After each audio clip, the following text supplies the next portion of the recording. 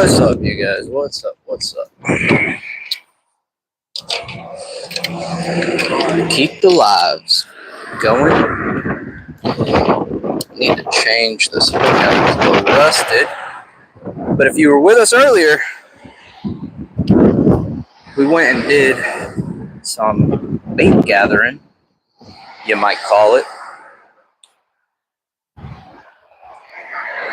And hopefully,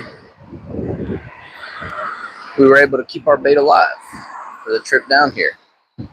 Unlike last weekend where I let it all die. I didn't let it die, it's just my aerator stopped working. One of you guys commented, if your aerator is not cooperating with you, have you tried beating it? Have you tried giving it a good beating? And I thought, that's a great idea. So I gave it a good beating because I had just put in some brand new batteries. It should be working. And I was surprised to find that that's all it needed was a good beating. Man, there's a lot of trash over here.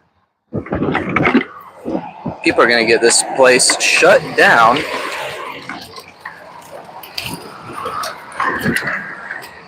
Thankfully, our aerator is working today. Look at that. We've got some great finger mullet spots and the like. We're going to do something new here today. In fact, we're going to do it right now. This has nothing to do with what's new. This is well known, right? This is just classic flounder fishing.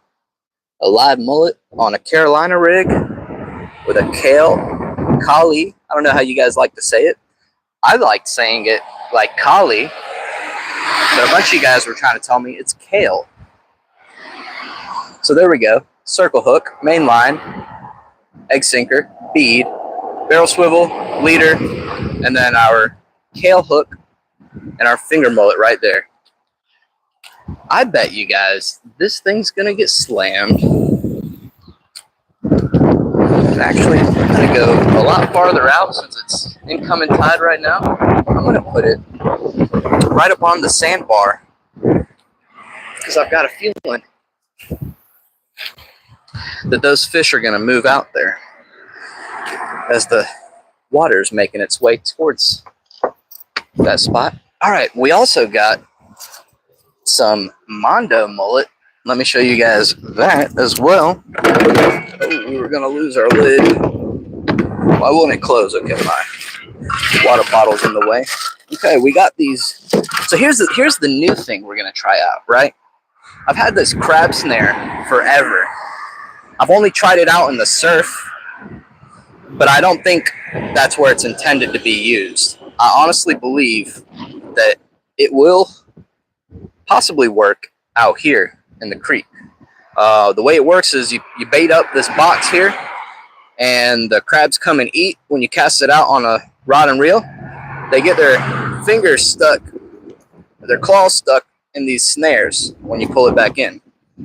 And like I said, I've only tried it out on the beach, but I have a great feeling that it will actually work here. So they use it on the West Coast because the West Coast crabs are a lot bigger than our crabs. They catch Dungeness crabs and whatnot with these snares.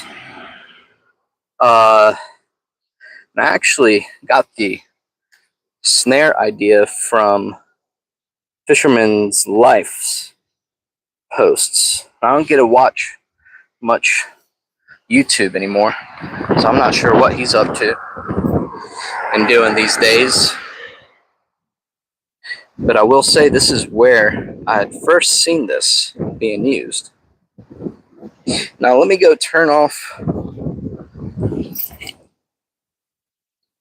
the notifications because I hear them coming through on my phone. Everybody wants to get in touch with me right as they see me going live.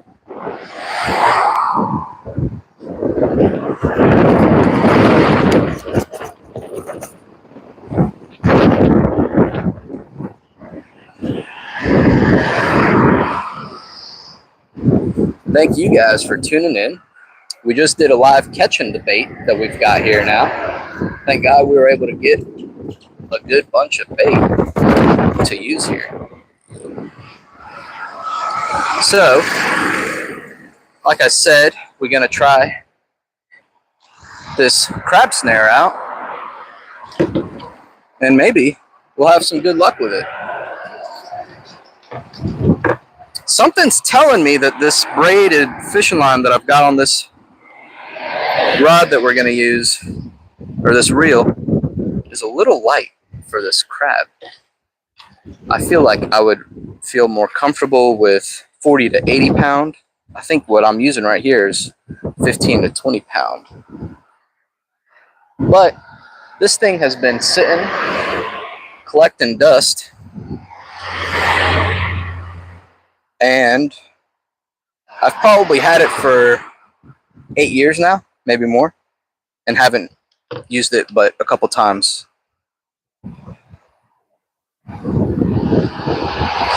And last time I was out here, I was getting a lot of crabs on the mullet, and I remembered that I had this thing, and I thought, you know, this thing might actually work out here. Hey Anthony, how you doing? Got rained out from fishing for smallmouth. Got the 4 you sent. Thank you for sending those. They look really cool too. I noticed some of them had red eyes on them. I think, so I got the spot that I usually like to fish out here because it's easy for me to stream, and I've got the 2 rod holders that I can use. And I think there was a pop-up storm because when I was pulling up here, there was a good bit of rain on the floor and I could feel it in the humidity. And I think that drove everyone out, which is quite beneficial for me.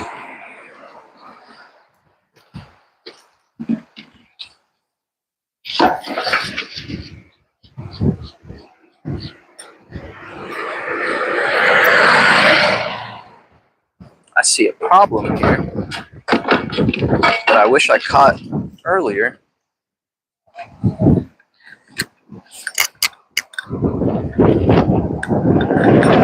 But our line is all throughout this spool here. Hopefully I'm doing something, trying to get it out. Yay, we did it. Not to worry. Okay, this might not be the ideal rod to use this. I should have brought my heavy fishing rod and one of my beat up reels that has 30, 40 pounds on it. But oh well. Anyways, I've already got this one out with a Carolina rig and a live mullet. We caught a good bit of mullet. I was able to beat this aerator into work because it has fresh batteries. I just changed it out last weekend. I've got plenty of water. Now, this trash, all this trash around me here is really irritating me. I'm gonna have to clean it up on my way out of here. I did get a bunch of big mullet. I'm talking about big mullet while we were catching bait earlier. So you guys help me, help you. Smash that like button for me. And we're going to get started here. Oh, that's a perfect spot to cut this up on.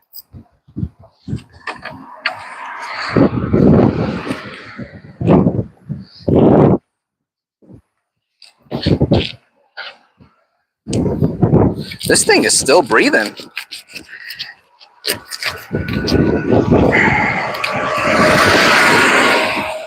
So that head's not going to fit in there. But I do think we can get some chunks of this big one to fit in that crab pot, that crab snare, actually. Not really a pot.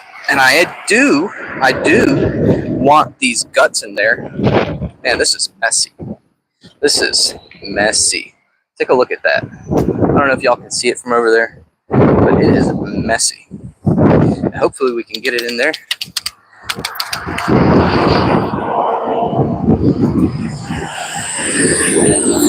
So this little snare has a door. I don't know if you guys can hear me all right, But if you can, this snare has a door on it.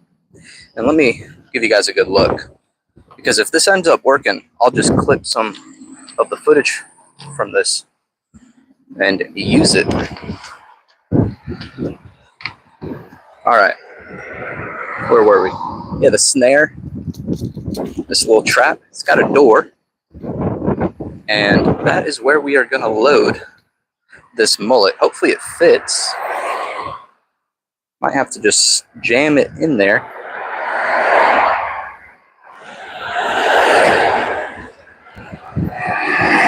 Oh yeah, I cut that to the perfect size to get it in there.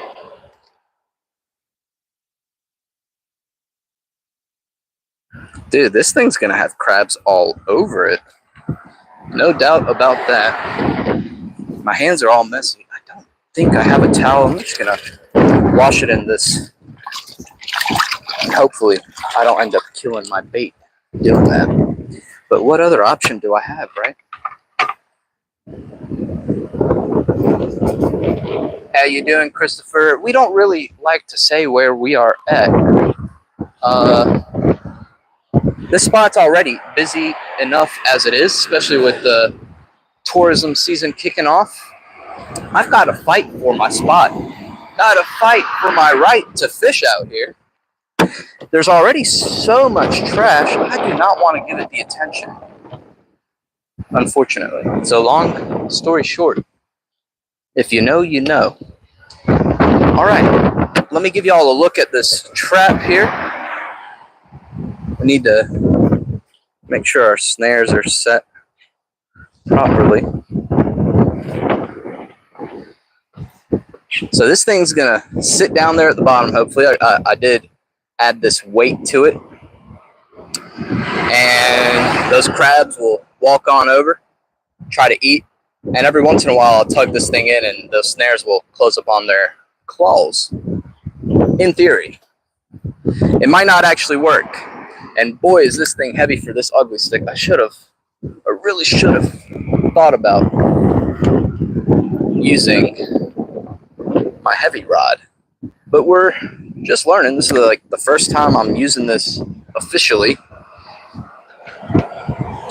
So next time I will have my heavy rod and a beat up reel, so that, because it's not like we're fighting fish or anything. The reel doesn't need to be in its prime working for us. Okay, I also have my tandem rig over there, and on that are 2 shrimp lures. So we are going to throw that as we wait for a bite here on the live mullet.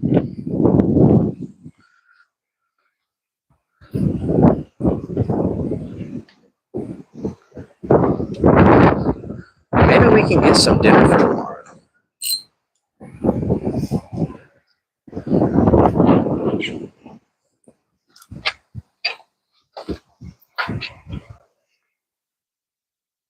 So I've got the Procure. You guys have seen me plenty of times. I just lather this shrimp up with it. Helps attract the fish and keep them on that hook on your bait when they take a bite and they taste that flavor, and it's not all just plastic.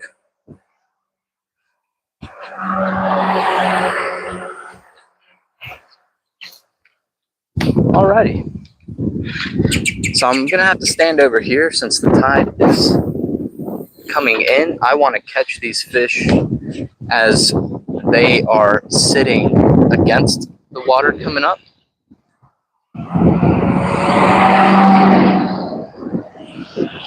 And so to keep out of these 2 rods that we've got on the holders, I'm going to stand right here and work this back in because the tide is coming in this way.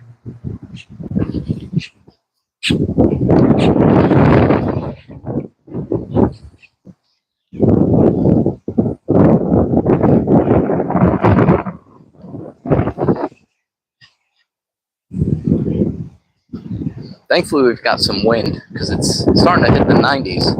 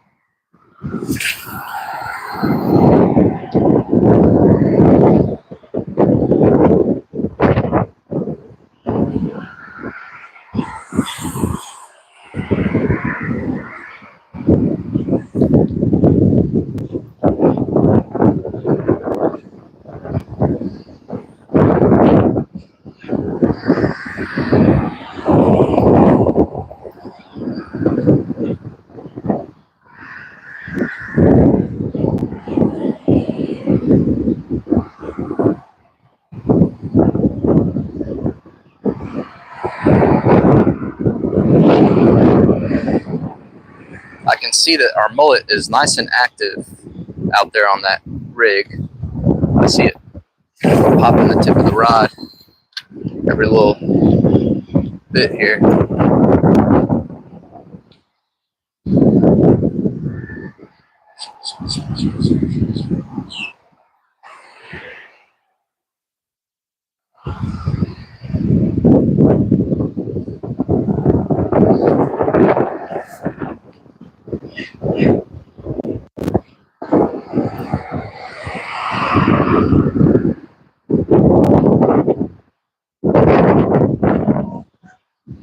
I forgot to turn off the notifications on my phone, so everybody's contacting me right now for some reason.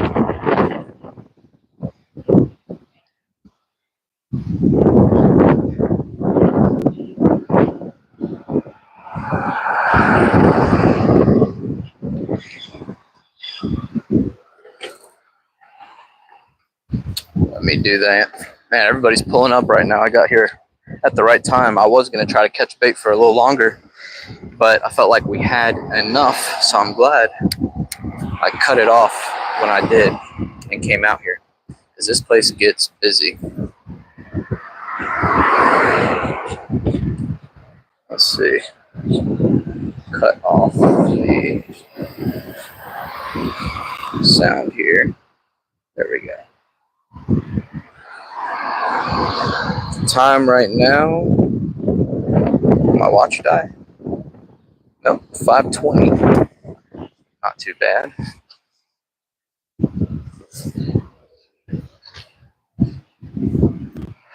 All right, let's keep throwing the artificial, and maybe we can pick one up.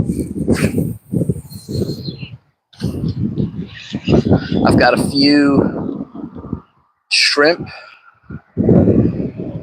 in the bucket there, and I've got pinfish, some spots, some small spots that are perfect bait size. What else do we got? We got some jacks in there. I'm not sure that those are great, but they're tiny. I'm sure they'll work. And there's one sand perch in there, which I'm sure will work as well. And then we've also got, I said the shrimp first. That's it. Got mullet in there. That's what we've also got.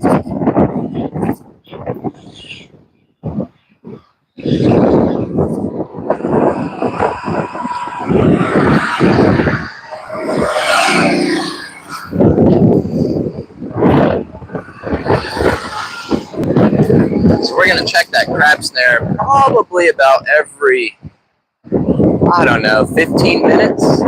Should be plenty enough to get the crabs attracted to it, trying to pick out the bait from inside it.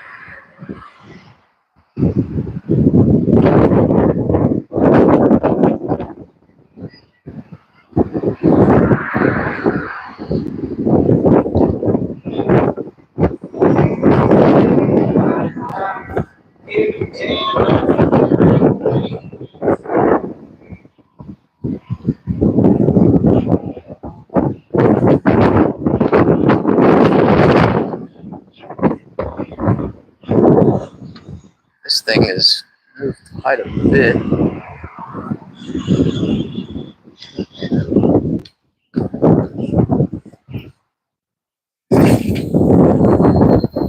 didn't like how that felt coming out. I hope we don't have a wind knot. It is windy.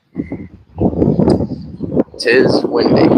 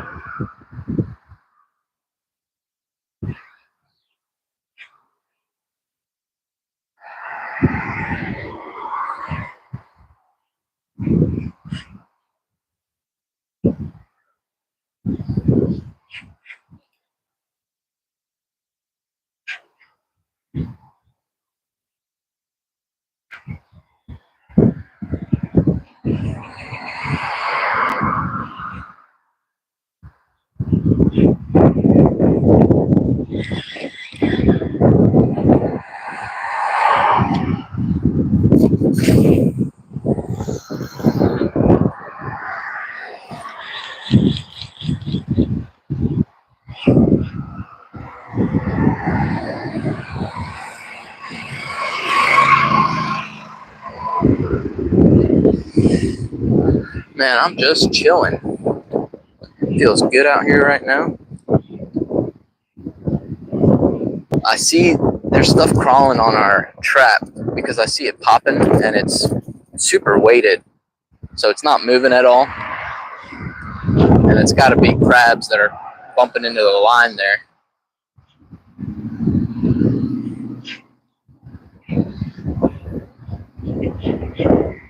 Got pretty good odds at pulling something in today since we've got the live mullet out there.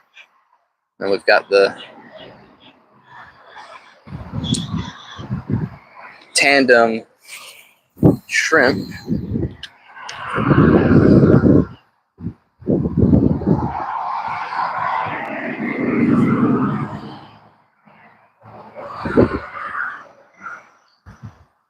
So hopefully we can get us some dinner for tomorrow.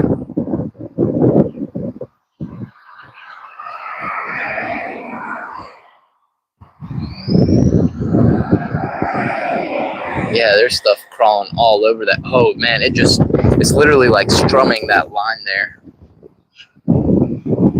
Might give it a minute and then try to pull it in and see if we got a crab snug up in the snare.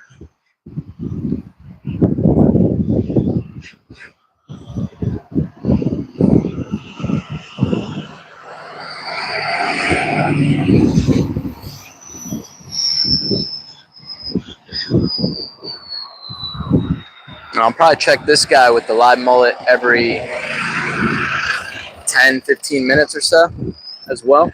We'll check them both at the same time. Sometimes those crabs will come and grab that mullet if it's not moving too much.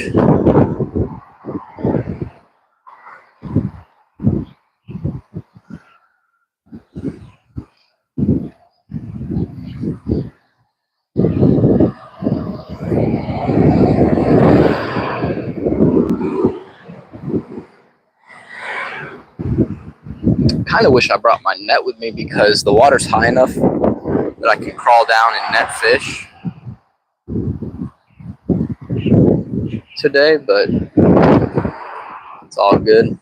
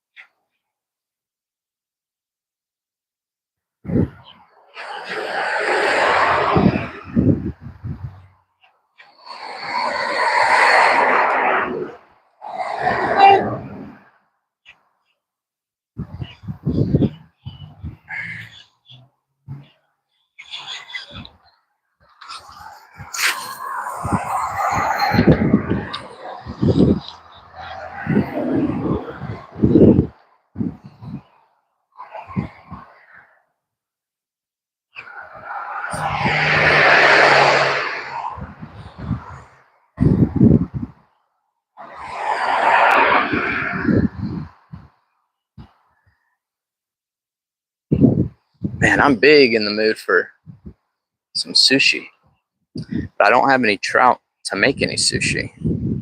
That's what I've been using recently. I've got to get out and try to catch some trout. Load my freezer up again. Oh man, something literally just stepped on the crab trap. Gonna have to go and investigate in here. I think we've got stuff crawling all around it. Do one more cast with this artificial, and then we'll check the crab trap, check our live mullet on the Carolina rig, make sure he's still swimming and not getting picked at by crabs, and recast it, let it drift along that sandbar again.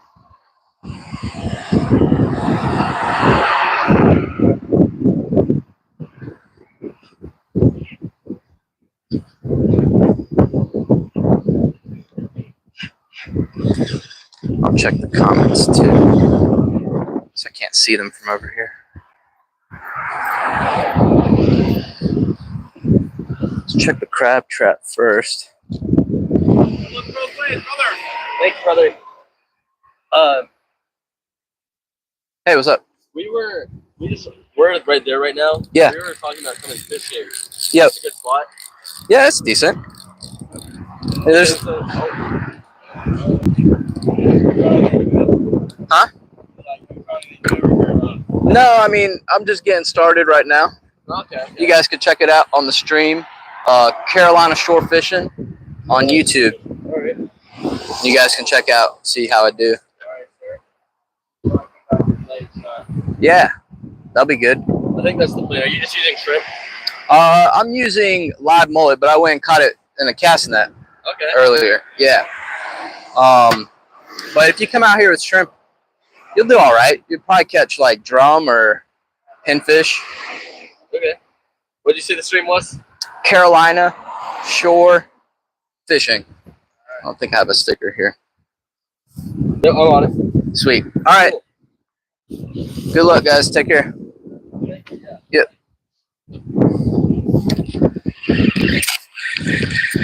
Let's see what our mullet is doing here. I just checked our bucket here and I saw a couple of them belly up in there.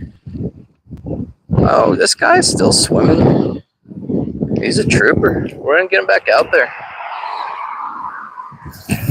Oh, no, we're not. He flew off.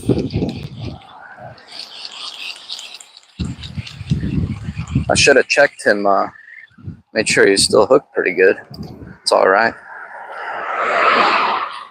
Our first live bait of the year. You got to remember these little things.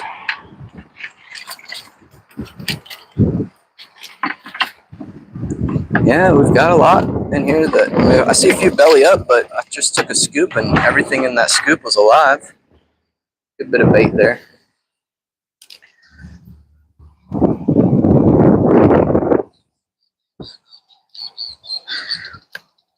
If you guys would for me, smash the like button.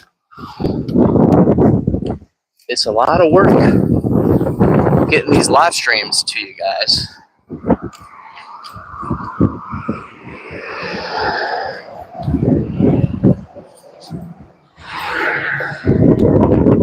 But it is starting to get annoying, and if we just don't have support on them, then I've got no reason to do them. It's extra work for me, mics, making sure phone charged and audio's good and all, getting the tripod set up, but if there's no appreciation for them, then I've got no reason to do them. I'll just post pictures for you guys on Facebook and the Instagram.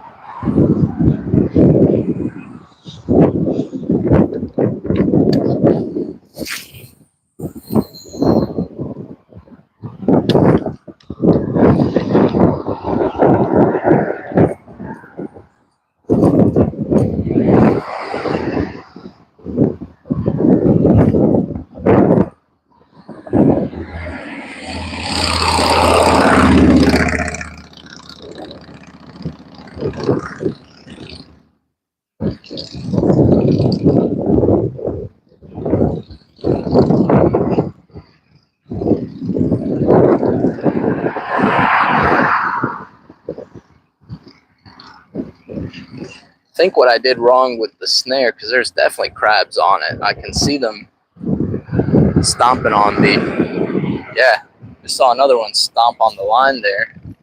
And so I've got to pull it in tight, keep my rod tip up, and reel it in the entire time. Not let any slack, because those snares will open up. And maybe we'll get something on there.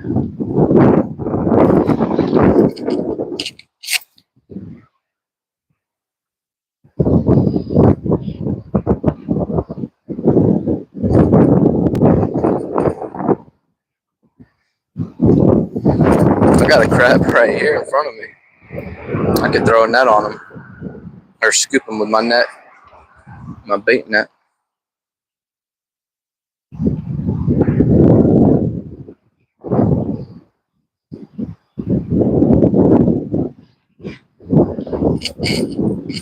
Oh, he caught him something. I don't know what. Ooh, ooh, what was that? Something small and big. Might have been a pinfish or a bluefish, but something just took a bite out of the shrimp here.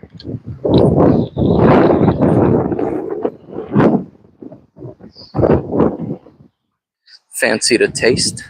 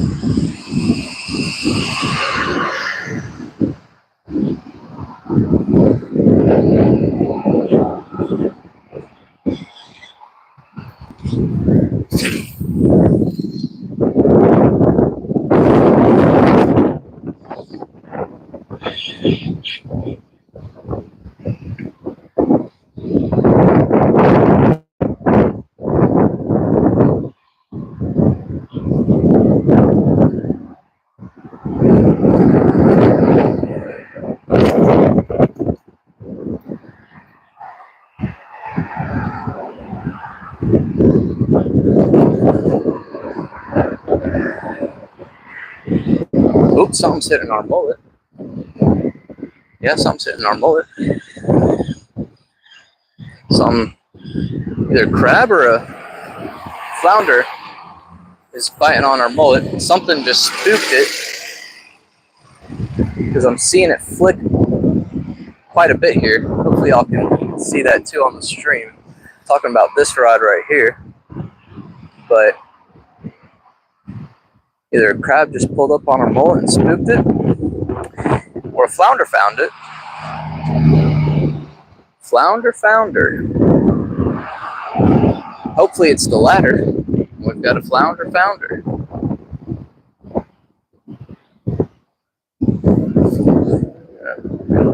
little bit more slack there. It feels like something's on there. Yep, it's pulling tight.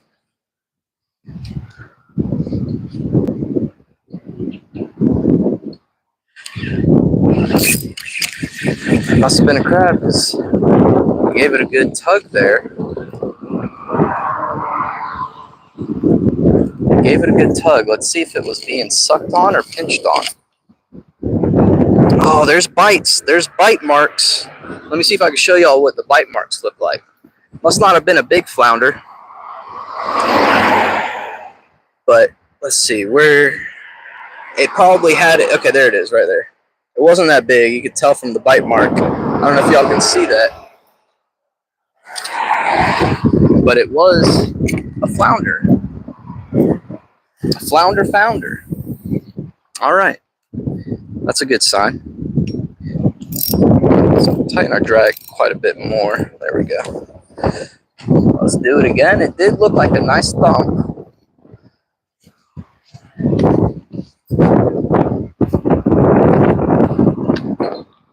Let that thing drift on that bottom again with the current, and then you got the flounder sitting with their nose against the current, getting water through their gills, and also catching the bait that's swimming up with the current, with the tide.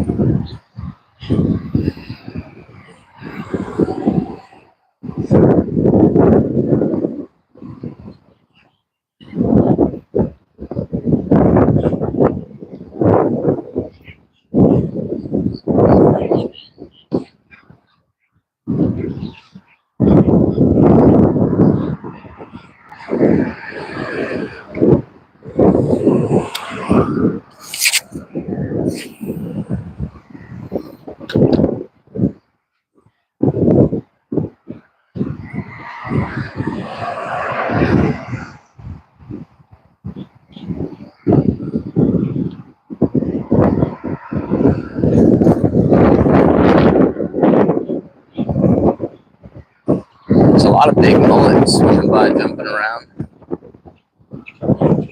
Caught plenty in the net. I was throwing a bunch back, so I just don't need them. I probably could have thrown most of them back. But anyways, they're nice to have when I go down to the surf.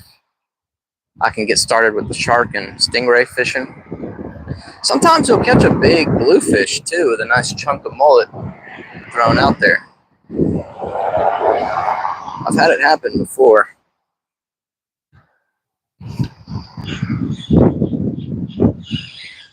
Alright, I gotta stop playing stupid. Run and throw some sunscreen on my face. So I forgot to do that when I got out here. I'm burning up.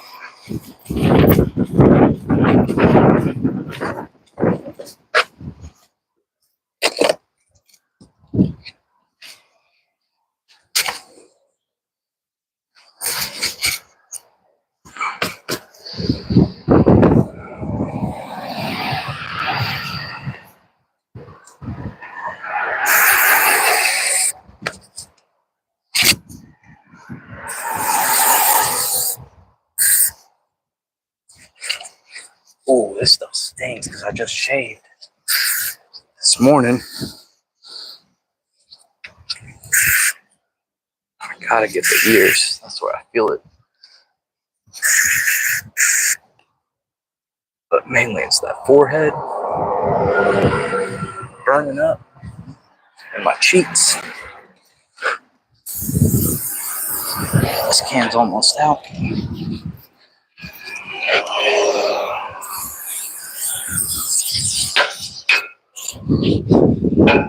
Get my legs too, why not? Alright, much better. I feel the protection now.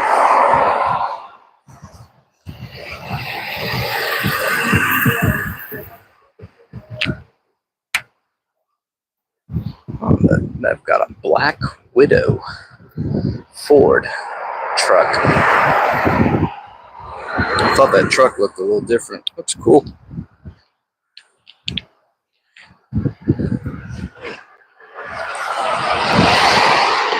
Leave my trunk open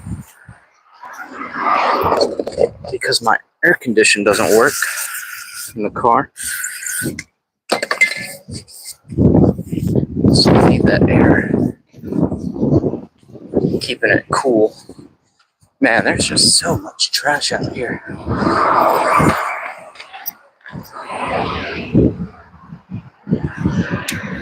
What's happening, y'all? Did we get any bites while I was gone? Anything tug on that mullet?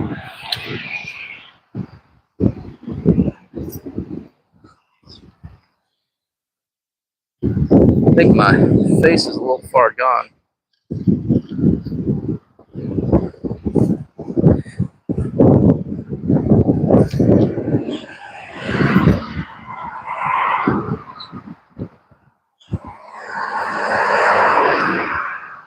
So I think I burned it last weekend.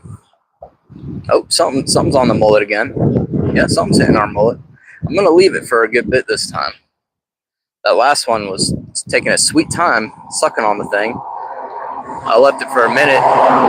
It only had half of it down. We're gonna leave it for a few minutes this time, really until we see the rod tighten up on its own. Then we'll know that mullet is in that mouth of its.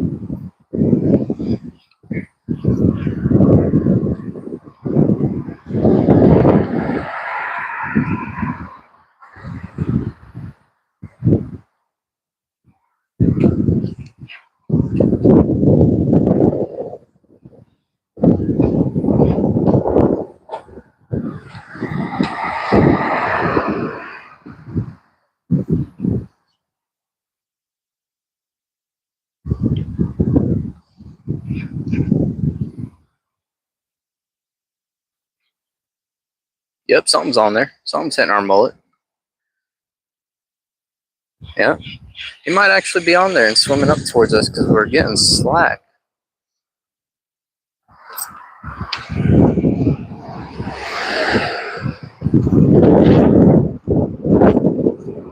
I feel his weight on there.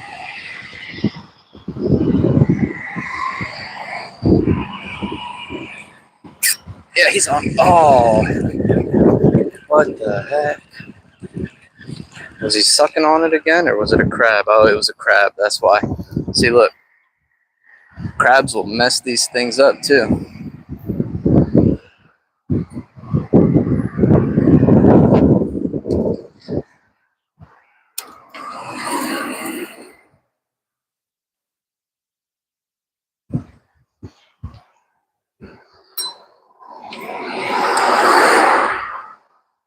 Must have been a good-sized crab, though, because the weight of it felt pretty good on there.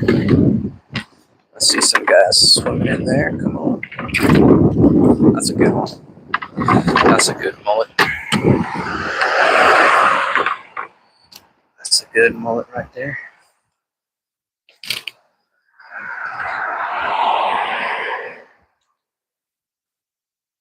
Thank you for the likes, folks. I see them coming in.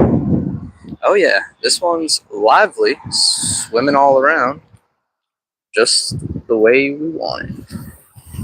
Toss it back out there and pray that a crab doesn't find it again. Let's check our crab snare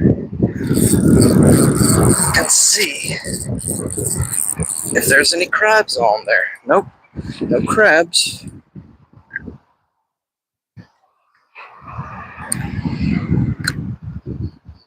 But I can tell that they do come up to it.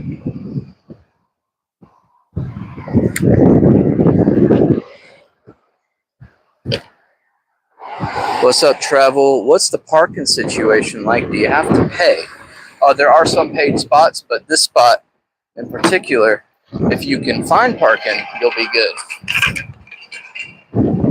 The trouble is finding it. You like this format? Much better. You got me on the 86-inch TV.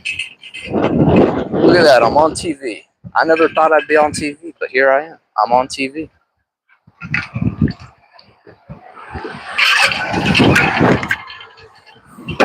Thank you for the support, Edward.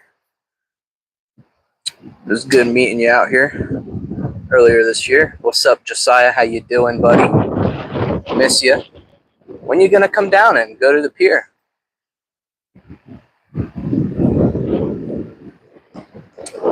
I'll meet up with you guys. Canadian, we haven't caught any fish yet. We did have one flounder on our live mullet there. The problem is I didn't let it eat it all the way. It only took about half of it into its belly or into its mouth. I showed you guys the mullet and the bite marks on it. It was sucking on it, taking its time to put it down. Hopefully we'll find a doormat that has no problem driving the mullet deep into its throat. It looks like something found our mullet again. I see some mullet out there swimming. So that's a great sign that the bait's starting to show up. The spot I was at earlier, netting bait at, had a good bit of bait swimming by and things were looking bigger. And I'm seeing the same thing out here.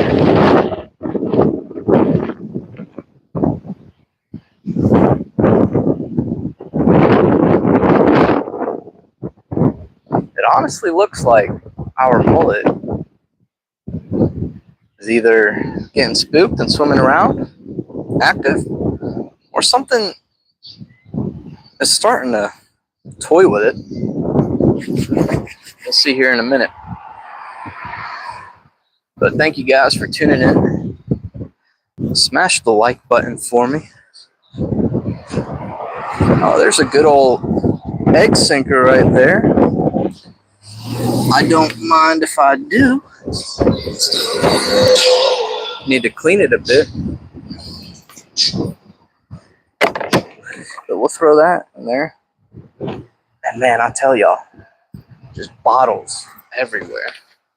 And red worm containers everywhere. These people gotta be stopped.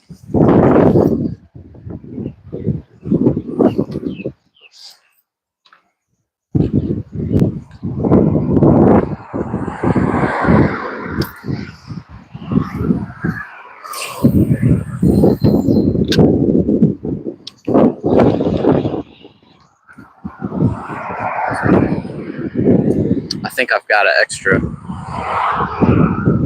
grocery bag in the car to be able to scoop up a lot of this trash on my way out.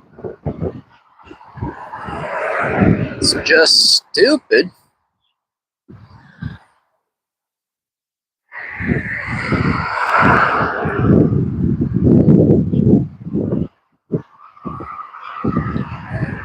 Oop, something just hit it. Something just bumped into our shrimp lure. They didn't hoof it down.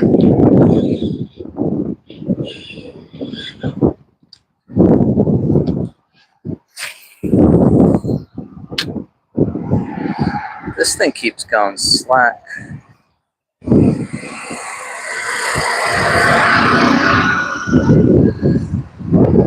Man, they've got the kids packed down on that golf cart.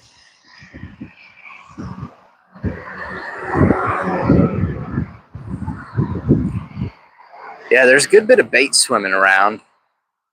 Seeing them jumping. Now, they're a little smaller than what I'm using for bait, but, and that might have actually been what I bumped this lure into, because they're right up here where I felt something.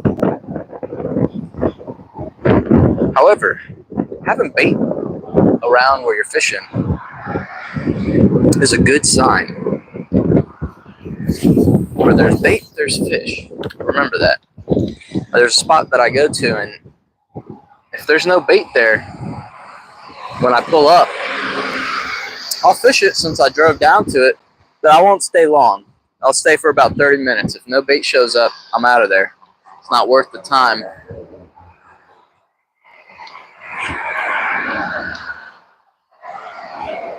Yeah, there's a whole school of pogies right in front of me.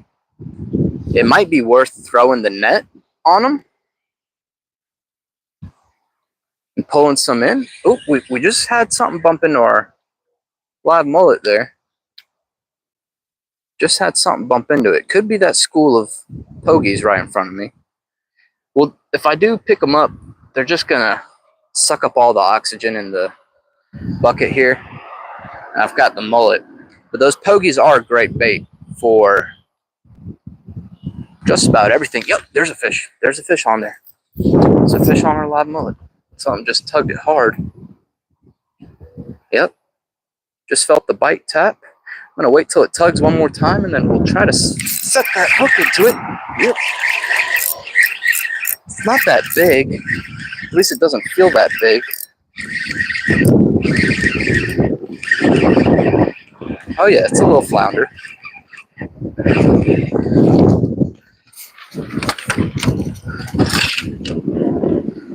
That's a little flounder. Hooked them right where we wanted to. Look at that, guys.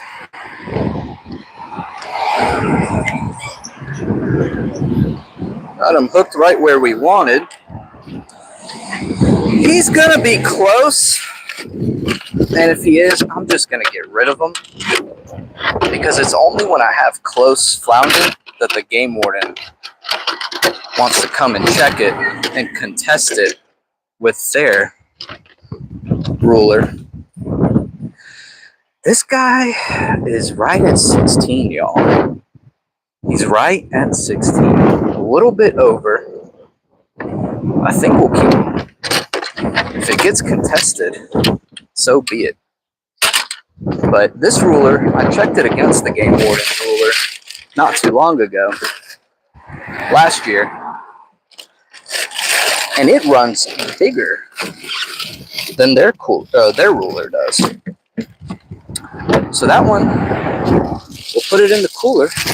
That'll be dinner for tomorrow, guys. It was a bit over 16 when you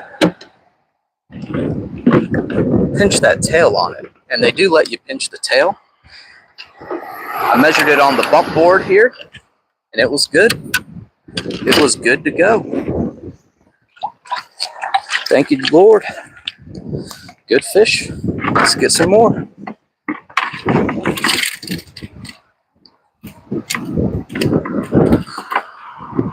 Man, that little spot right there is asking, begging to get thrown out there.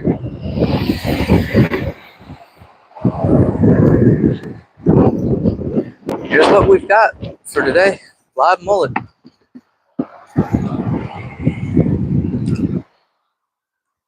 I need to remember to bring 2 coolers with me, not to hide the fish from the warden, but to keep this cooler for bait and drinks, and then keep that cooler out of the sun in my car. But how about that, y'all? Good old fish. Guessing 15. That was a pretty good guess. Pretty good guess.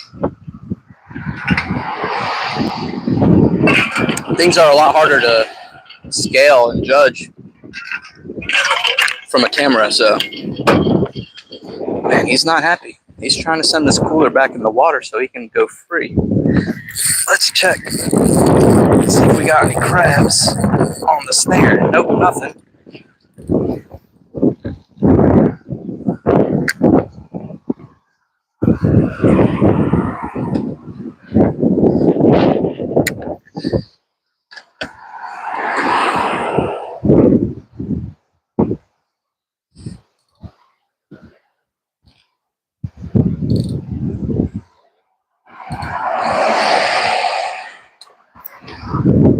So the lure, I think somebody asked what lure am I throwing?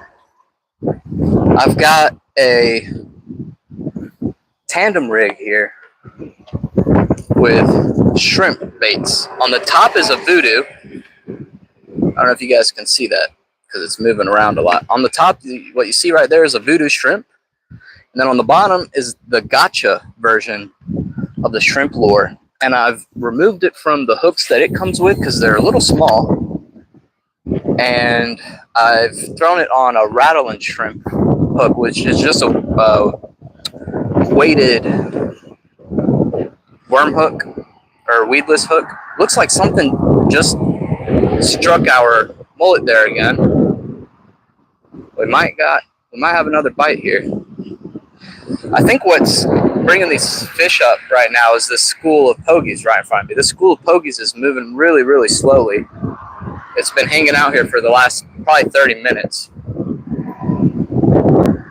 And those flounder really do like eating pogies. The problem is, if I net them, throw them in that bucket, it's going to drain all the oxygen.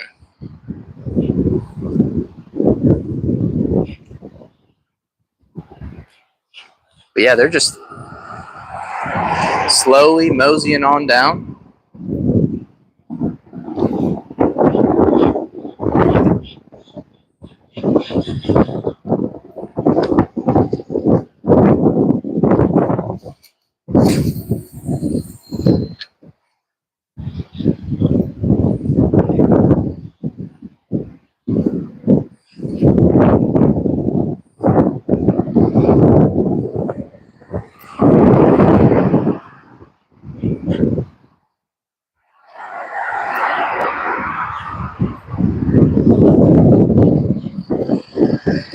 Man, that fish is going to fry up really well. I've been trying to get a bigger, more doormat of a flounder so I could stuff it with some crab cakes and shrimp.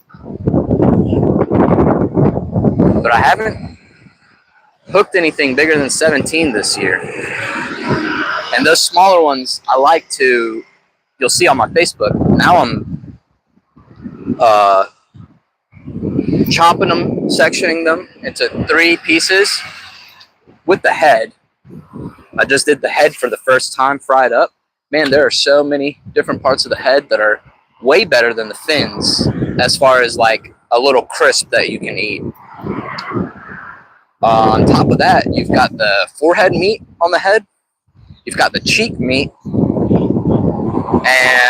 I think that covers all the meat on the head, but those crisps on there, really good. I put up a video. Actually, I did a live stream for y'all cleaning the flounder. And I just scale it. I've got these poultry shears that I cut the gills and the guts out of it. And that's it. I don't waste any meat on it with a fillet. And I eat everything, and all you've got left is the skeleton.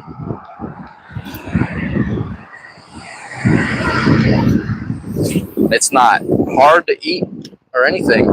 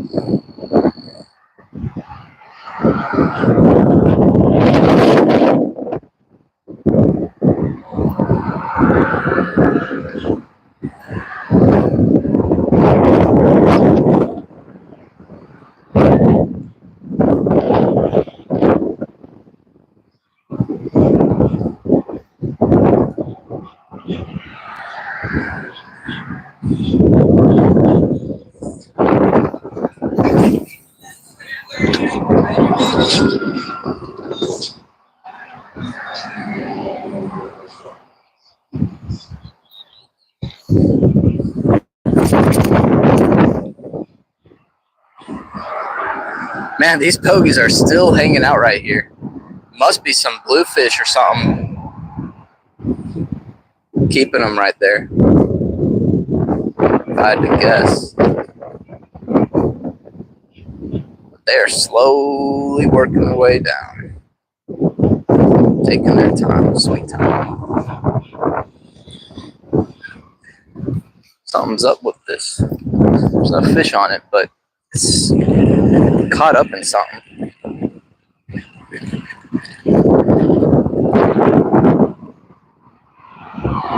Our guy's still swimming. Looks like he's hooked well. Let's give him a nice toss back out there. There we go.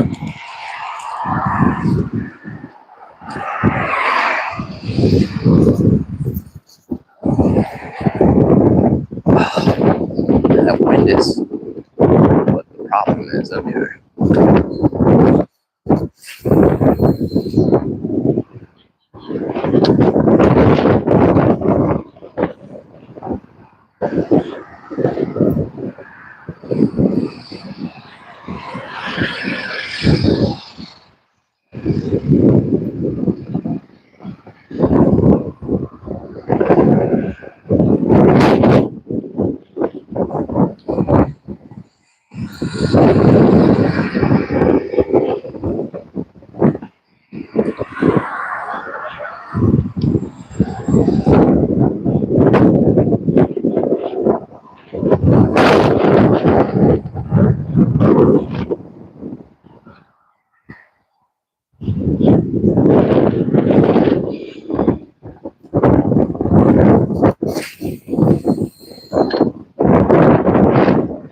This wind has really picked up.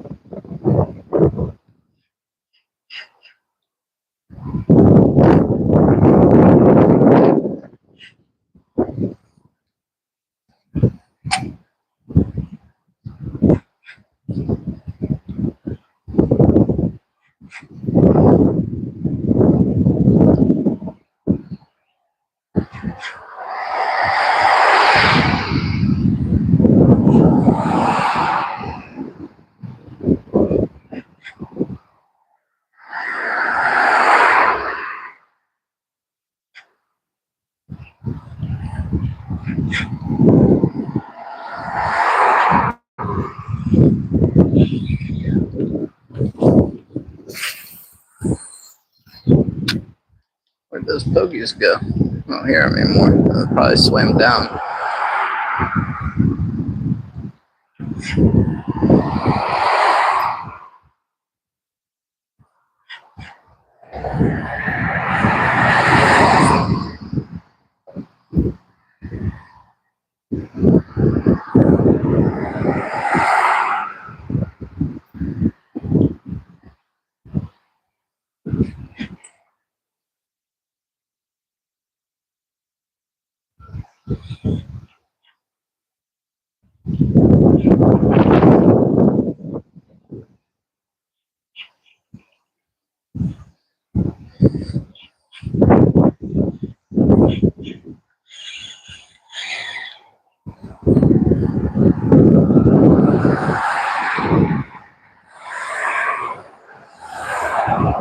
I think I'm gonna say screw it to that little crab thing because I don't need crabs, but I would like some more flounder. And I'll set up another Carolina rig on that thing because I know those crabs are down there picking at that little snare trap. But I don't really even feel comfortable using it on that setup. The line's too light. That ugly stick's not as strong as it needs to be. And I also want to grab a bag and clean up all this trash because it's irritating me. It's ruining, it's killing the mood here. Seeing all this trash in this beautiful fishing spot. Yes, sir, we are flounder fishing today. Hey, you must have gone back and watched that catch, Brandon. Thank you. We've got one in the cooler. We're going to get a couple more. I can feel it, right? Let's get... Hey, there might be a crab on this time. Oh, no. It felt different coming in, right? So this is a snare that we were trying out for crabs. And it's pretty heavy for this rod setup here. So I'm going to give them this free meal and set this rod up with a Carolina rig as well. Oh, look at this. Look at this that was in the belly of that mullet. It's really hard. Kind of UFO shaped. Not sure how to describe that. I don't know what that is, but I'm really interested in cutting into it. Because maybe there's a pearl, right? Little mullet pearl.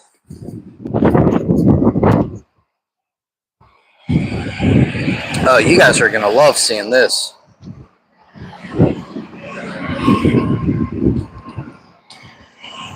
I don't know what this is. It might honestly be anatomically the sphincter. I have no clue though. Don't quote me on that.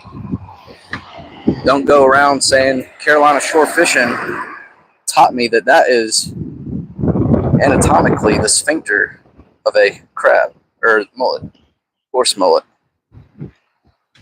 You can go around saying that's what you think it is. Don't go around saying that I told you that's what it is without fact checking and verifying. After you do that and you determine that I was, in fact, correct in saying that, by all means, give me all the credit.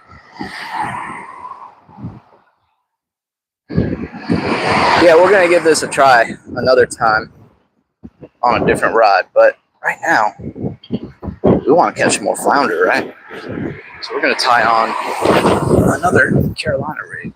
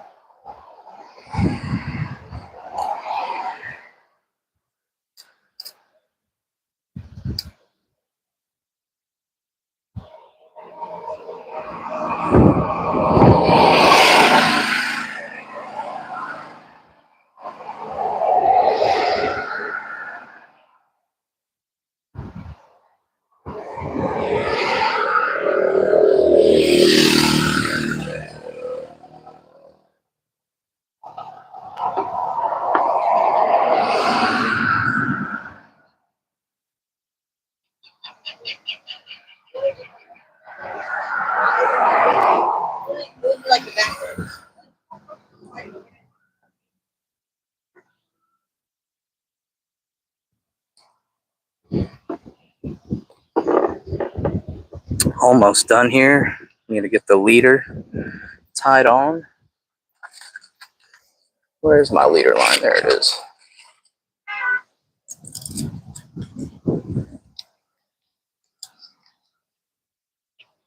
Are we getting bit over there? I can't quite tell from over here. But I left my scissors. I need those. Seems every car has decided to turn in here. Oh, look at that pelican. Oh, man. Wonder what he was trying to get. Probably got him a scoop full of the hoagies, if I had to guess.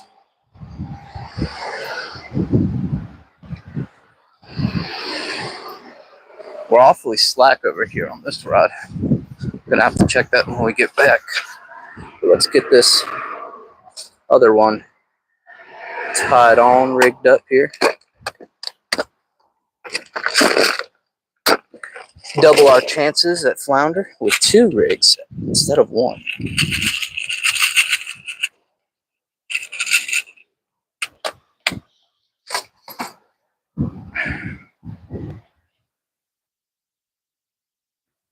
I bought this really cheap. I think it was like $6 pack of kale hooks.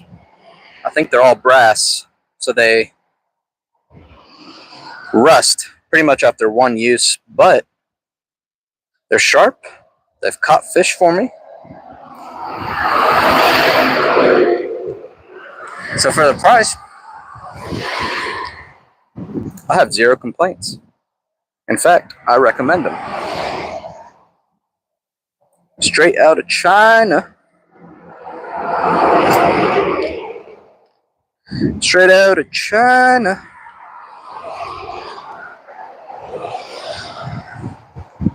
If you just tuned into the stream and are wondering, where's this dude at? I hear him.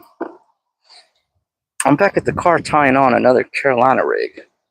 We're going to double our chances. Double our chances here.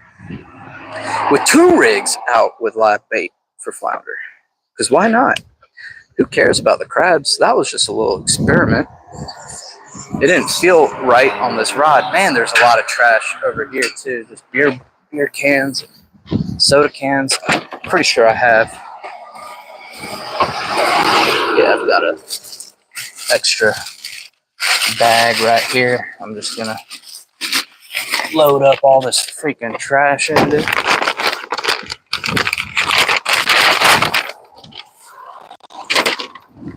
Because, man, they're gonna shut this place down and say, no more fishing. Yeah. Trashy people.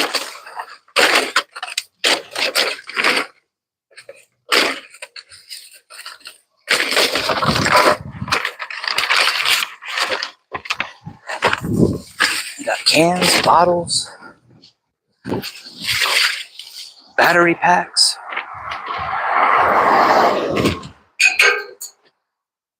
Red worm packs.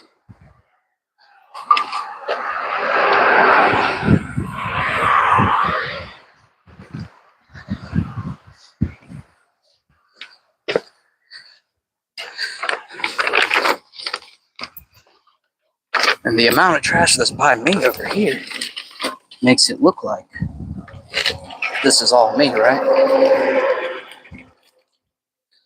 I mean, this Pepsi was pretty much full. This Pepsi is pretty much full. Look at this. Still has fizz to it.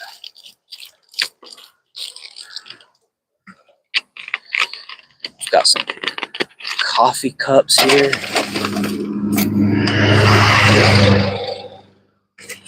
Circle K coffee. The heck is at the bottom of it?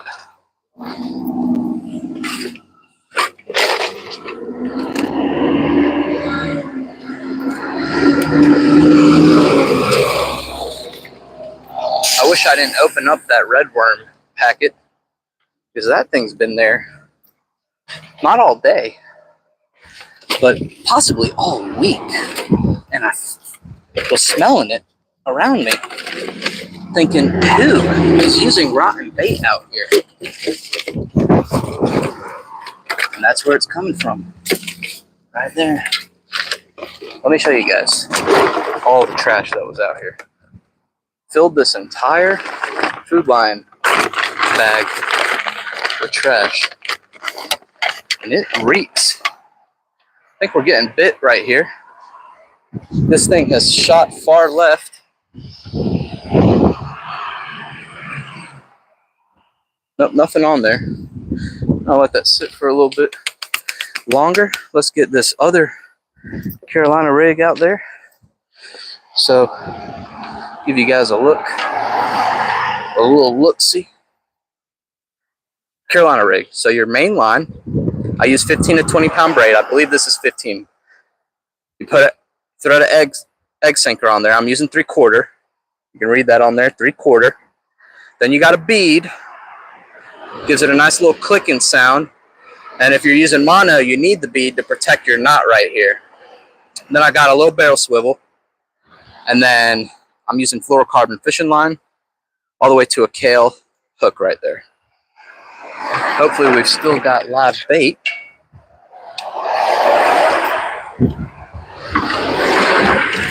Our aerator's still running. That's a great sign. Should we try? Let's try a spot on this one. Since we've got mullet on the other one, let's try a spot. So here's what a baby spot looks like. We're gonna thread it the same way, right through the lips. Right through the lips, just like that. Beautiful. Perfect.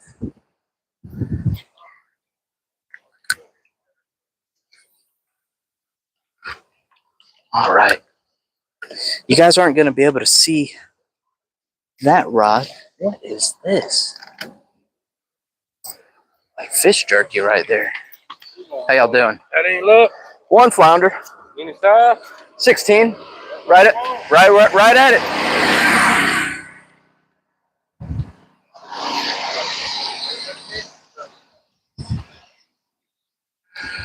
This one's pretty tight.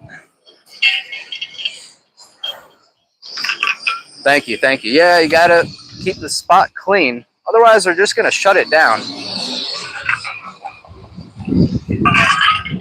I'm gonna bungee strap that thing to the back of my cargo carrier because it reeks with all those red worms in there that have been baking out here for the last who knows how long.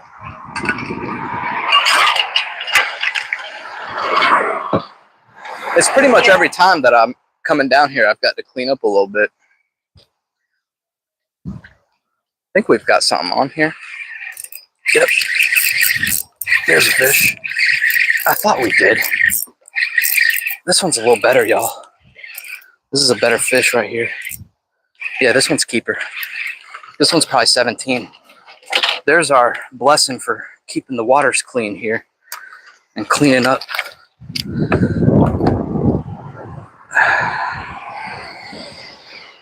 That's a good one, y'all. Look at that. Thank you, Lord.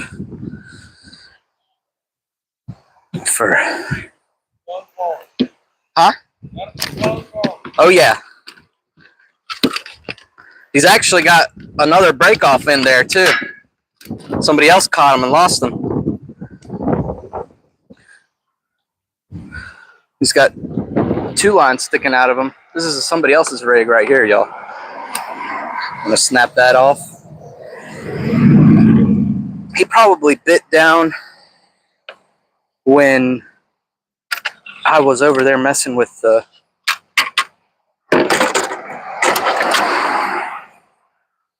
trash, because it is all the way down to his gullet. This one, when you pinch the tail, is 16 and it's over 16 and a half, because it's over 16 and a half. It's right under right under 17. And since it's going in the cooler, we're just gonna let it have the good fish. We're gonna let it have the hook and line, since it's gonna go in the cooler. But I gotta find where I put the scissors at. I thought I just had them. Maybe I left them in the car. I did. All right, I'll be right back. Hopefully it doesn't go flopping. Oh, he did it right on command. This leader already has a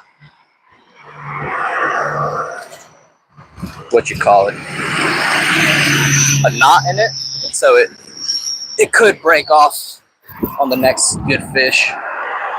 We're gonna change it out.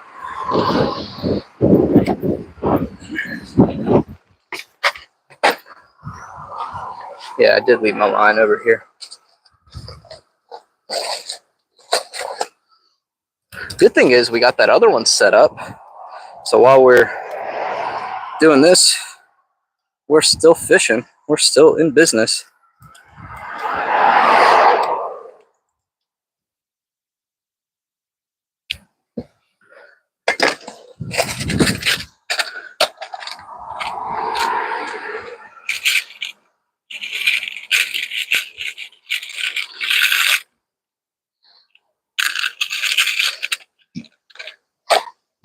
Good to see that I got a few more bigger size Kale hooks in there, because this pack came with all different kinds of sizes.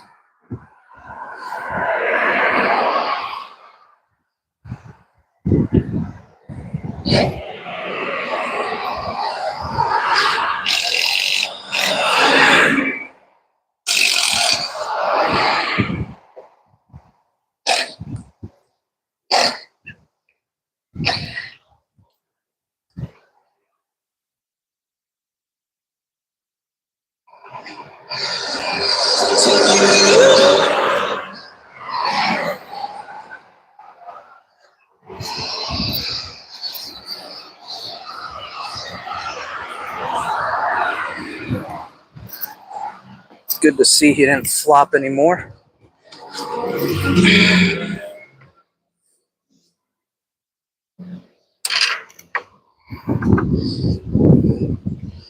Man, he's dirty now, though. Try to rub this off on the grass here. Get that dirt off of him. Give y'all one last look. Pretty fish right there. Okay.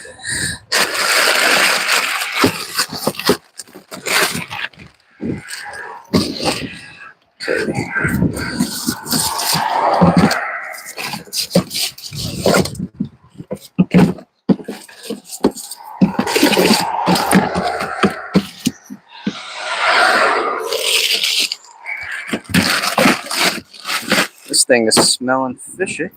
It's what we want.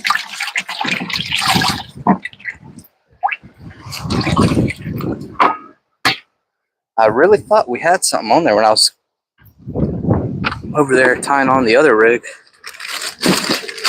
It looked like it.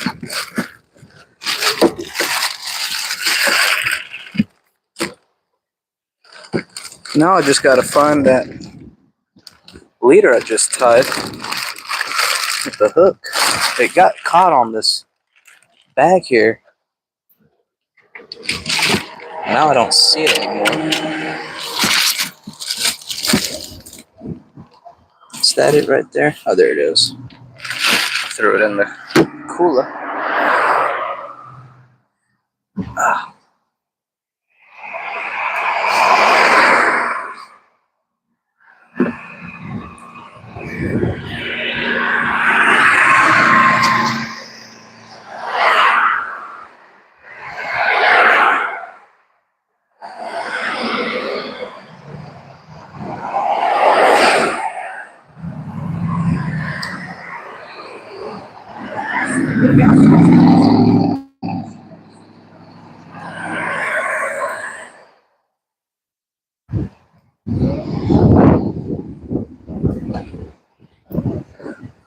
That's my kind of truck right there. I don't know if y'all saw the truck that just pulled up.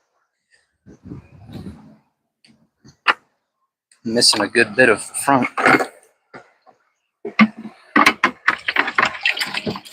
Oh yeah, we've got a bunch of good mullet still living in there.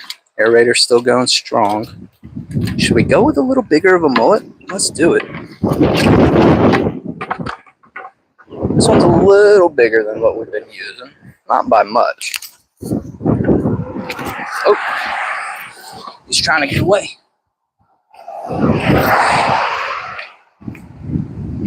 Don't worry, I'm gonna let you back in the water. Just give me a minute. Oh yeah.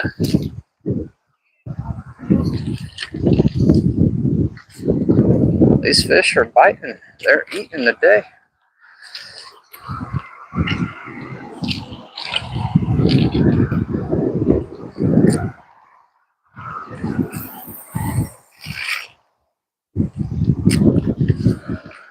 I need to wipe my hands off in that cooler again.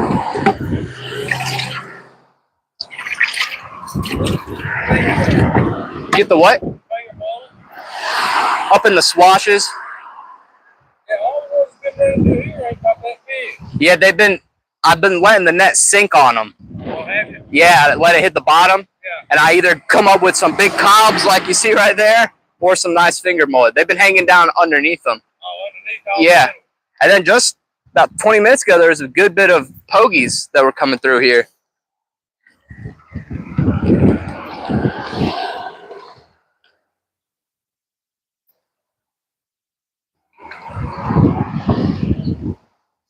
Man, everything's super slack right here. Something's messing with our mullet. No, we just threw that out just now. I seem to have better luck with the finger mullet. Yeah, oh yeah, yeah, same here. Especially getting like keeper on it.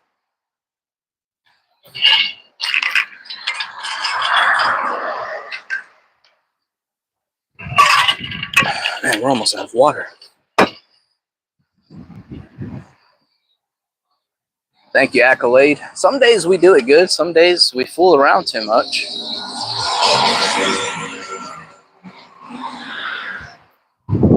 Oh, something's messing with our Carolina rig over here to our left. You guys can't see that one.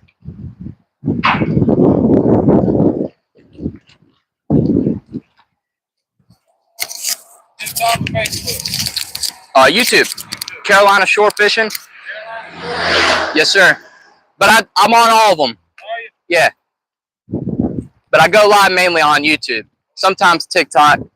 Very rarely Facebook. I don't know, for some reason I can't get like the internet connection right on Facebook. I don't think they're optimized for the streaming.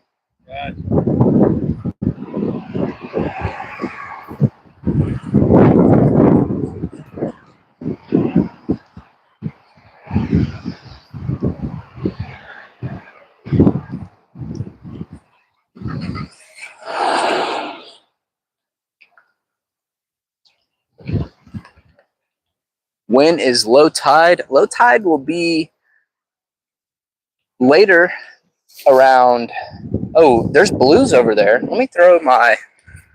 Sorry, before I get distracted here, but I just saw some blues blow up on the.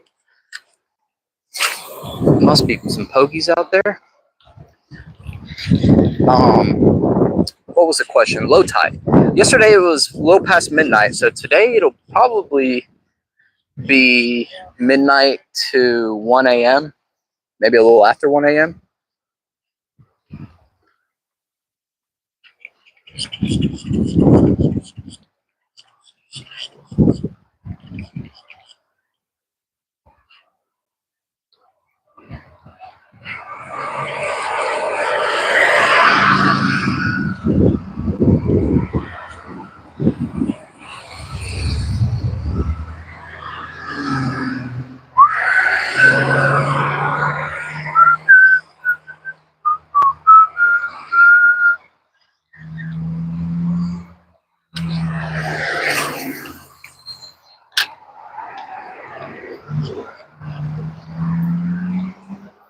I forgot we've got the shrimp in there. They're just gonna get eaten up by the pinfish.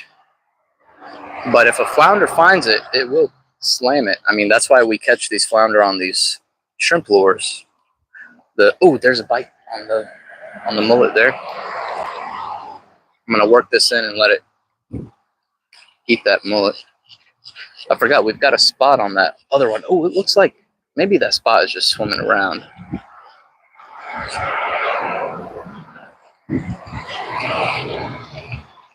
But I don't want to let it get it in the gullet again. Keep having to retie.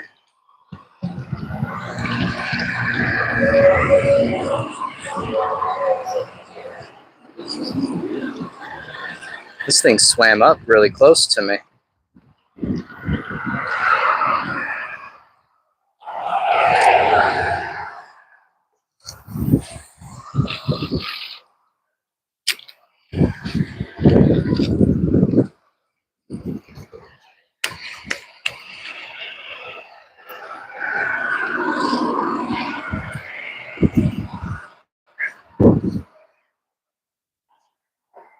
What's up, Michael?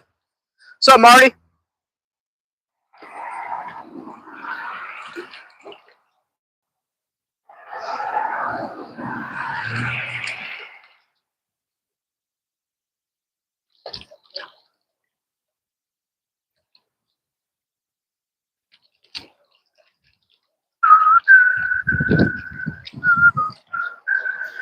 This thing keeps going slack.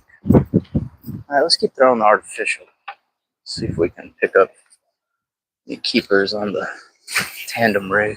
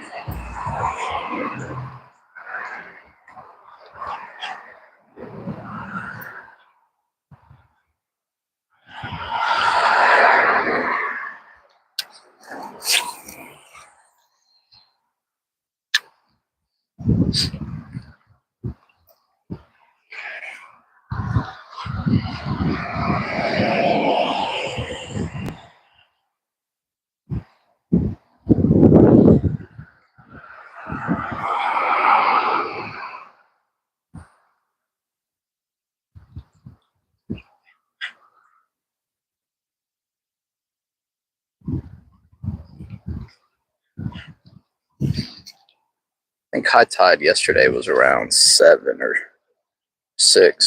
So today, man, this watch is struggling. There it goes. Or I can't see it. Some.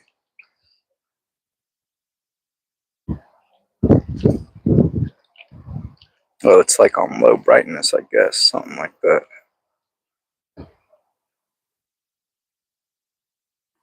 I'm trying to see the time.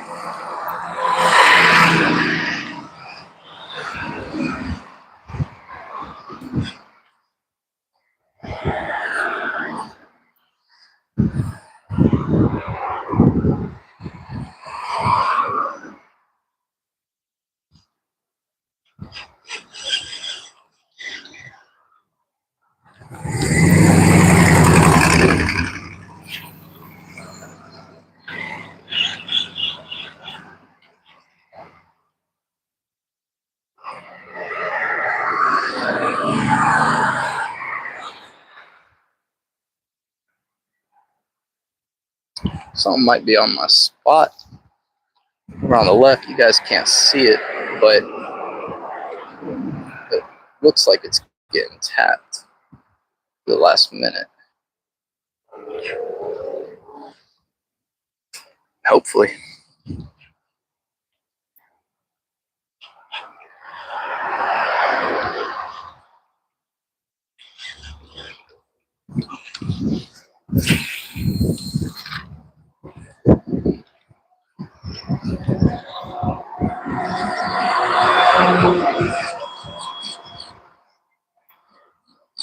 I'm gonna leave that big mullet on the boards here. Somebody's gonna come find it and be like, yo, what was this dude fishing for? That's what we need to be using. Okay, I'm over this line. I was wondering if it was getting hit. It looks like it didn't drift, so it hit something. I don't know what they said, but just nodded my head.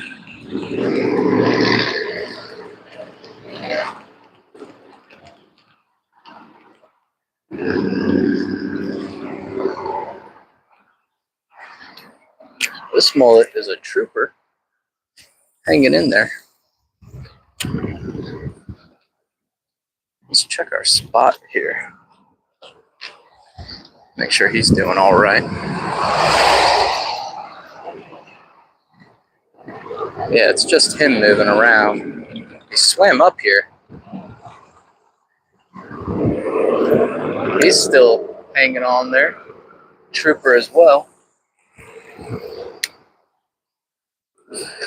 That's what we want. Good bait. Somebody was over here with some clams. Some cooked shrimp in that bag. It's illegal to take your trash with you. It must be. Alright, let's take a seat for a second here and just rest up. Get ready to fight another.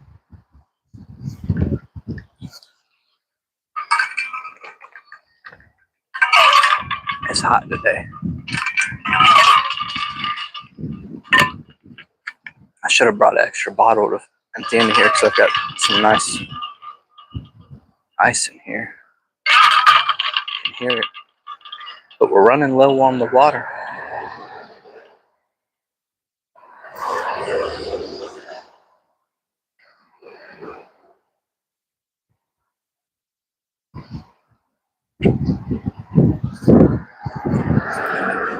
This one's slack again. I think that spot is just swimming up towards us.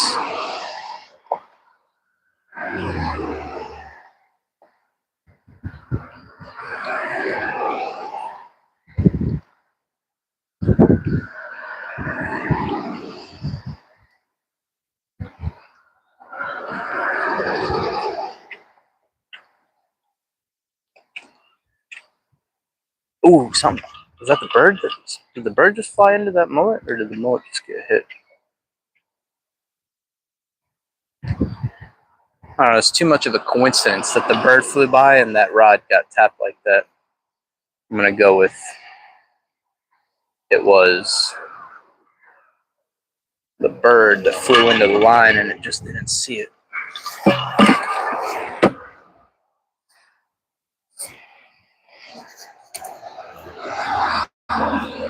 I was trying to check the time. 6:48. Okay. So it should be high tide, and it does feel slack now because my lines aren't running anymore. So water will start dropping here in a little bit, and then hopefully we can hook into a couple more. I think the limit is 5, if I'm not mistaken. 5 at 16 inches is the minimum size.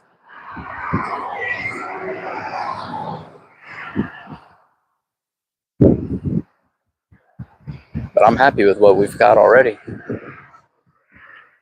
That's a couple dinners for myself. After church tomorrow, I'll get some coleslaw. I found at Food Line they've got frozen hush puppies already made. Just throw them in the air fryer. Oh, looks like something might have just tapped our spot, or the spot got spooked and swam. Now I can grab some frozen fries too, and boom, fry up that flounder. Got the sides that we can throw in the air fryer. It'll be nice and easy. Delicioso dinner.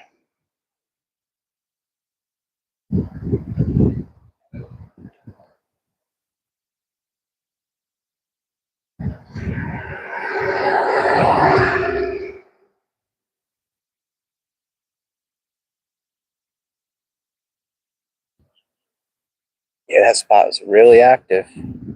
Must be getting spooked by something. I need to clean out some of this dead stuff in here. It's not just some, it's quite a bit. All of our jacks and our sand perch died.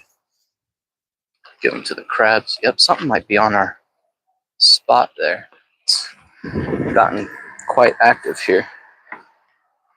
Dang, this spot died. Or actually, this is a croaker, but it didn't make it. I'm gonna toss that in there. Toss these jacks back. I really thought these jacks would live, but I guess not. Oh, something just slashed the top of the water right in front of me here. I wonder if it's picking up some of the stuff that I'm throwing out.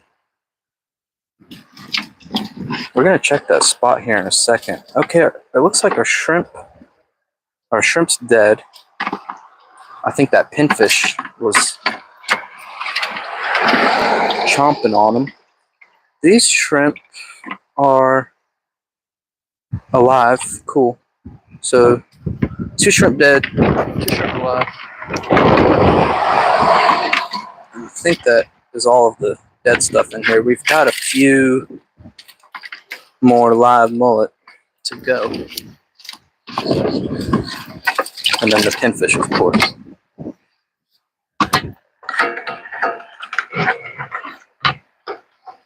And tomorrow, we should have this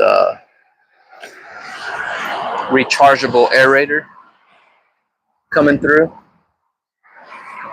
in the mail. Shout out to that Amazon one-day delivery. I ordered it this morning from the toilet. Who would have thought we would be doing our shopping from the toilet? From what you've been seeing, 2 others you follow, I need to be on my kayak fishing creeks. And flounder reds. Yeah, I was going to go out this morning on the kayak if I could wake up. The other issue I have is I left the stool that I used. Yeah, man, our spot right here is really going crazy. I'm not really too crazy about the reds right now. In this spot, I can manage to get flounder. So it's just not been worth the work for me to get out on the kayak. But other than that, I need my stool that I left back home because I can't really carry it and throw it on top of my car without that stool. I'm not tall enough for that. But a buddy of mine came down this weekend and brought his kayaks and invited me out with him. I told him, if I can wake up in the morning, I'll see you out there. And to make it worth it, I'd have to be up at 4 a.m., pretty much packed, and get out here.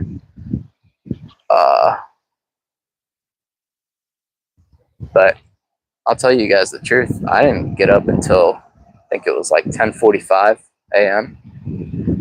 He didn't get up early either. He got out there and said he saw a lot of bait and whatnot.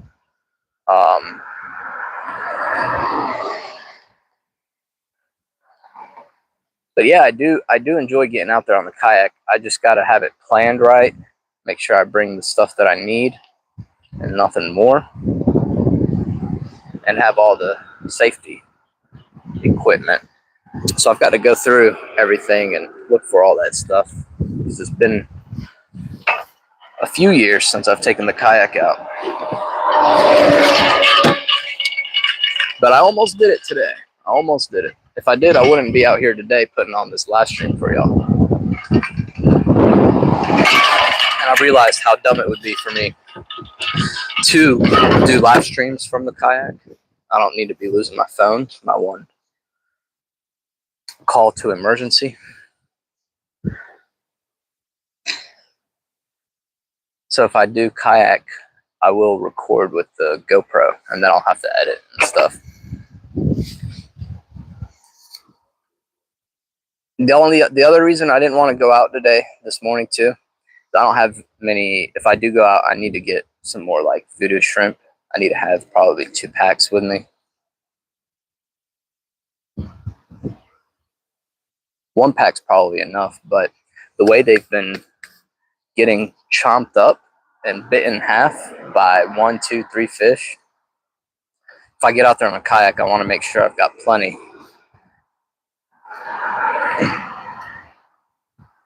So I just need to get some more of those. Maybe a couple more Murrells. I've got a couple of small kits that I use that sit in my hatches in the kayak. And I'll do it eventually. I've just got to plan it out where I go to bed the night before at like 10 a.m. or 10 p.m. maximum. That way I can get up at 4 a.m. and I'll pack the car and everything, get the kayak loaded the night before. That way I wake up, brew some coffee, just drive down to the ramp, and ideally I'll get there 4:30, 5 a.m. and be off the water by 8:30 a.m. and not have to pay for parking.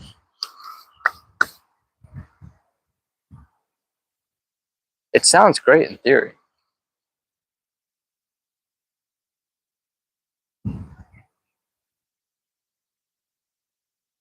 Last time I did it, I bought some mud minnows and took those out with me. But most of the keeper fish I caught were on artificials. So another thing that I got to think about is going the night before and netting some finger mullet like I've got for today and take those out with me.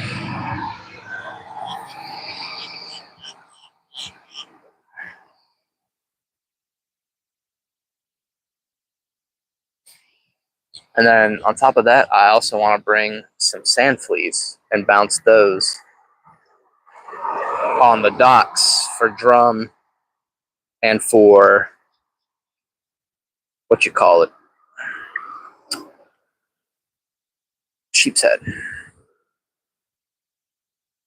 So I've got a lot of preparation to do that I haven't gotten around to yet.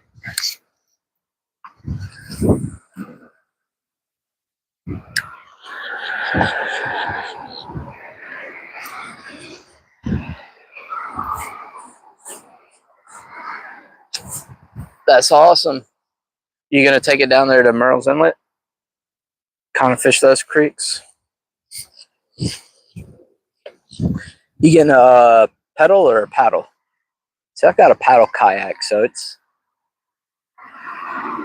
a workout when I get out there. It's not the best paddler either, or doesn't trek through the water very well. It's not the stablest either.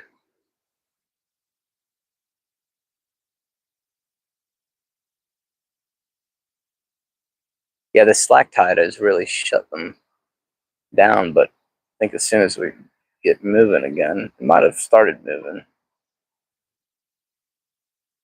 I think as soon as it starts moving again, these fish will come out to eat.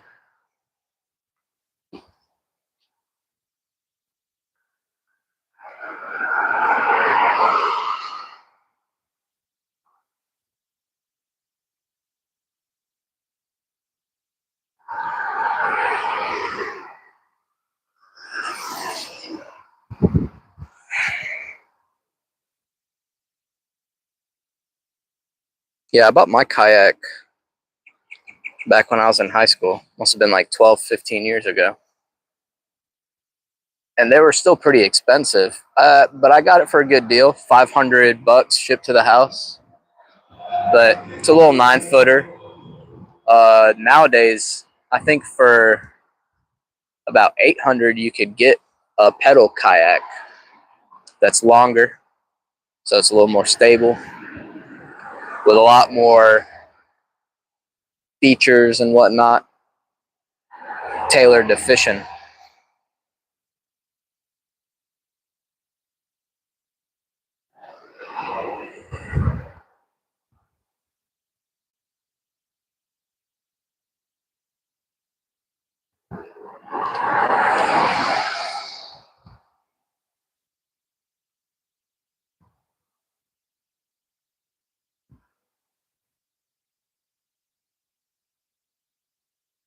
I gotta throw the shrimp lure a little more.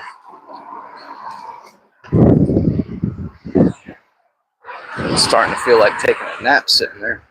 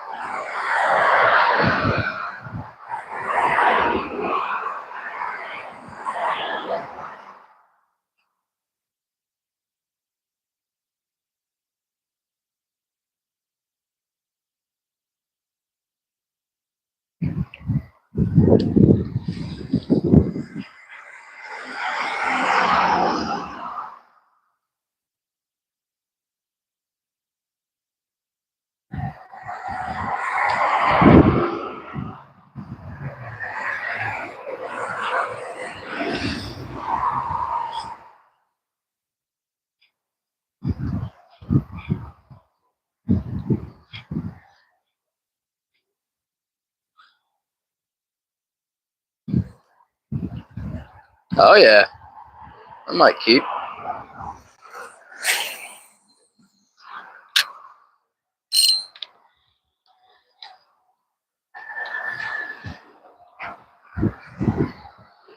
Yeah, these guys are drifting kind of close to my lines. Hopefully, I don't pick one of my lines up.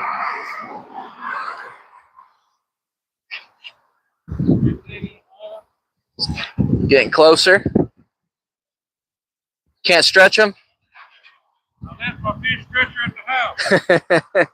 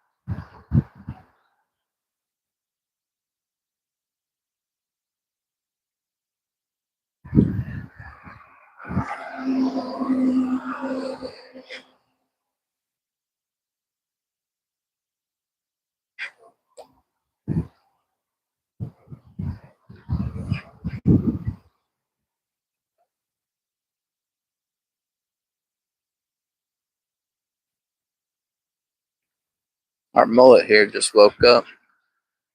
Something might be coming up at him.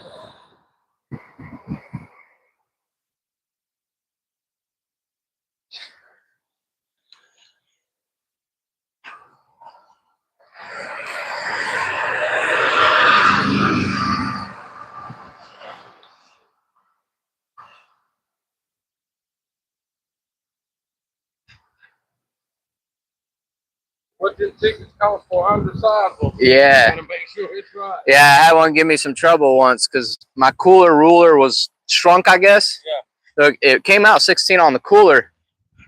And then on his ruler, it wasn't. But then he tried it on my bump board. On his ruler, it came out 16. Sorry. Oh. Yeah. So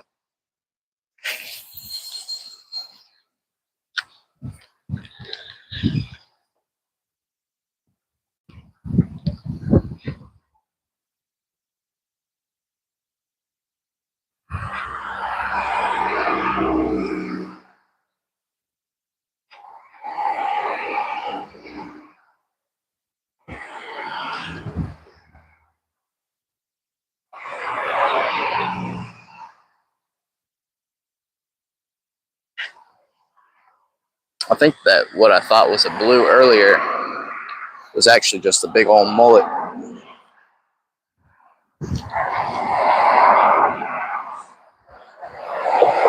But it would have made sense because these schools of pogies definitely get fish chasing them. When I'm out here at night, I see sharks jumping up on them, big sharks. You guys look up, there's an old video of a big old bull shark taking somebody's red drum. It's like 15-year-old video. That's a nice boat.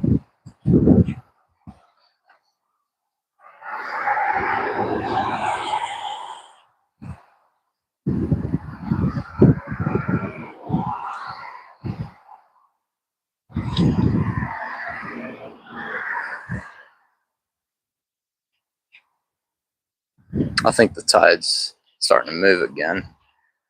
It's going to push back out now. So hopefully these fish will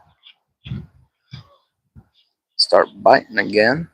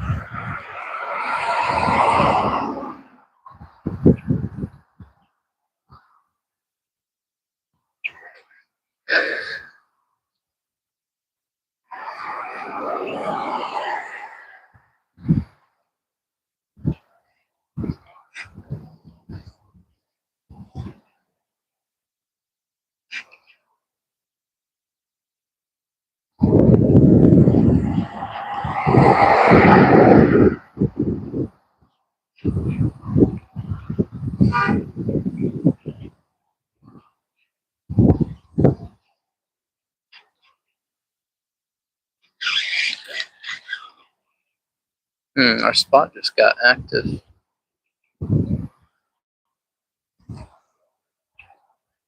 Something might be on there messing with it, looks like.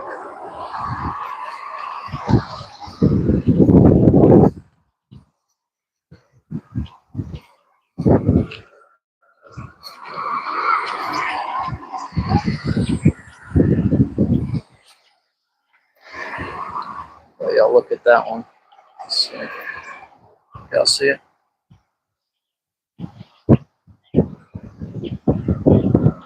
Yeah, something's tugging on it. Might be a crab. It might have died. We'll find out. Yeah, it's tight. Oh, these pogies are back now. Yeah, something's picked this thing up.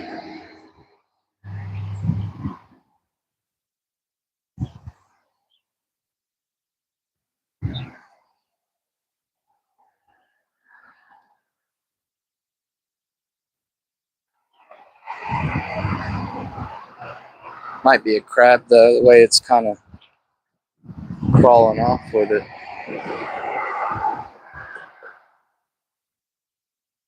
But hopefully it's a good fish. Oh yeah, I think it is a fish. Nah, it was a crab. Oh, he got it. He got it. It must have slowed down, started hanging out on the bottom. The crab came and got it. Oh no, I threw my shrimp back in. Oh, it fell through a hole. Dang, it's so unlucky. I was trying to throw a, dang, super unlucky. I was trying to throw a dead jack back out there. And I didn't realize that there was a shrimp in my hand as well. Not until it was too late. Threw him out.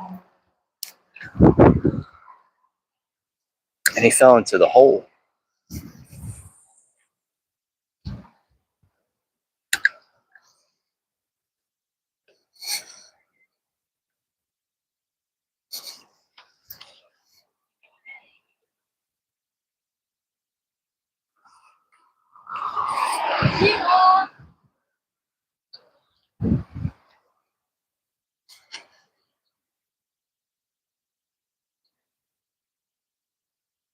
It's okay, we most likely would have gotten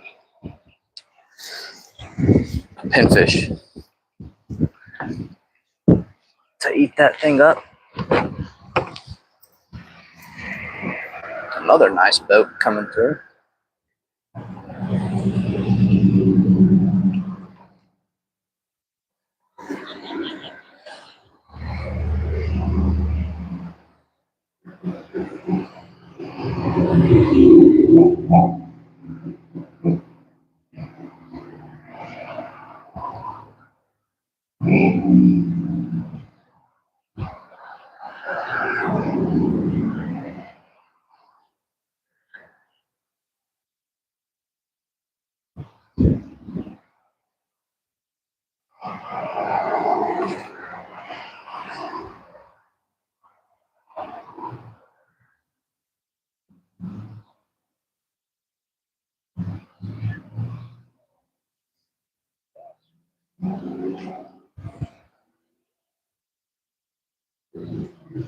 Y'all can only see that one rod like that.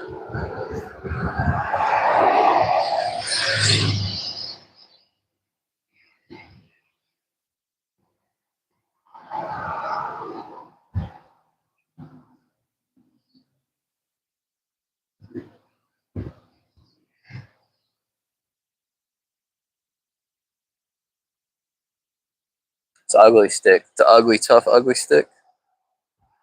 My dad's rod. It still has that sensitivity of a ugly stick, that action of an ugly stick. It's like I see the mullet swimming around, and I do like this star rod a lot. It's a Stellar Light star rod, 7'2", one piece. Man, I love those rods. If you can't get yourself to bite down and buy a custom rod, these star rods are really good, and they're made out of North Carolina as well. I love this rod for just about everything. Look at it. It's getting bit right now, too, as I speak about it. Look at it. Looks like it's getting tapped. Yep, something's on there. Y'all see that? Yep, that's a fish. That ain't no crab. I'm going to wait till I feel a tug on there, and we'll set it.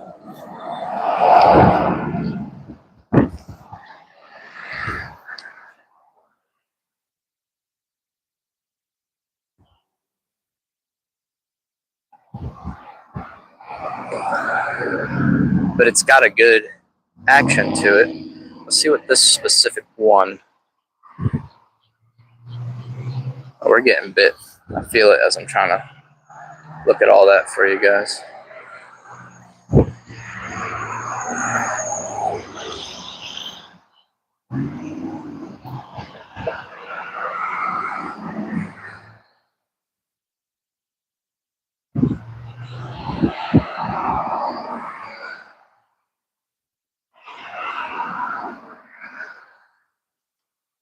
There's a lot of biting going on,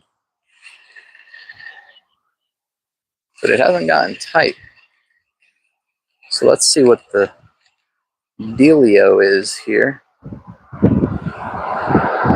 He's still alive, still active. Oh yeah, let me show you guys the flounder that was sucking on this thing. Y'all see those bite marks right here? I can even feel it. It was just sucking on the thing. Probably should have let it eat for a little longer because I could still feel it, but he was probably small, given that he was on there for a minute, just sucking on it. What's up, Ian? How you doing, buddy? If you know, you know.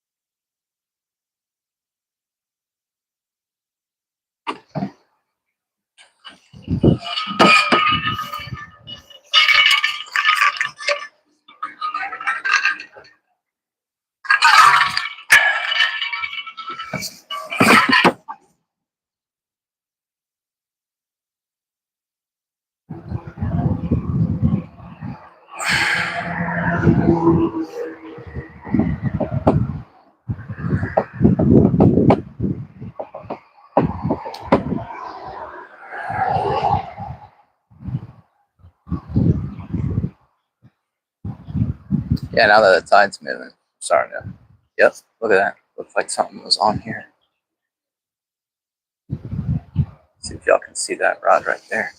Oh, it's gone super slack. I think I just put this one out too.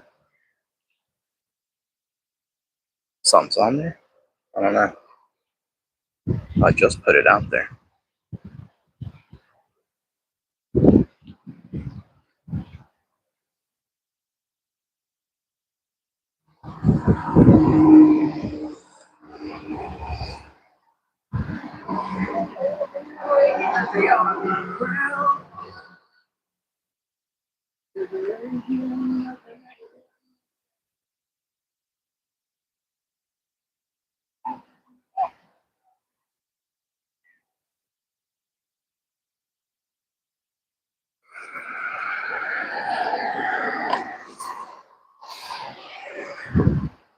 You guys can kind of see both rods like that.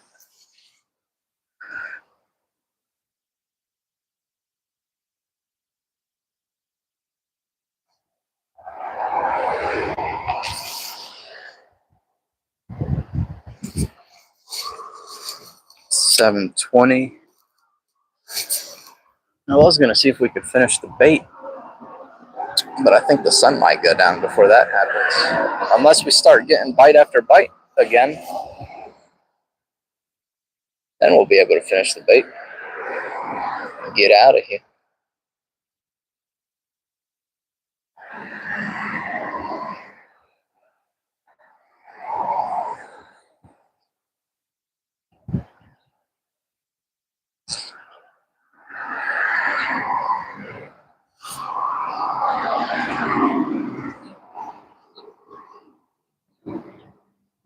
Let's go back to throwing the tandem.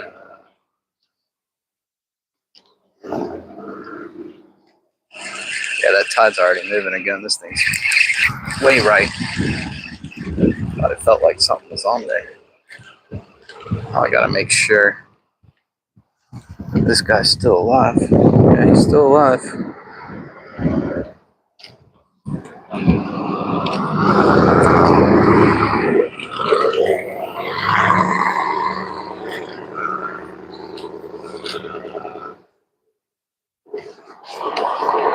Big, loud trucks.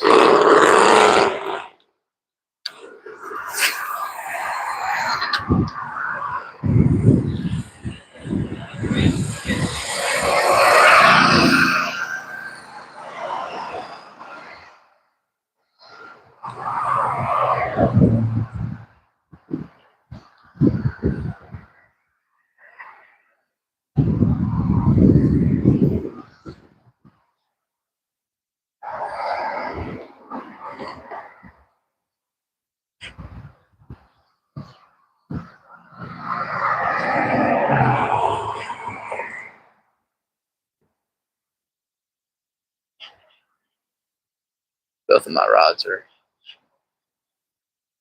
tipping off.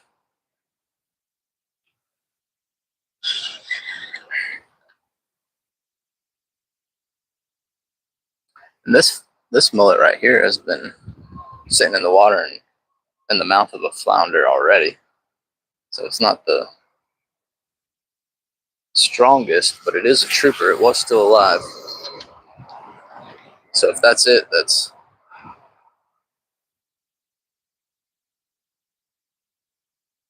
tipping this rod off like that. That'll be pretty sweet.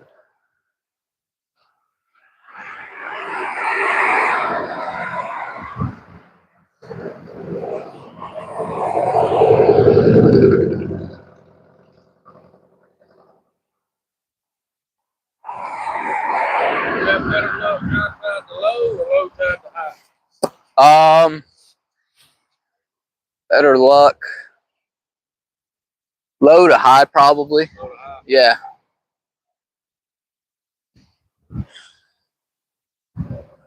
But sometimes I come out here right before it peaks at low tide and get them. I think it helps too today that there's all this bait coming through here, because they did just dredge it. I don't know if you saw that, but they dredged this whole thing. It's a lot deeper now through here. I felt like it was. We come down in September last year for the peak. Mm-hmm. And one day I bet there was 60 flounder caught right here. Yeah. But it wasn't but like 6 keepers. Right. There was a boatload of little ones. Yeah. They. Matter of fact, was it Michael? Yeah. Yeah, he hooked one down here and got it all the way in, and it was a monster. And it broke his line. Dang. He's gotten a few like really good sized ones this year out here. Yeah. Yeah, they did just finish dredging it probably last month. I got out here dead low right after, and it's really deep now. There's quite a bit of like a shelf up at the end over there. This morning there was a load out here, and I bet they caught. Well, he said he caught 8 or 10 feet. Yeah. About right there, about down there where that crab pot is.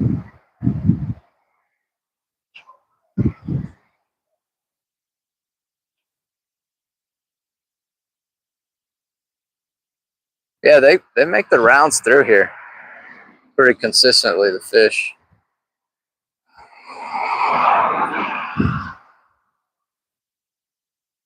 I usually don't fish with live bait. Most of the time I'm fishing with the artificial form. But today I felt like going and netting some. I don't know. I guess I don't know the hang of it, but I've only caught a few on artificial. I feel like most of my big ones come on the artificial for some reason.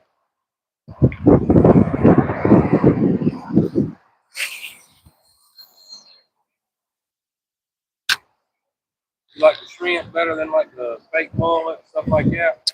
Yeah, but both of them work. Like sometimes it's really whatever I've got handy on me.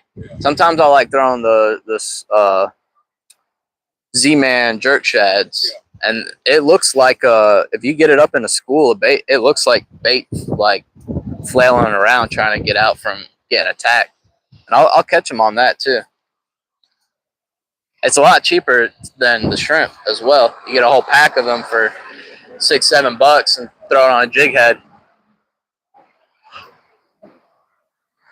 But to be fair, the voodoo shrimp work the very best. Yeah.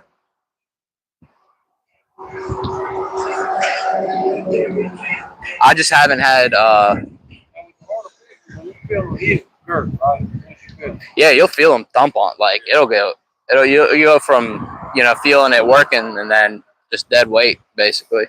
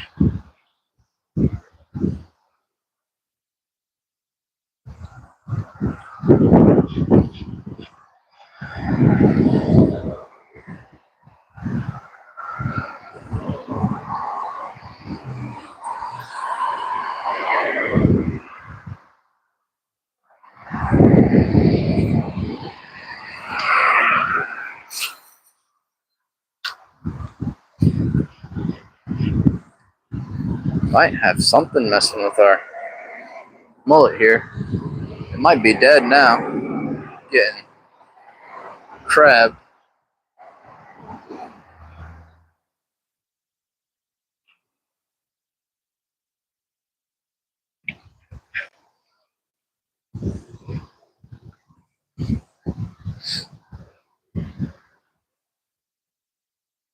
You live down here? Yeah. You guys down on vacation or you come down? Come down for the weekend down there. Okay. Yeah.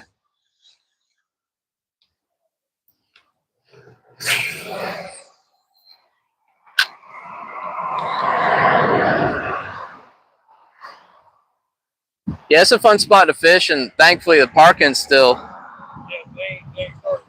Yeah. Yeah, you fish up around Wilmington and everything until All the parking. Yeah. That's too expensive. I love fishing the Johnny Mercer Pier up there, but you got to pay to go on the pier. You got to pay $25 to park. Or I think it's like 28 or 30 now to park. It's because so many people are trying to go down there, so they price a lot of the people out of it, try to cut down on the traffic. That's got to be my favorite pier to fish.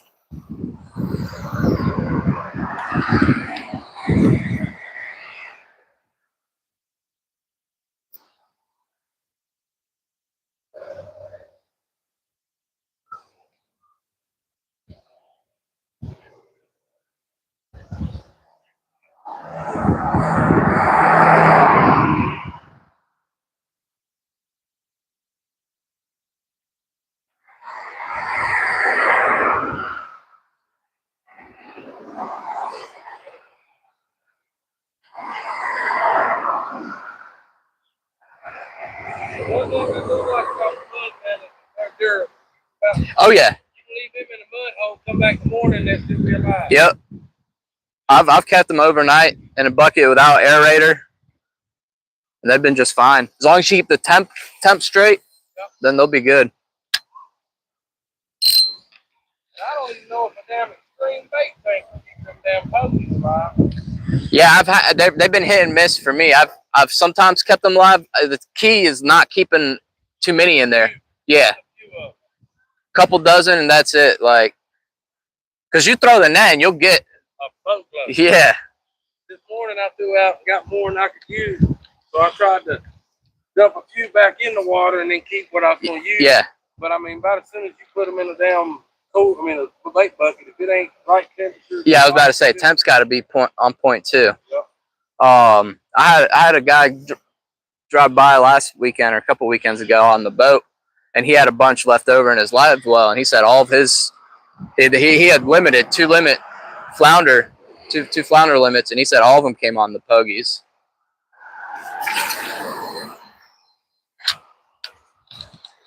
And I've used them. I'll catch trout with them too. Those trout really like the pogies as well. I figured the trout done moved in and out now. You get some like at sunset, sunrise type of deal.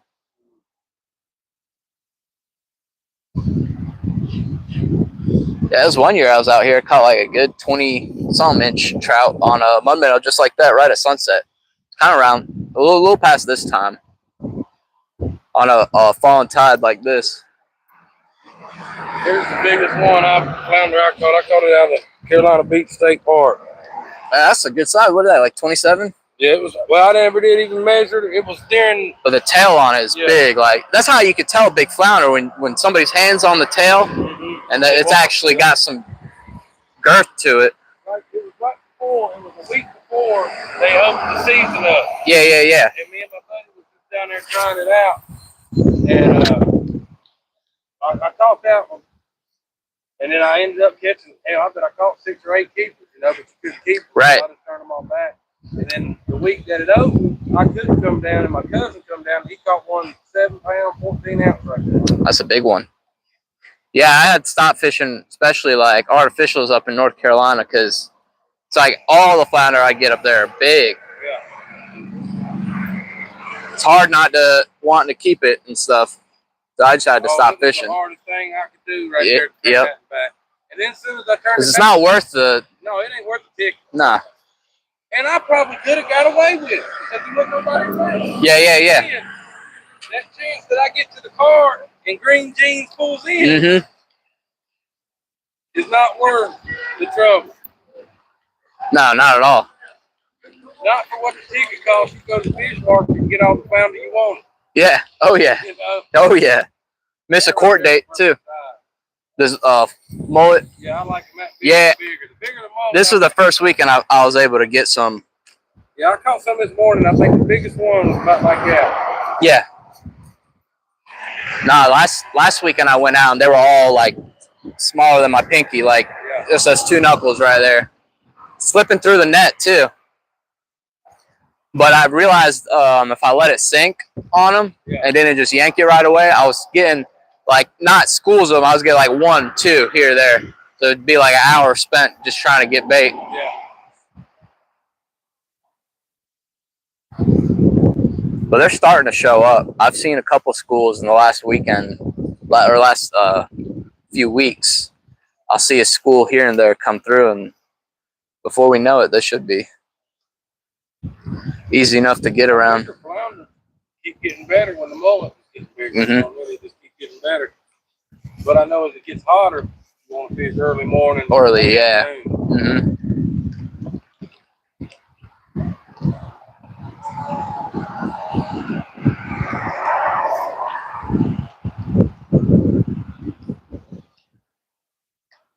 I have done good out there on that bridge. Like Yeah. I know what you're talking about. It gets damn crowded. It gets way too busy. I stay away from it. Yeah. I can't deal with it anymore. Especially you go out there and set up, and somebody will come and sit right beside you. Yeah, it's good for like 2 people on each side, basically, and that's it. But it doesn't get treated like that. That's how all the bridges are. If you look up on the maps and find all the bridges, they're like that. It's elbow to elbow almost on a lot of them. For some flounder, I rather it for like Spanish mackerel on the pier and stuff. That's kind of fun when you're throwing out there and hooking up all the time. But just sitting and waiting for something to happen elbow to elbow, it's a little too close for me. You got the ones throwing all over you. Yeah. That gets aggravating quick. Mm-hmm. Well, I definitely subscribe to your YouTube. I appreciate it. I stuck a sticker on one of these rails somewhere. It might be the by the ruler over there where you guys are fishing. If it didn't get pulled off or anything. But I try to leave my stickers all around. Yeah. I think I follow you on Facebook too. I'm pretty sure now. Yeah. That's where I'm most active is on the Facebook. Oh, like I post a lot more on there. But I do all my lives mainly on YouTube.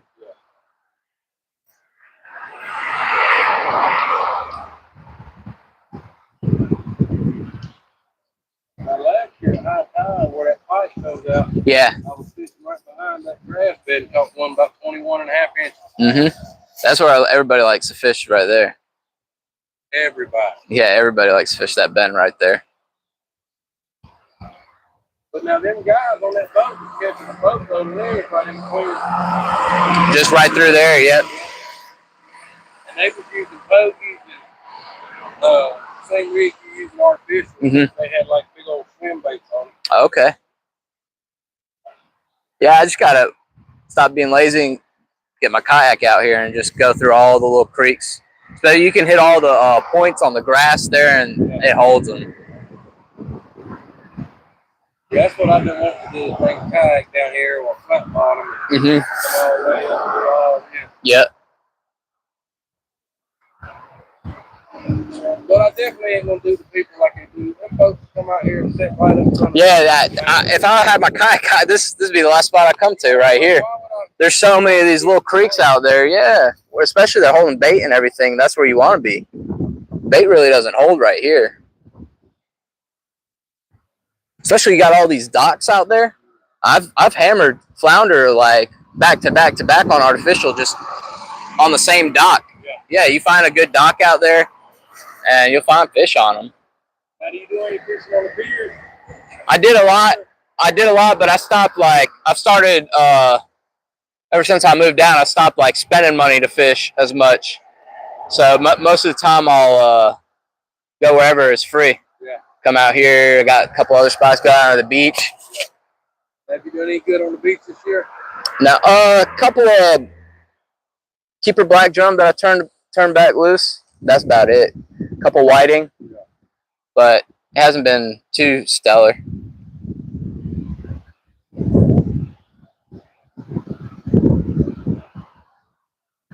I was sick when all the Spanish were running through, and that's what I'll pay to go out on the pier to catch is some Spanish on a gotcha plug, because that's just a lot of fun. And they had bonito coming through this time on Apache Pier, and that's a good like sushi grade fish that you can eat, sashimi it, make poke bowls and stuff. I fished on the Apache a couple times. It's a big pier. It's long. The way they got it set up, you got about them stand on. Yeah, it's not a good plug-in pier. It's not a good. All the South Carolina piers, they're really tall, and then they build that. They set that board right there where you can't stick your foot under it. You can't really stick your foot over it. Like I've seen people build their own little like stools to stand on. Mm-hmm. But I noticed down here they like mackerel fish different a lot. Yeah, they do the jigging. Yeah, they do a lot of the jigging. Now up there in Wilmington and stuff, we used to take the same thing mackerel tree with Put on your rod. Yeah. Hang it out there and jerk it up. Yeah. That's fun. Oh yeah. Mm-hmm.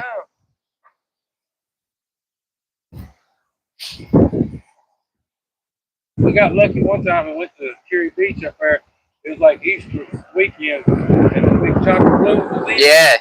And I mean, every single cast, it was as soon as it hit the water, they just bow it over, and they was all from like 8 to about 13 pounds. Sheesh. They was monsters. A good fun. I've eaten them. It's hit or miss for me. Sometimes I'll love it. Sometimes I'm not too big on it. but I've eaten them before and I took enjoyed them. about like this. Yeah. And then I catch them now. Mm-hmm. Go to the hotel. Or Eat them up same day. Yeah, that's the biggest thing with them. You gotta eat them same day. If not, it'll be some mush. Mush. Mm-hmm.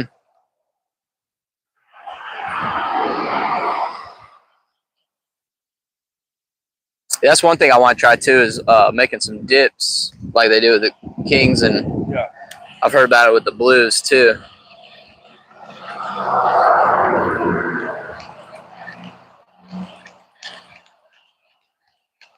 Yeah, my buddy from Mount Airy, he lives in Moorhead now, and he caught the damn state record up there for beeline.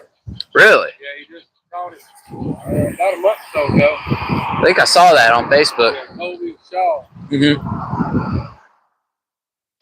He was going for lead, and his buddy was like, "Hey man, you might want to go weigh it right there. It looks like it might be, a record." Yeah. And he went and weighed it, and sure enough, it was state record. He was going for lead. Oh, blue's out here. Is that what that is? Blue? Gotta be a bluefish. Yeah. I rarely have the flounder do that. Yeah, I've never. Well, I don't know if I've had a flounder do it. Old timers always told me if it was bit right behind the head, old blue got it. Mm-hmm. And I thought I saw some splashing on the Pogie school that was coming through here earlier. I'm glad I checked it. I saw it getting messed with. Figured it was a blue or a crab. Yeah, when you ain't got nothing but a head on you, without reaching the pressure. Yeah. Only thing that we'll probably go for it is a crab. That's kind of big.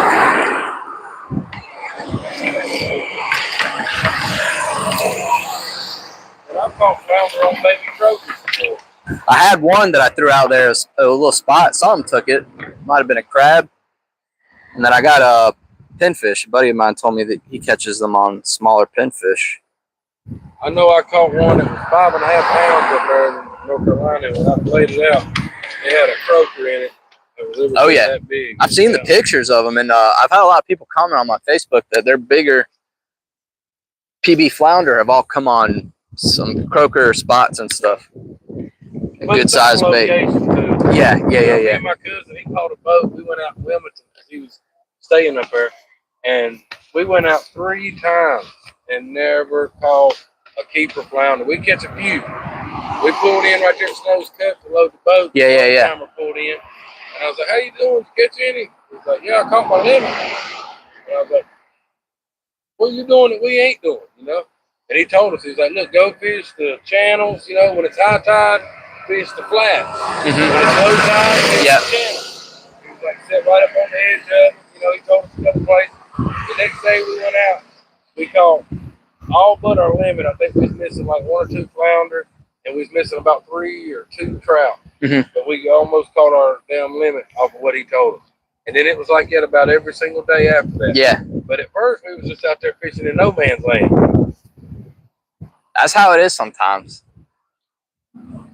You can be in the right place, but not doing what you got to do. Yep.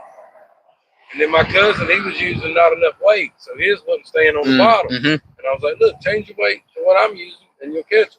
Next cast, he jerked it about 2 or 3 times off the bottom and caught one about 4.5 pounds. I was like, I shouldn't even told you. Teach a man to fish right there.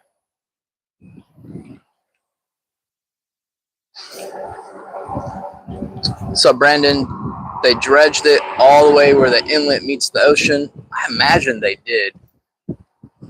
I imagine that they did. Because I had heard that they were dredging for a good minute, for months now. And I caught it when it was way up the inlet up there. And also when it was back here.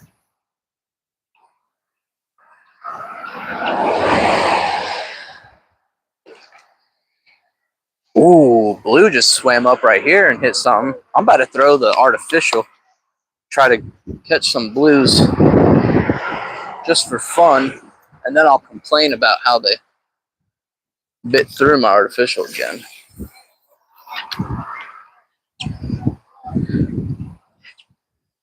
And if it was a trout, even better. Catch that on the artificial.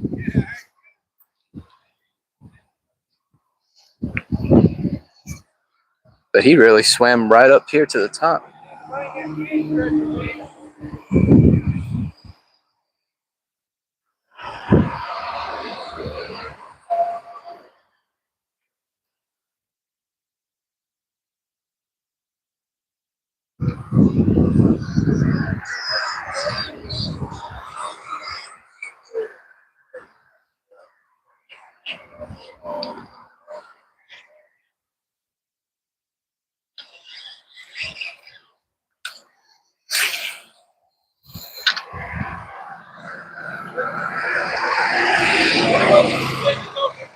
Down here, What's that?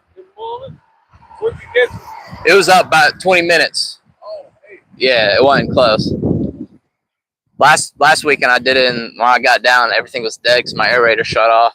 So I spent like a whole hour out there for nothing, basically. Yeah, it's a good drive. Now, you ever fished down at Murrells Inlet or any of that? Yeah, I've been down there quite a bit, but I haven't recently. Ever since I started catching stuff out here, it wasn't really worth that walk down to the jetty or anything for me. And it's quite a bit of a drive from where I live, from over here, too. Yeah. I think it's about like 50 minutes. I mean, it's not too bad, but It's definitely a drive. yeah.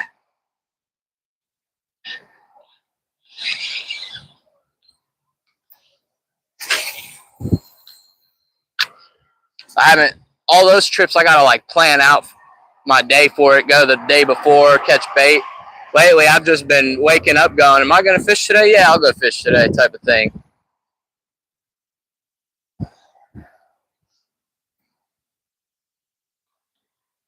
And most of the time, I just come out here. I won't even go catch bait, but I figured I'd give it a shot today. Got both flounder on both. Yeah, on mullet.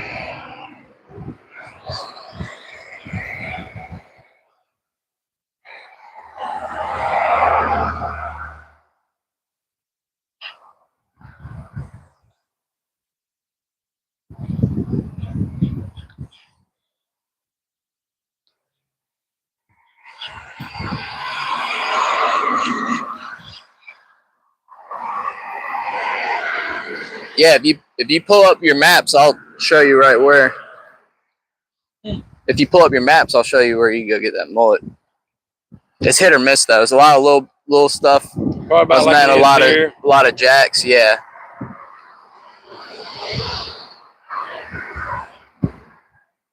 That's where we're missing it. We've been throwing sinkers with plugs, and he ain't throwing. Yeah, he got jig heads on.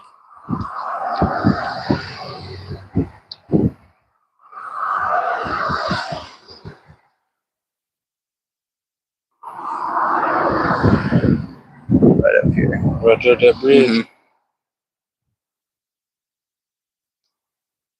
Well, by the time I ever get back down here, they'll be right here. So Yeah, exactly. Yeah. I went down there because I was kind of desperate. Most of the time, I can get everything here. I'll go up to the ramp up and net them right at the ramp. Let them sit and sink right here. Yeah. And let them hit the bottom. Oh no, that's how I've torn a bunch of nets right in this spot. $100 in the shit and the jump real quick. Oh yeah. No, I've done it plenty. Yeah. Turned it quick. Turned a good net into scrap lead. Yep. Yeah, we watched we watched the two last year. Throw them off, and it'd be like, throw it. No tug. No tug, it's done. Yep. And one guy, he tied his off and waited till low. Wait till low. Went and untangled it. At least he got it. Well, it was 12 pieces. Oh yeah. Better than having to sit there. Yeah. We'll get hooked up onto it all the time. Yeah. But now last year when we was down here, they was having that king tide down here. Yeah, I love fishing. Maybe not the day of the king tide, but like a couple days before it. But I know that we was up there on 48th Avenue. Mm-hmm. And high tide had come in, man, it'd fill the street up. And Yeah. Oh yeah, you'd have to drive through it, getting up through there. Yep. But see, I kept waiting for the tide, because when we was fishing, the tide was coming up right here at the edge of this Yep.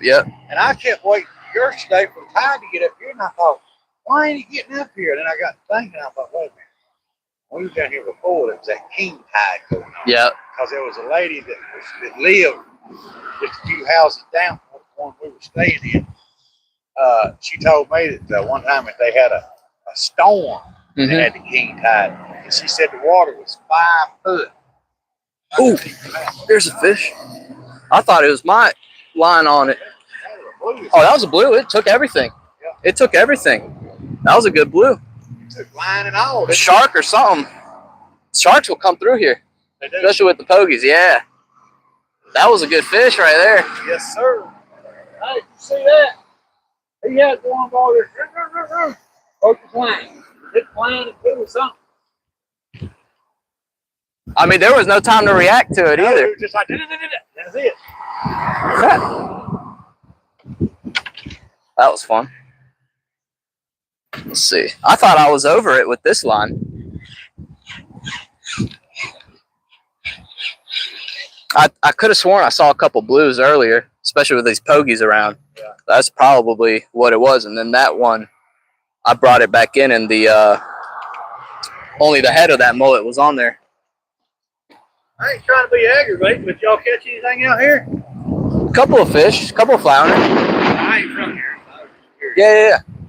Couple flounder. What you fishing with? No, I'm not using that. I'm using the smaller version of that mullet, and then this shrimp lure right here. Okay. Yep. So the line bait actually works out here decent? Yeah. It's good. Yeah, I bought my 7-day license. So I'm trying to figure out a good place. We're up at the campground up north, so I was trying to figure out where I was allowed to fish. I got something. Wherever there's no signs posted that there's no fishing, it's fair game. Yeah. And then wherever you see a bunch of people fishing, yeah, probably gonna be good too. Thank you.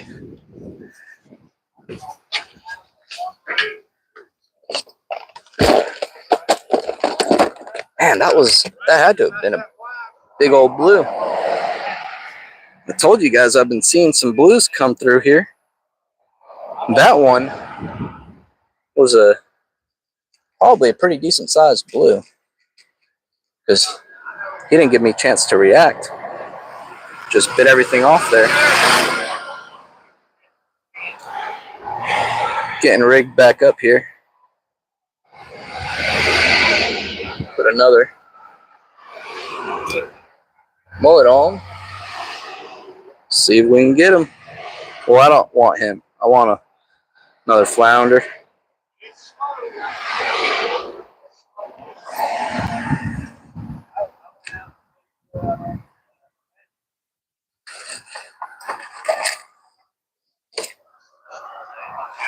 Man, I didn't bring my scissors again. No worries. Good luck. Thanks, man. Yep. Yeah, good luck. Oh, you can check me out too on YouTube. Carolina Shore Fishing. Yep.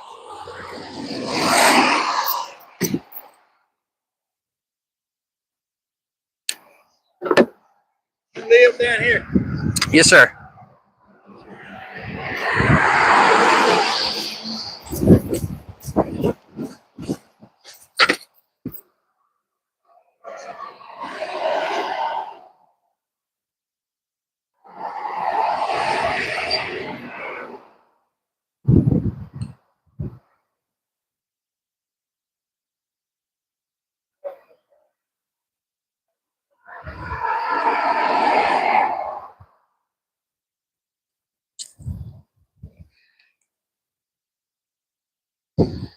All right, where are the hooks? Here we go.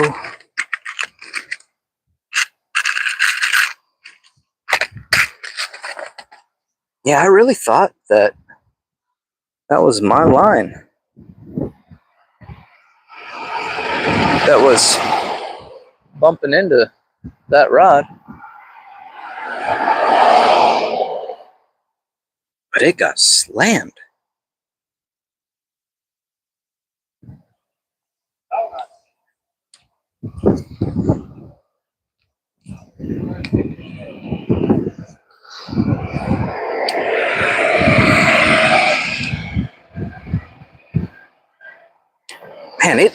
didn't even that might have been a shark, because I think if it was a blue, I would have got my leader back, but we were all the way bit down to the braid. A blue will do that as well, and it'll bite through everything super easily.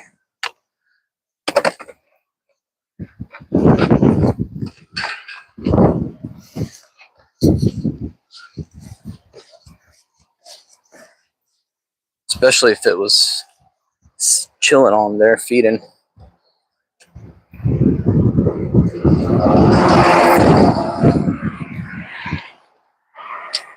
Just get it back out. We're rigged up, ready to go again. Yes, sir, Charles. We got a couple in the cooler. We're trying to finish up the bait. We're getting there. There's only a few left, it looks like. This is a bigger one.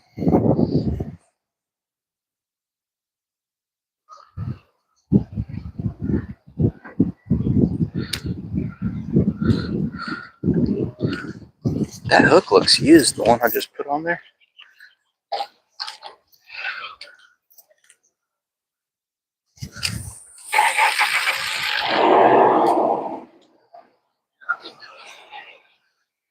I'm gonna keep throwing our artificial. See if we can't hook one up on it. We need to keep using this Procure. Lather that on, putting a lot.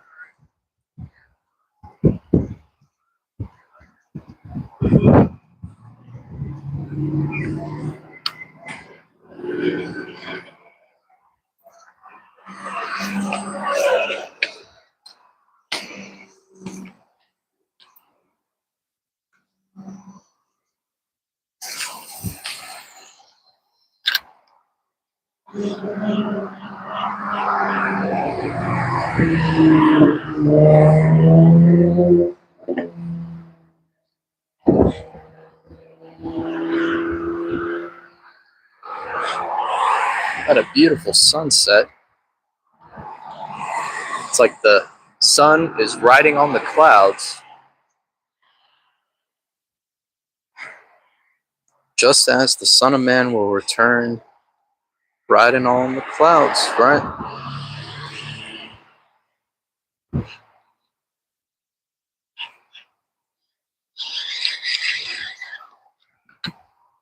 Looks like that mullet over there might be getting tapped.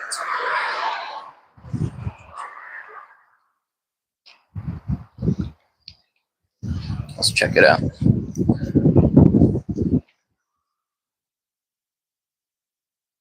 Nope, it's just swimming.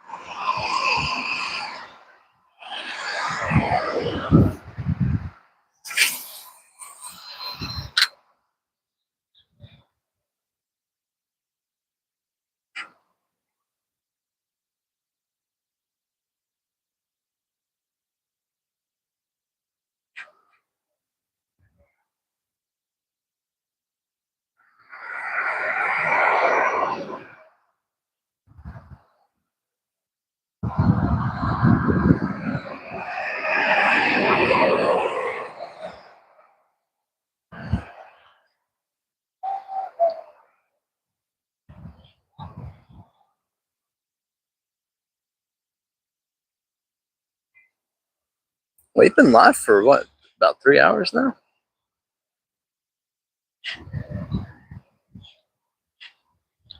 Not including catching bait.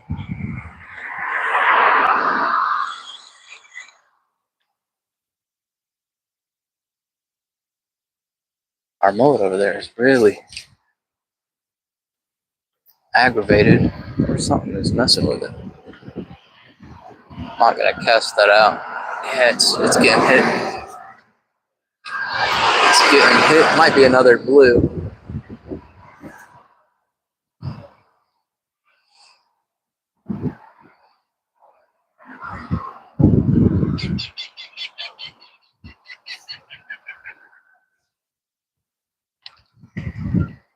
Might have been a blue.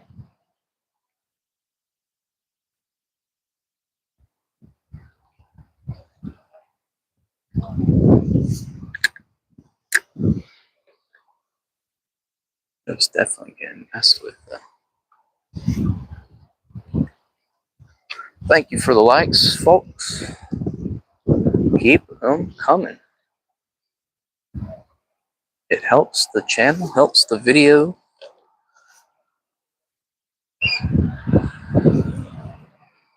It helps reassure me that you guys are enjoying the content too.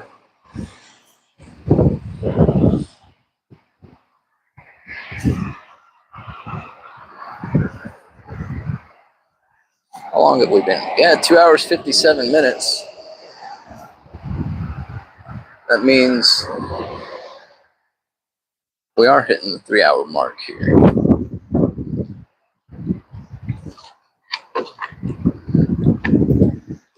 Power bank is running strong for us.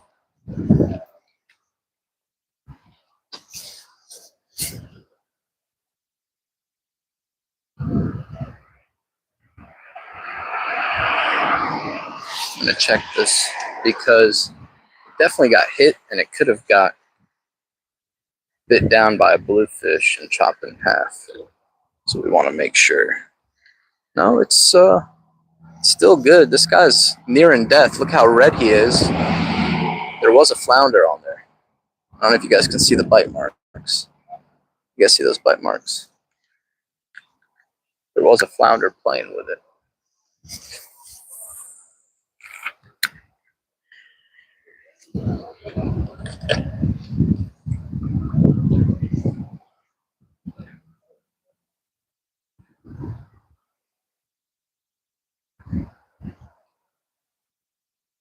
Keep throwing that artificial. There's something.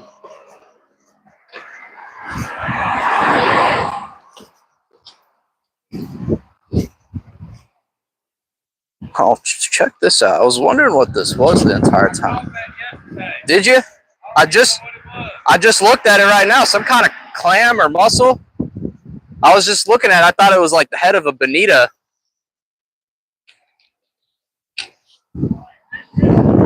Was there anything in it? It was just empty like that. Look at this. Massive, like, clam or mussel. Dude, that's pretty insane. I'm going to leave it right next to the big mullet. Somebody's going to come out here and be like, what the heck are they catching? It's got some really good iridescent colors to it.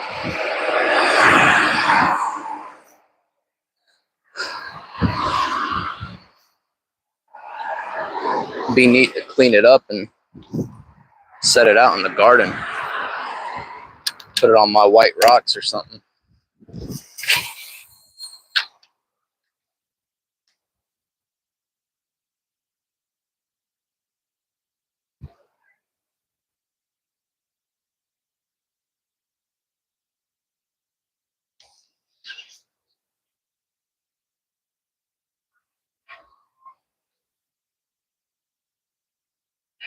We're almost through with the bait that we've got. Then I'll have to run home and feed the pup, feed myself, show the pup some love. Because she's a pandemic baby. She's a little pandemic puppy. So she's real big on attention and not being left alone. Man, I put this in this rock or something. Got it out, thankfully.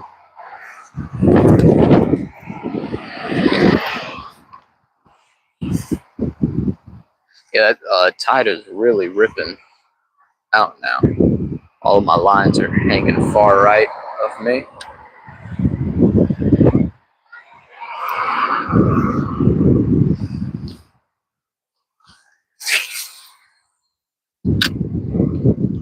When I made that cast, this one had a little pop to it.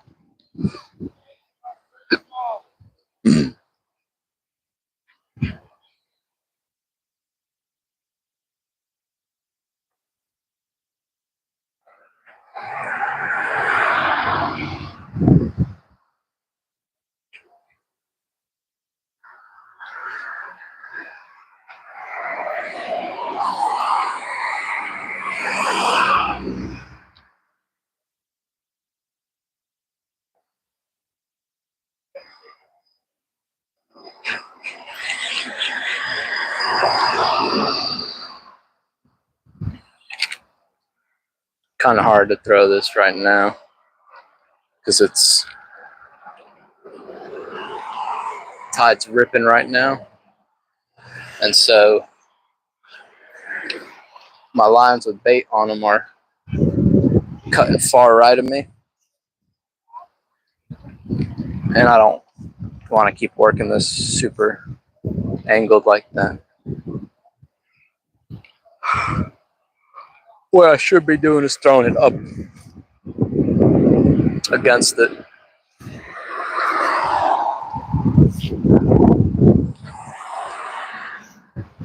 Dang, this thing's in a snag, or it's got a fish on it.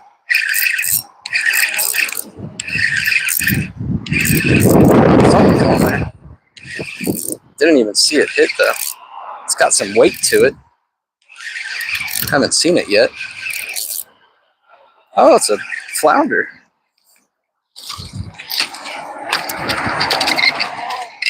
Exactly what we're looking for. Man, I didn't even know he was on there. I saw a little tap when I threw that last cast out. Yeah, he should be right around.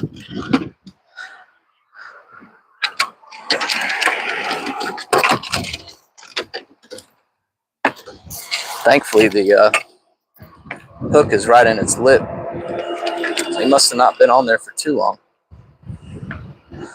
Another good one. Just about the same size as those others.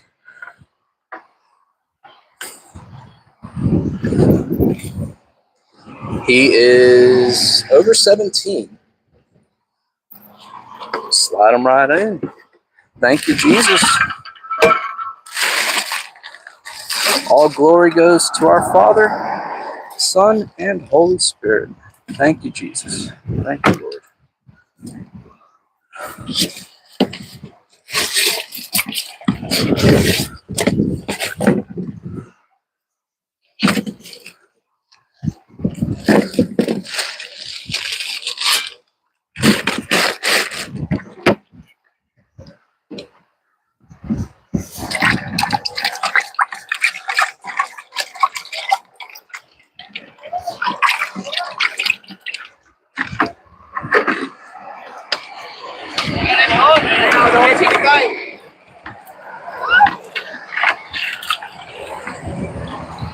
Looks like all we've got left. Oh, I saw one mullet. I've got this pinfish, but I did see one mullet. He is escaping the net. Yep, I just saw him. We've got one more mullet. And we've got a pinfish. Man, this mullet is an escape artist. He's super lively. I think he might be one of the bigger ones. There we go. Got him. Last mullet, and then a pinfish. And I've heard good stuff about getting them on the pinfish. Oh no, this is a perfect size mullet here, you guys. Perfect size mullet right there. Oh, just about to drop him.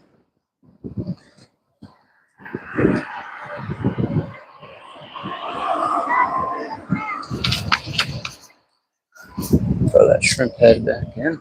Man, did you guys see it hit? I saw the initial tap, right? I saw the initial tap,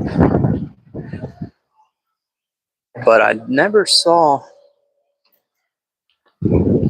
anything after that. it was right when I mentioned to you guys when I made that cast that there was a big pop on there. We're gonna have to go back and clip a lot of these catches. Yes, sir, mackerel. That's exactly what we are going for. It's been a great day so far. We've got 3 in the cooler.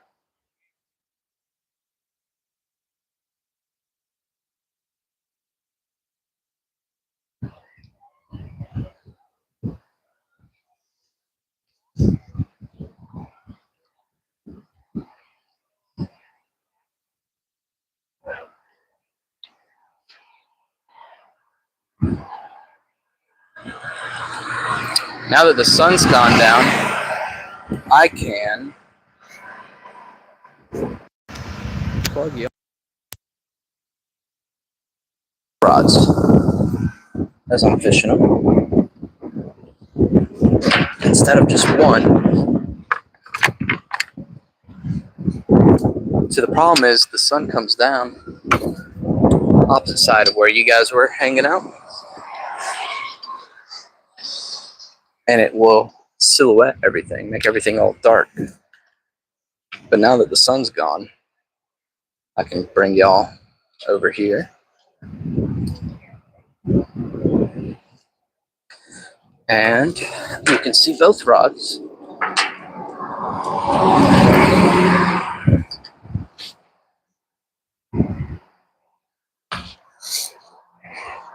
Heck yeah, bring the kayak down. I know you'll get a bunch of good ones on the kayak. Probably run into some trout as well. And if you can get to the docks with some crabs, pick up some cheapshead too.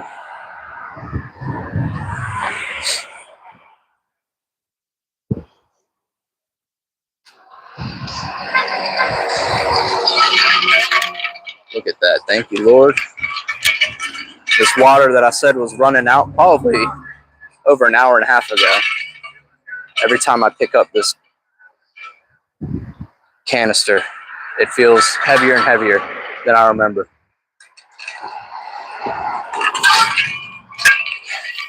And I've been able to stay hydrated on this very hot day.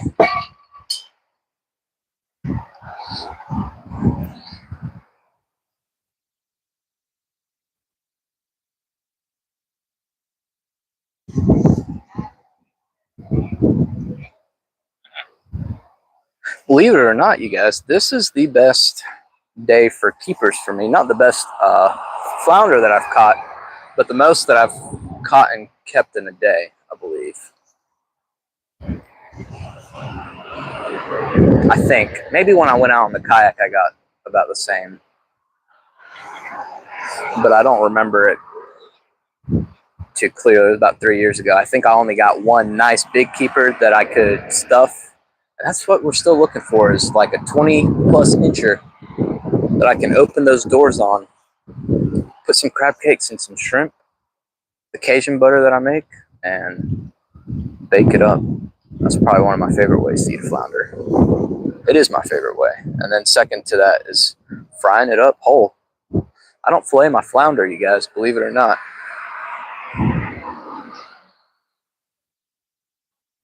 I eat it all.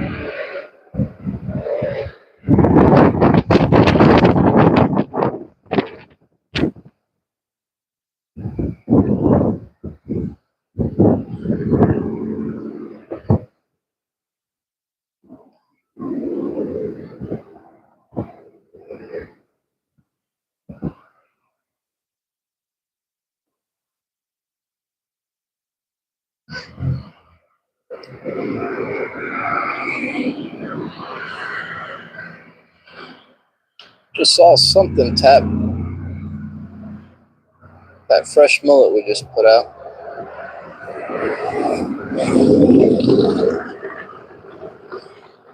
Looks like something's playing with it. I'm gonna go over there and get ready.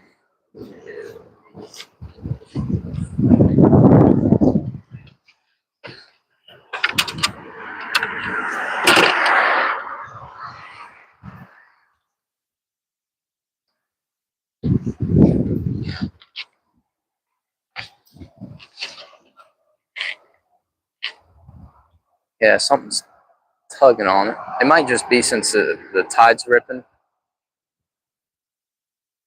that our little mullet is rolling around.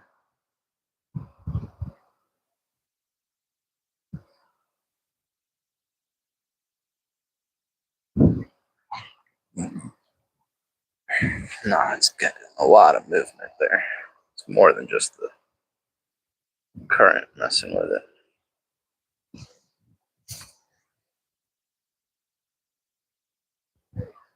Yeah, I feel it. Something's on there.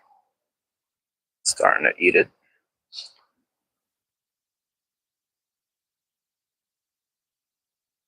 I feel now that I felt it swimming and then I felt it grab onto it right now. And it's just sucking on it.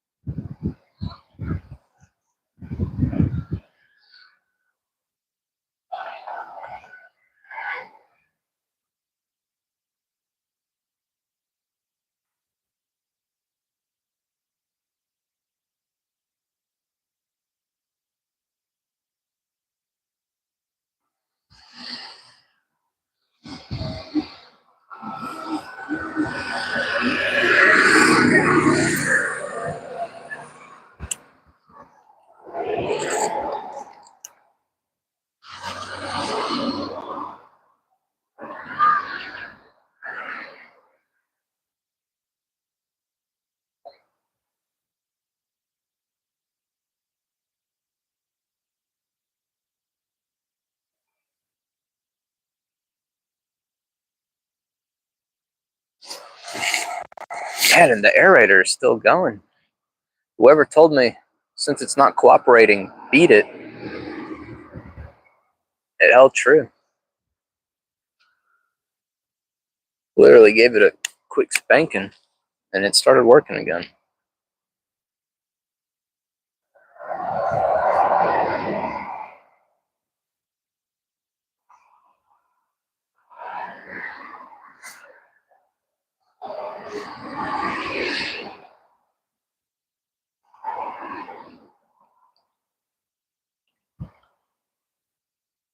I always forget the YouTube Live has a feature where I can clip the last 5 minutes, but I always forget to do it. So I have to go back through and figure out where we've cut something. Probably each hour there's been one. And I don't know if we caught any throwbacks today. I don't remember throwing anything back today. I'm trying to think. Thankfully everything that's been pulled up has made measurement.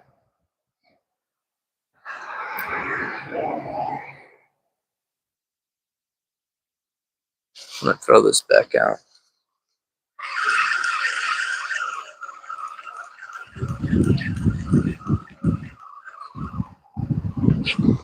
Oh, there was a.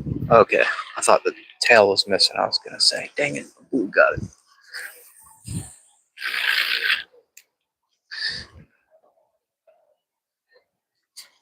Let me check this one as well. Throw it back out if it's looking good.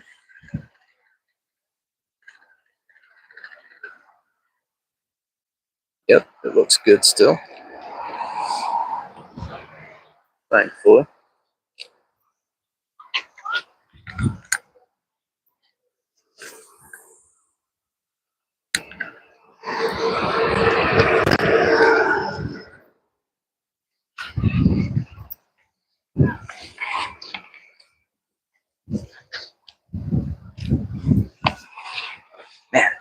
What a busy day.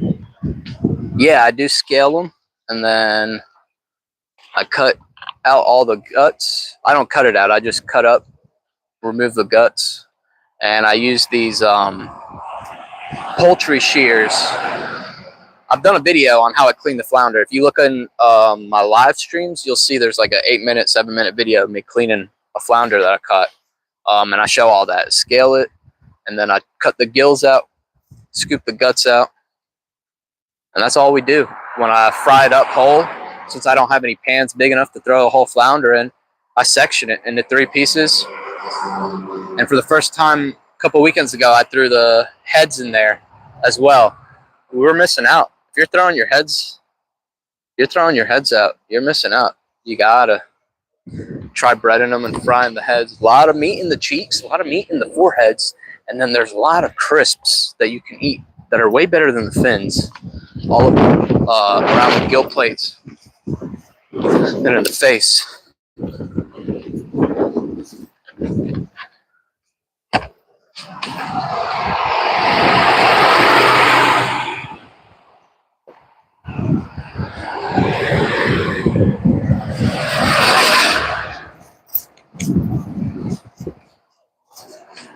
Go ahead and put some stuff away. I'm gonna start cleaning up. The birds will come and eat the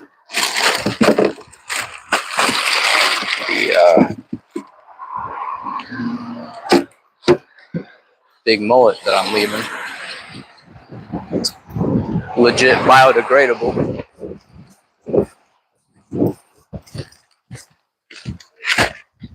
I forgot to grab that rod. I wanted to take it and put it away.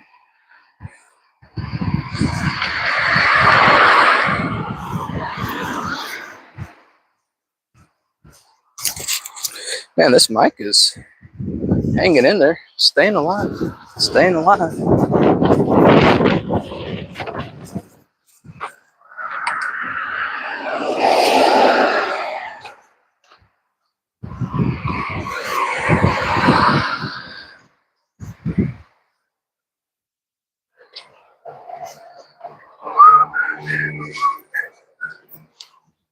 Thank you for the likes, folks. Thank you for the likes. Oh, look at that. I appreciate that, Miss Lippin' and Rippin'. Thank you for the super chat.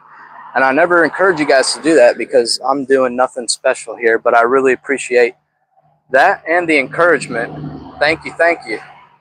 Or it might not be Miss, it might be MS. Thank you, brother. I really appreciate it.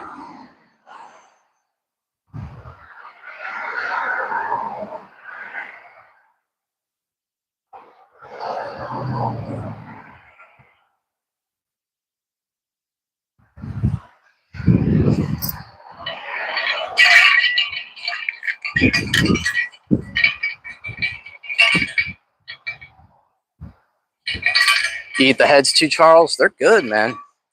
Not only the meat, but I found out pretty much a lot of the gill plate and stuff fries up, and you can eat it like the fish fins. But that forehead meat and that cheek meat is really, really good. Looking forward to cooking up one of those for tomorrow. Then I'll save the other 2 for when my parents, my brother and sister, come down. They always drive down here and are earnestly waiting for me to cook up some seafood. And that's about my favorite thing to cook and eat anyways.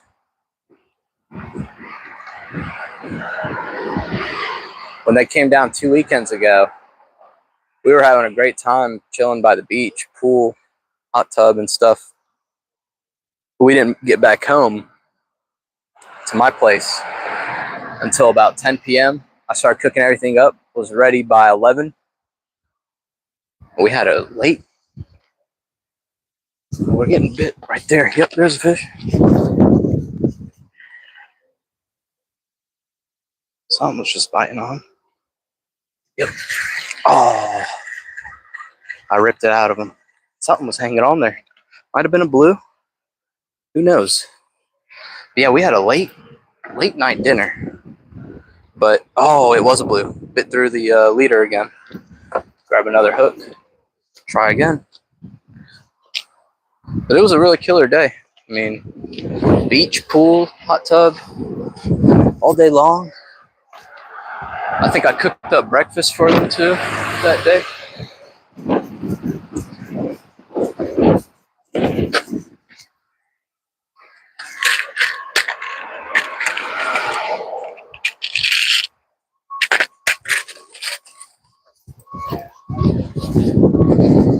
So all we've got left now for bait is that pinfish. We're going to use that first. They do work. So long as you clip the dorsal fin.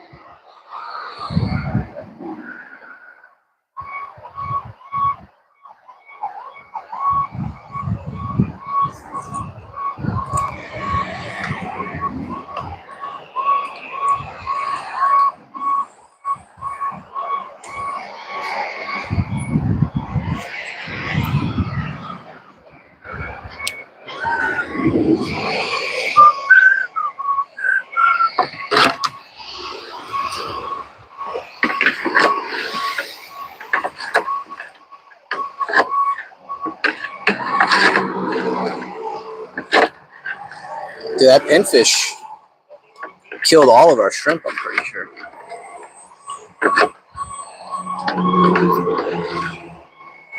I can't find him, but I heard him swimming around. Oh, I got him. He's the perfect size bait. He'll definitely get chomped down on. I want to cut those fins. So here's the pinfish that we're about to use. Last bait right there. And I'm going to just clip these dorsal fins because the fish will wait till they see the dorsal fin down before they strike it because they don't want the pin catching it. So we make it presentable from the very get-go by clipping that fin off.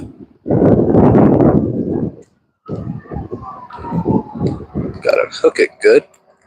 There we go.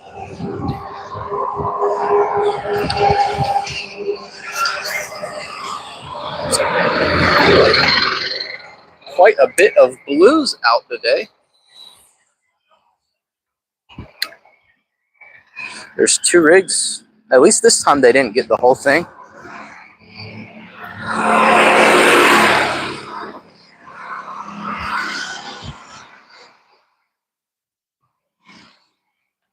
See if they'll go for that pinfish.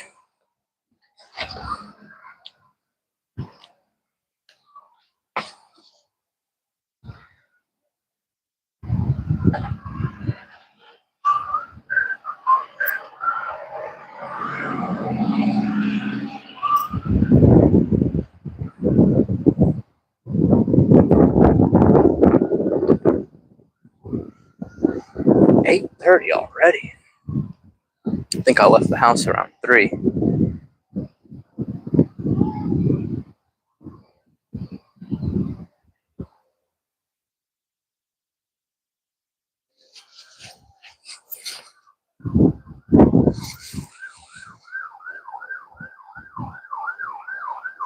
We're not going to use those shrimp because they are dead. Let me shut the aerator off. Thankfully, it's been working. And then we're going to empty this thing out, see what's left in there. I'm pretty sure, though, that we've gotten all the fish out of it.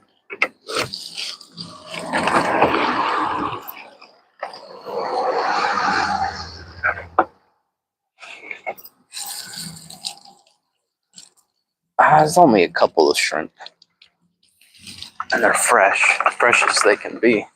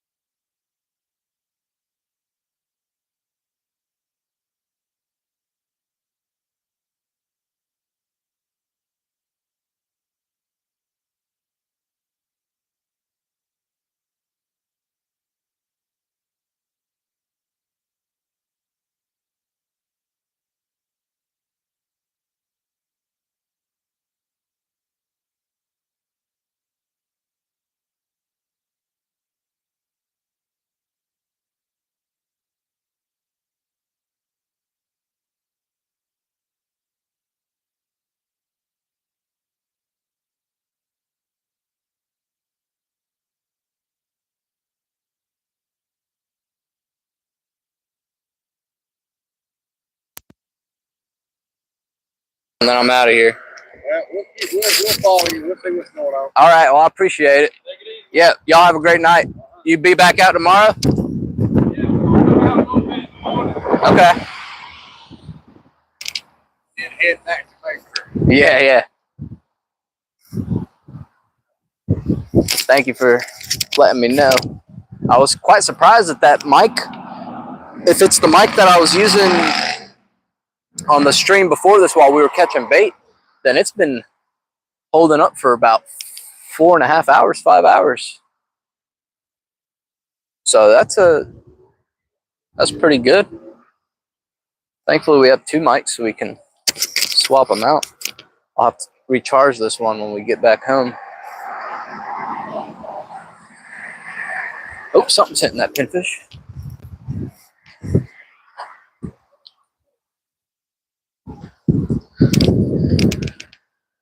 Something went and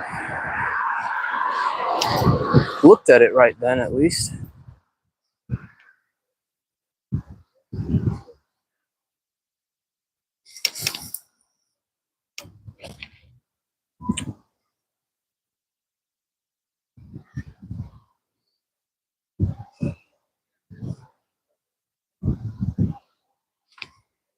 My watch about to die. It's on 1%. It's definitely about to die.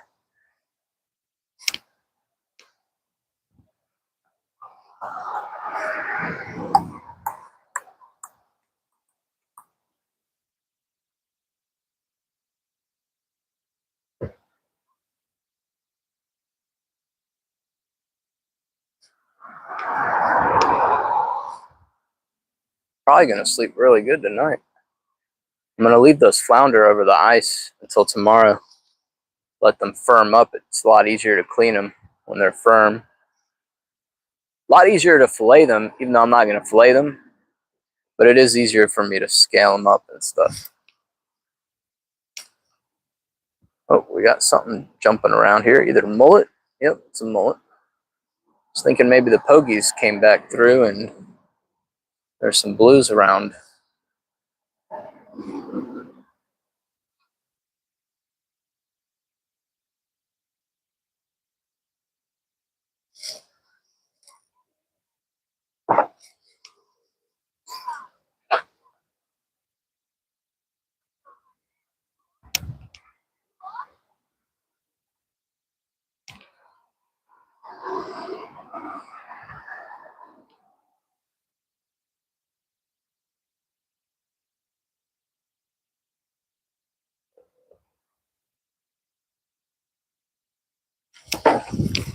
Want to make sure that we've still got a mullet on this one.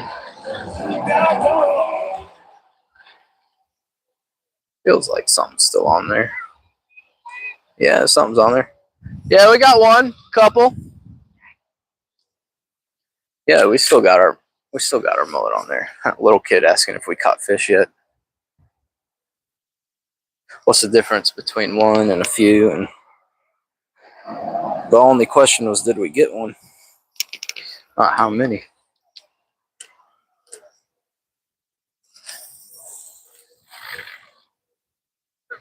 I'm gonna switch these up because I've got a feeling they're kind of over each other.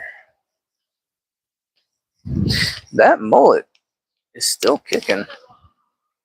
Surprisingly, it's starting to get dark now. I am not going to use these shrimp.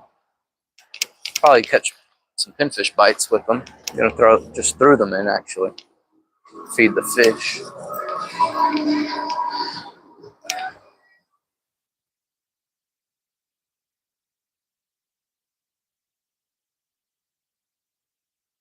Believe it or not, you guys, the flounder bite does not stop when the sun goes down. In fact, the biggest flounder that I've ever caught and lost, because it was that big, was around midnight. And I kid you guys not, I'll never forget this because it was just last year, but I'll never forget it because of how massive it was. I kid you guys not. I was looking at a yardstick size flounder, over 30 inches, wide as mess. And where I was fishing, there were some pilings and whatnot, and it ended up wrapping me on the piling and was floating up top. That's how I got a great look at it. I tried to go into the water and get it, and it gave a few quick jolts and broke me off. But that was like a, I don't know how much, it wasn't, I mean, obviously I didn't get a full, or I didn't get like a measurement on it, but it looked like a yardstick. Those, I was thinking it was around at least 33 to 36 inches and probably pushing like 12 to 14 pounds. I mean, this thing was massive. I caught it at night.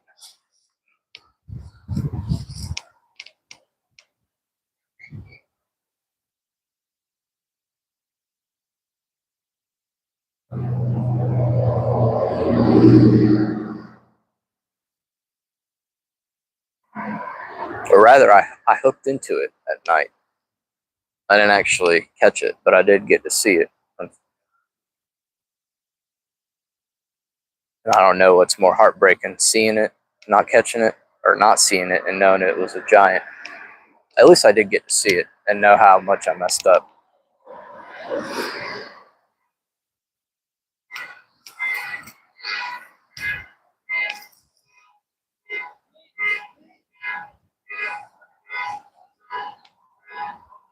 I'm starting to get hungry now, which is surprising because all I had for breakfast was coffee and the spinach pastry. So I didn't have any meat today, which is usually what keeps me full. But if the fishing's fun, I'll go all day without eating. Oh, something's hitting our mullet. Something just tapped our mullet.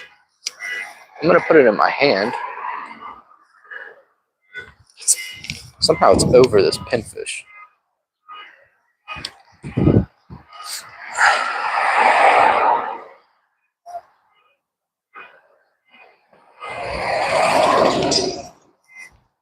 I'm just surprised that that mullet is still alive.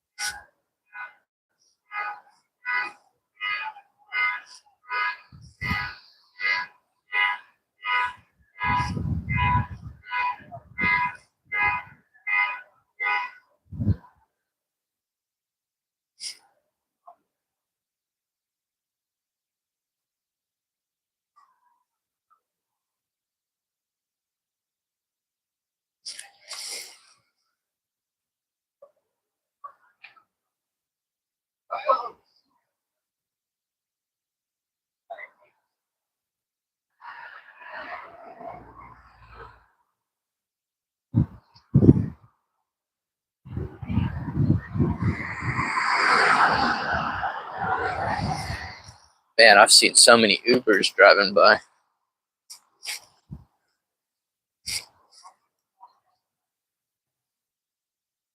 Kind of crazy that you can get jobs these days that don't require, I don't think they do any kind of background check or anything. They probably just check your license, see what your driver's history is like, and that's it. No interview or anything.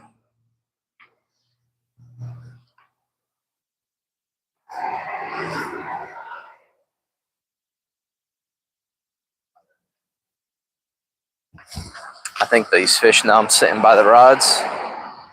Let me give them a chance to get away from them.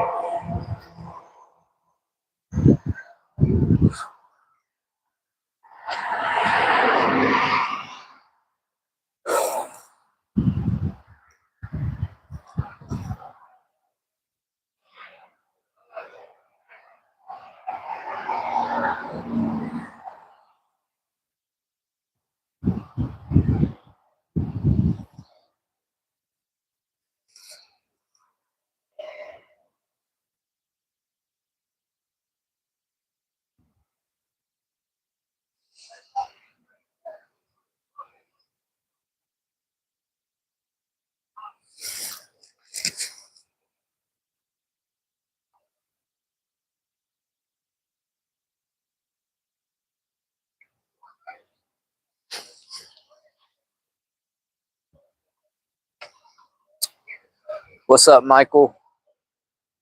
I am in SC right now, but I fish all of the Carolinas. So you never know where I'll be in any of these live streams. I pop back and forth quite a bit. Thank you, Travel. God bless you. And thank you for, oh, we got a big truck coming through. Thank you for watching. Staying tuned. We still have 21 people watching with us. Let's see if we can get the likes all the way up to 21, 23. You're near Moorhead. That's a great place to be fishing. Big Rock Tournament. Yeah, it's going to get busy over where you're at. And you'll see a million pictures of Michael Jordan's Viking. Something's messing with our mullet here. I don't know if you guys can see that. You see? Something's messing with it. Pick it back up. Feel it out. Something's messing with it. We need something to come put it out of its misery because I'm starting to feel bad for this mullet. It's been hanging on for quite a bit.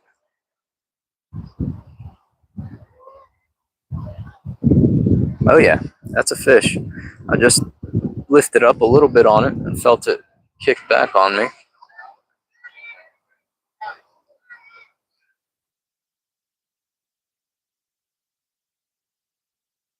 Try to get it to commit here.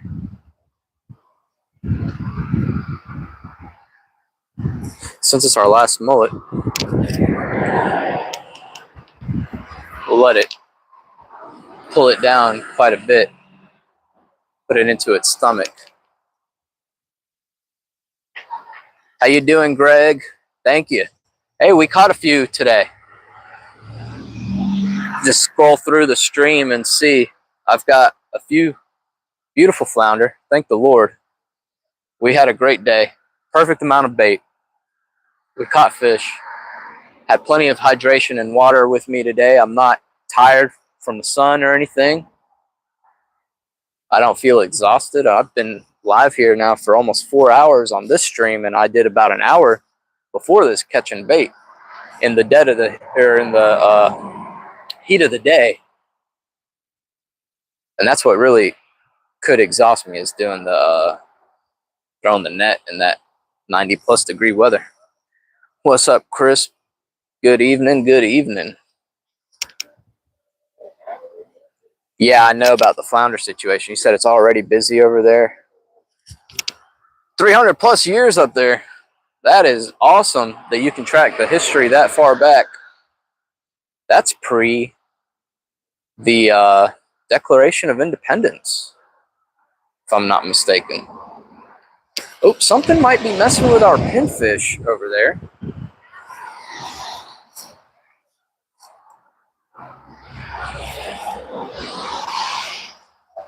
That's the one I'm really hopeful for. Yeah, something's on there messing with it. I mean, it could be our pinfish. Nope, nope. That's definitely something messing with it. He saw me grab the bottle or water canister and started hitting it again.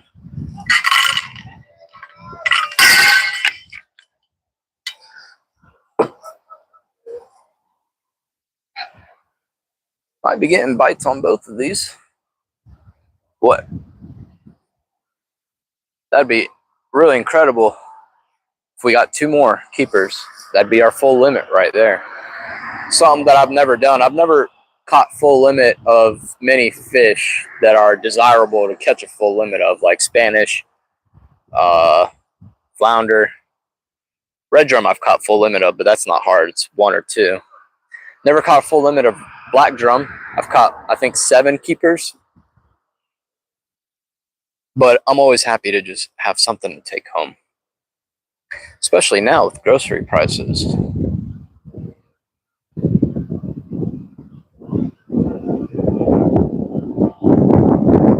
I've been sustaining my intake of protein with what I've been catching.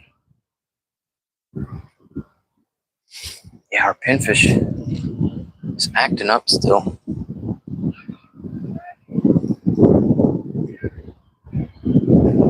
Just give give it a little tug by the finger. I think it's just swimming around. It got agitated. That or a crab found it.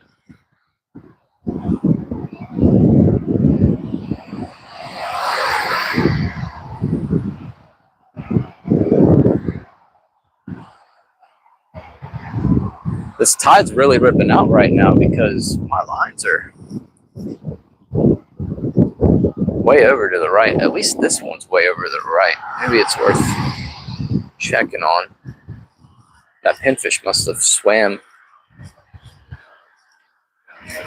all the way right. Yeah, he's still on there. See if he's got any signs of being bit on. Not that I can tell. He must have just got agitated and started swimming off. Put him back out there.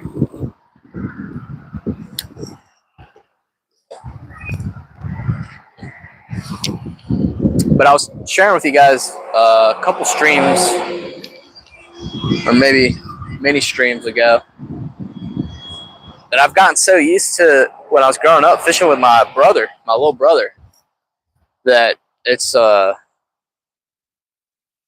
like when I come out here, it does feel like there's like that missing piece to the full experience and enjoyment of fishing. So when he comes down here, I try to take him fishing as much as he'll tolerate, because I can go fishing all day. You guys know that. But when he comes down, he likes to go to the beach a little bit, to the pool, to the hot tubs and stuff. But I love fishing with my little brother.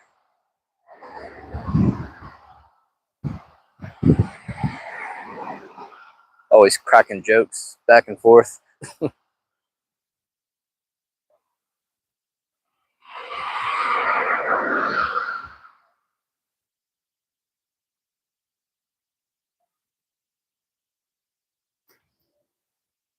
I saw a few comments coming through. Shackleford Island. Thank you, Michael. I appreciate the support. Yeah, that big drum could come through any minute. We had it was either a big blue or a shark, because the sharks do come through here, especially when we get the pogie schools. And they've been coming through quite a bit. And I always see sharks out here late at night, but we had a good take. I couldn't even react. It was a quick take, and it didn't bite just through my fluorocarbon leader. It bit all the way into my braid, which makes me think maybe a smaller size shark out here, or a bigger blue. And then we got just the leader back on that one not too long ago, and that one had to have probably been a oh, I hear the pogies. They're back out here. I just saw a few jump right there. So that one most definitely was a bluefish. This guy turned on the high beams. It illuminated everything for us over here. That's kind of nice. Hey, the rod tips are coming out great. Even though it's dark, the video stream looks a lot brighter than it actually is out here. And something happened. We just got a kick into the stream. It's quite a bit more people in here. How y'all doing? Thanks for tuning in. If you enjoy fishing, drop us a follow and subscribe and like. I don't really say too much, Michael, because this spot, if you go back to the beginning of the video, man, I picked up a whole bag of trash right at my feet. I didn't even walk the whole rail here. So I don't say where I'm at specifically.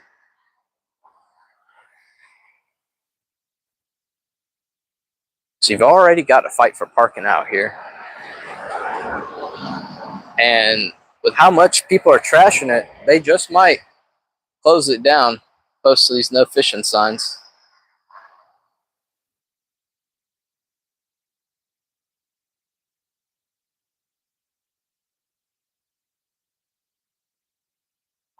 Oops, something just popped up on the water there. Little brother's your fishing partner as well, Greg? Fish every Saturday. That's awesome. Yeah, when I lived back with my parents, I used to take my brother fishing all the time, but now he's working and his schedule is like 3 on, 4 off type of thing. But right now he's in medic school as well. So you guys keep him in his prayers. Him and my sister, both in medic school. They're first responders, and God bless them, because the stuff they describe to me, the stuff they see and deal with, I absolutely could not. So thank God that we've got people that are willing and strong in that aspect of being able to see these things and deal with these things, because I wouldn't be able to stay sane, go home and cook dinner, eat dinner and everything. It would just strain and drain me way too much.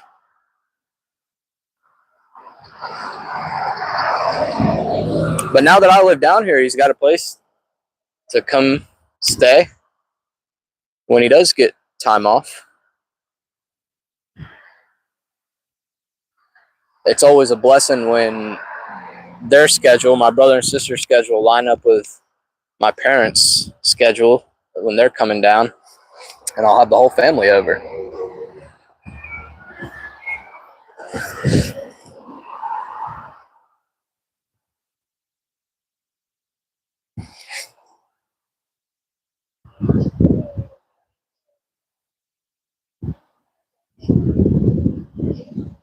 The good thing is I've got some leftover spaghetti with some ground beef in it. So when I get home, dinner's already made, and I also have some leftover veggies. So I just got to throw it all in the microwave. Be real easy.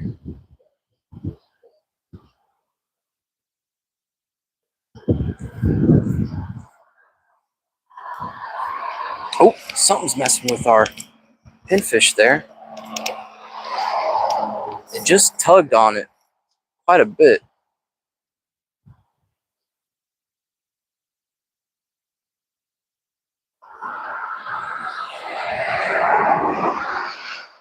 Maybe it'll get slammed here in a second. You guys probably can't see too well. I can go grab my headlamp. Throw my headlamp on. That thing is super strong. Not stare at the cars because they'll get mad. But I'll be blinding them.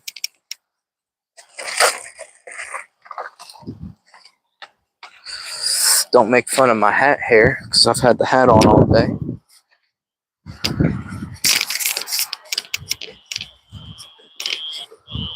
Is that any better?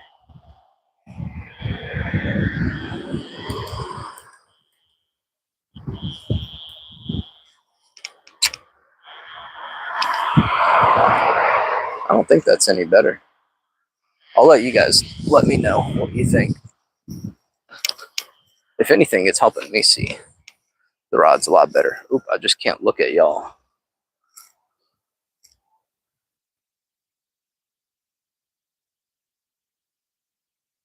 Yeah, you're close. You're close. I'll let you have that, Michael.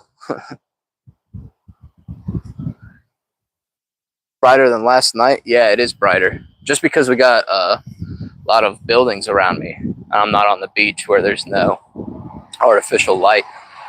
Here you got cars driving by every minute. You've got all these buildings behind me with lighting.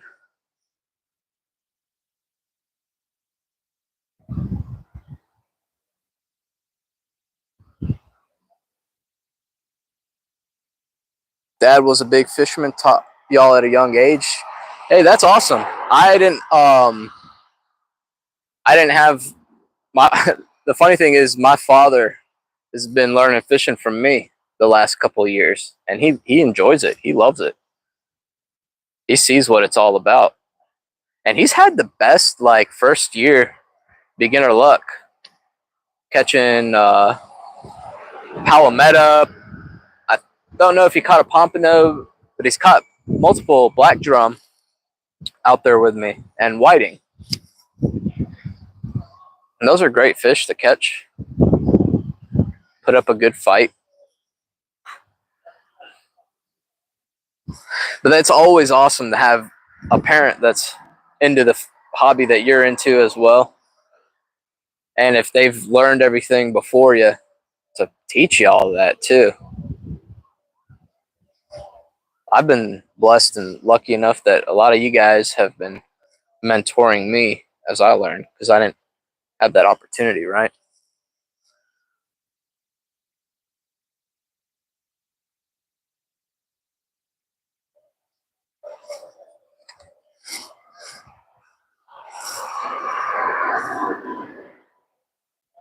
The light looks good. Love the whole family get together. Me too. All about good times with the family. I think these pogies are back.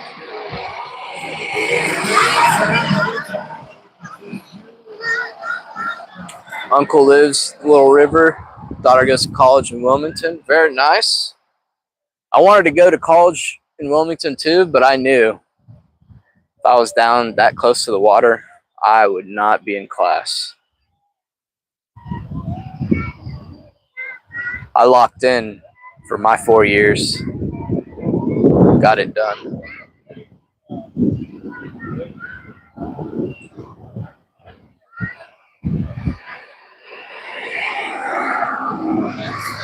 I suppose I don't need to even wear this really. Just set it up.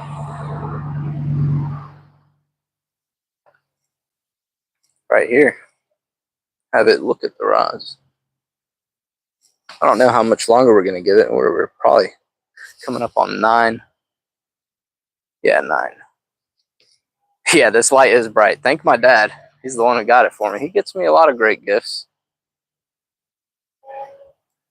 This light being one of them. Rechargeable. It's got this awesome, you guys probably already saw it. Got the red and blue light, so if anything, somebody will think someone of authority is out here.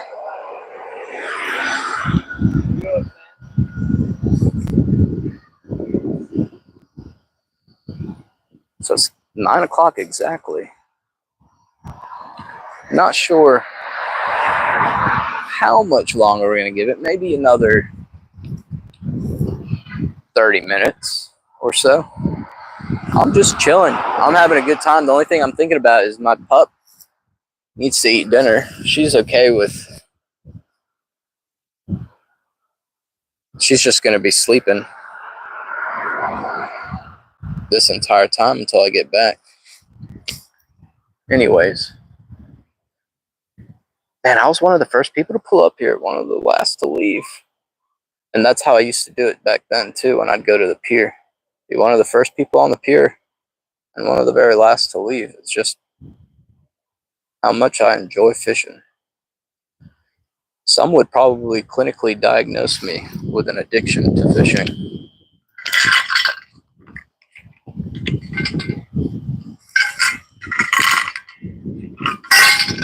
But I've loved it ever since. Started out on ponds, lakes, and then once I discovered surf fishing off the piers, that was where it took off. That must have been like middle school, where I started fishing in the surf and the piers.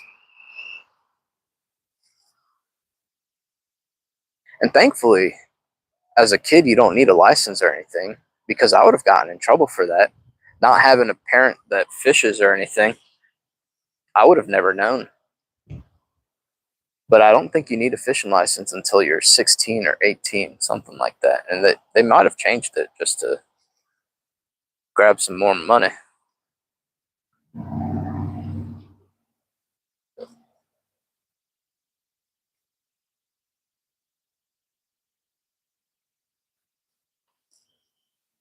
$16 still? Okay. Well, that's good that they didn't get rid of that.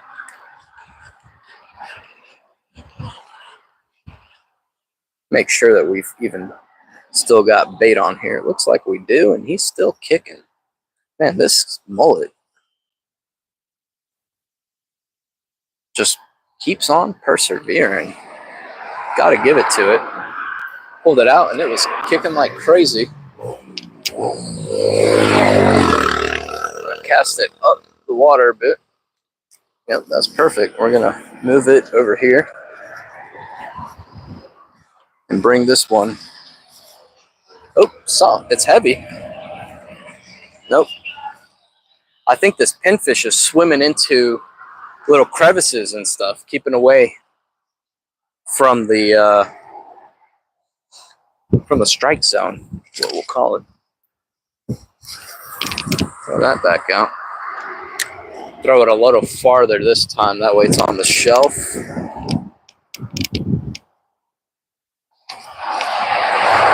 That light is blinding me too.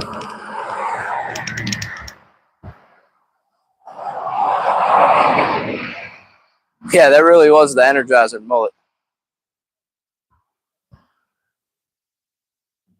I hook it right through the bottom lip out, kind of around the nose area.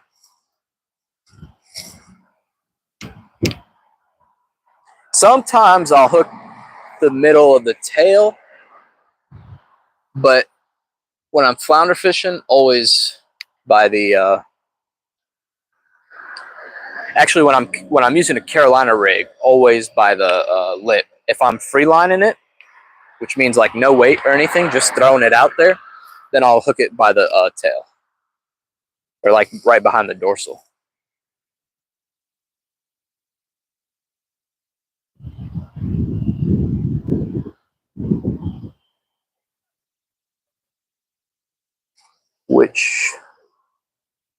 Which branch?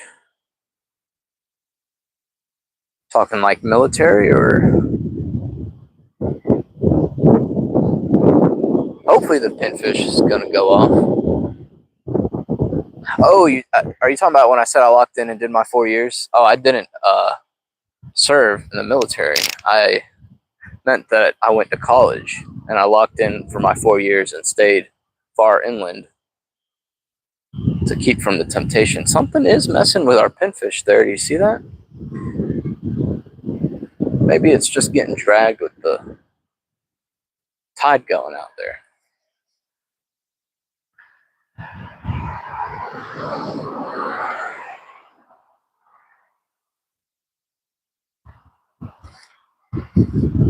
Camp out on the piers when they were here. What, the big reds, or something I've done a lot of. Never as much as I'd like, but done it quite a bit.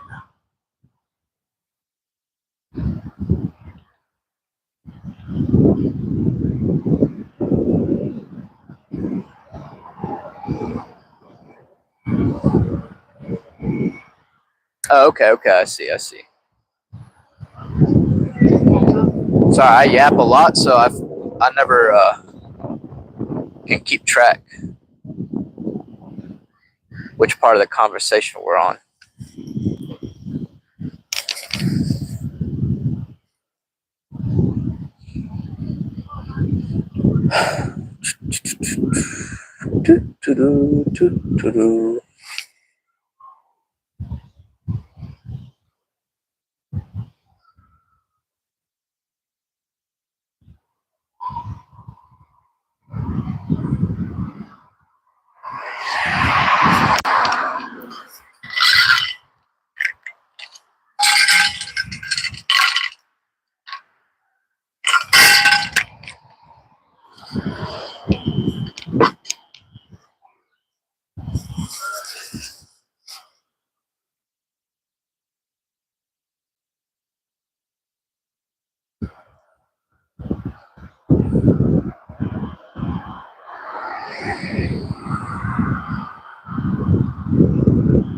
That's what I was waiting for. Some bugs to come by since we got the light, but since it's windy, we're not having to worry about that too much.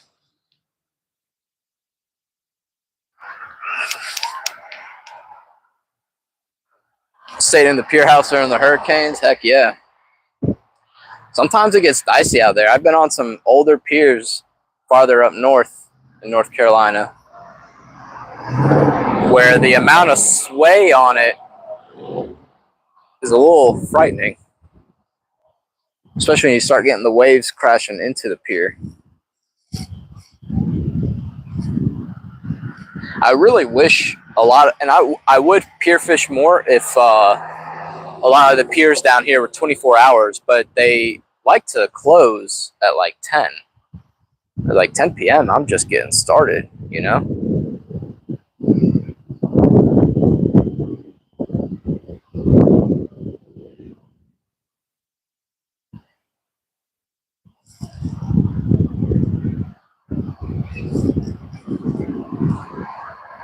Yeah, something's got to come for the pin. We got the dorsal fins cut off of it. It's the perfect little size. Get us a drum. We could get us. That was the first big drum I got off a pier. Was I used the pinfish about this big, and I was in high school. I just learned about using a fish finder rig, like in the end of middle school, and that was all I was obsessed with. Was like catching something, and then I bought this 12-foot ugly stick. I think it's called a big water ugly stick. And I got a big old reel for it with, at that time I was obsessed with the clicker style spinning reels where you can, or like they're called bait runner spinning reels, where you can just flip this switch on it and it runs to a really loose drag system. It's got 2 different drag systems on it. So you can let your bait get eaten up and let the thing pull it out for a little bit, and then you reel and it snaps in, switches the lever, and you're on the second drag system. So I got super obsessed with that, and the real reason was because, like, you got to Myrtle Beach, you throw anything out there, there's sharks all over the place that are ready to chomp. So it would never be a long wait when we hook something, throw it out there, set that drag, and it was just so fun as a kid watching the rod just bend over and hearing the clicker going off. I remember I learned it in middle school. I went to the pier once to fish. My parents took me one night, and there's a man fishing off the end, and he had cast netted a bunch of mullet down in the swash. He told me where to go and everything, and let me hook up the whole night. He was sitting there catching Atlantic sharpnose after Atlantic sharpnose. A lot of fun to catch, especially for younger kids. I still enjoy catching them up till now. Some of them put up a fight almost akin to a big drum. And so that was the guy that put me on, like, going and cast netting bait and fishing for bigger fish than you would generally catch with just shrimp. And then from then on, I was obsessed. Like, I stopped fishing with shrimp almost altogether, unless it was to catch something to throw out on the bigger rod. And I was just cast netting bait, mainly mullet, pinfish, anything to throw out there on that rod and hook up. And I did that on the pier when I was in high school and got a 32-inch red, and I think that probably was like the second red drum I'd ever caught. And then once I started driving, my parents got me a car and whatnot, I started coming down to the beach more and learning more and fishing more, and I'd already had the love for fishing. I just didn't have the means to do all the fishing that I wanted to do until later on.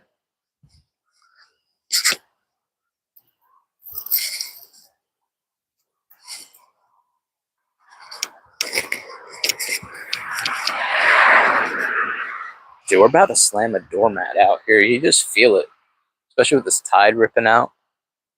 And it's been dropping for quite a bit. I'm starting to see the sandbar over there show. Has to have been dropping for maybe 2.5, 3 hours. We've got some storms. I see some lightning out there. There were threats of some thunderstorms, but thankfully I missed them.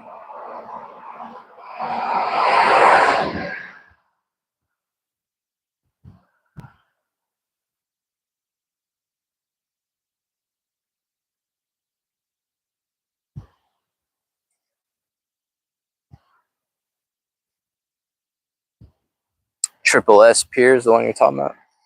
Triple S. Is that what it's actually called? I don't know of that one unless it's not in North and South Carolina or it's no longer up. I heard we used to have like 30, 40 piers just in North Carolina, something like that. But with all the hurricanes wiping them out, a lot of them didn't get rebuilt. And I'm seeing that with a lot of the piers here. It's like they don't have a full pier anymore. Some of it's been wiped out with hurricanes, and they haven't rebuilt it out or anything. I'm sure there's something to do with insurance and whatnot. You going out for the Big Rock? Okay, it's no longer there. I hope you get on that fish as well. I've got an uncle that told me he goes and does some of that Big Rock fishing.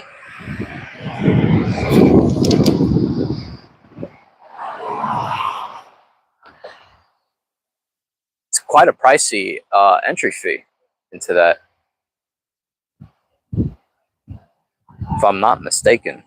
But the payout is there. I think it was like a few years ago that everybody was surprised when one of the smaller boats that went out there was the one that came back in with the winning fish. I think it's Prestige Hunter or something like that.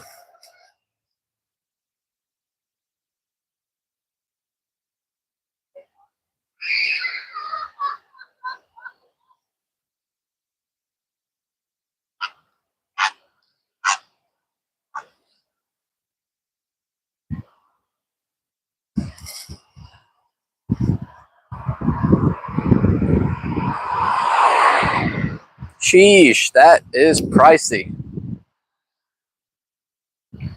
Talking about a salary to enter in at all levels.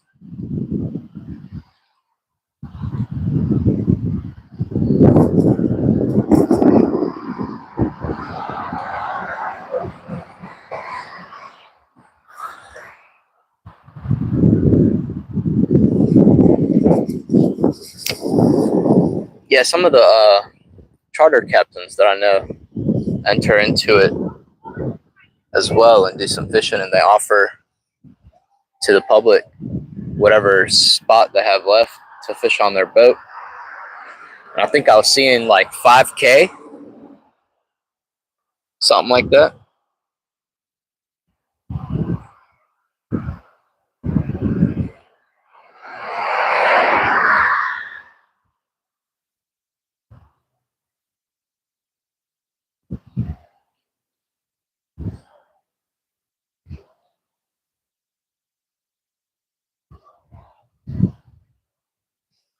Well, I was gonna try to leave at 9:30 because like I told you guys earlier, I had a brother of mine down here. Not my brother, a friend of mine, I guess. Ooh, it looks like something just messed with our pinfish there, yeah. And I was thinking he might want to go fishing tonight, so I was gonna try to go home, eat, rest up. That way, drink some coffee and then come back out and fish with him if he wanted. But I just saw a text from him that he's gassed from the day and isn't gonna come out and fish tonight. So I'll just stay out till we finish this bait. I mean, that pinfish is something's messing with it just now. Honestly, it looked like both the rods had something messing with them.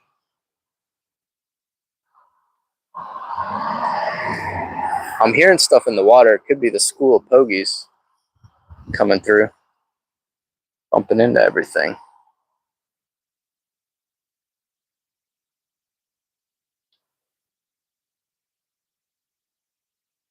Nah, there's something on that. Something's messing with this pinfish. We're gonna let it have it for a good minute. Oh, no, it's already on there. Look at that. Come on, baby.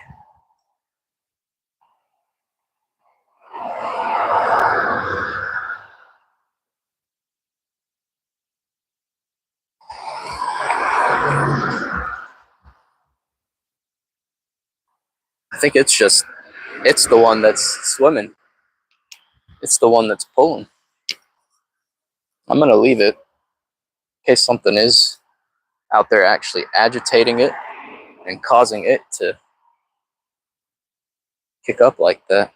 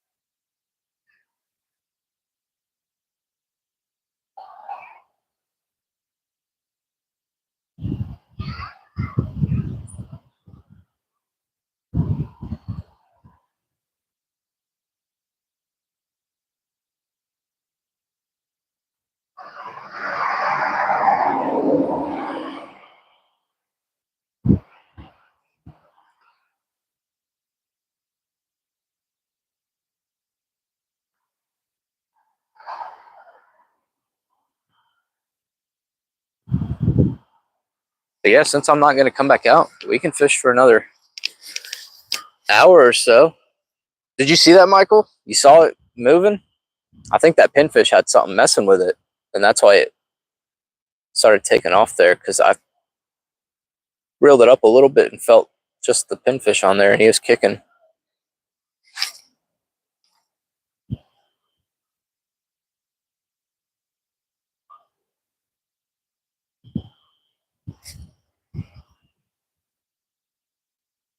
The pup and I will have a late dinner.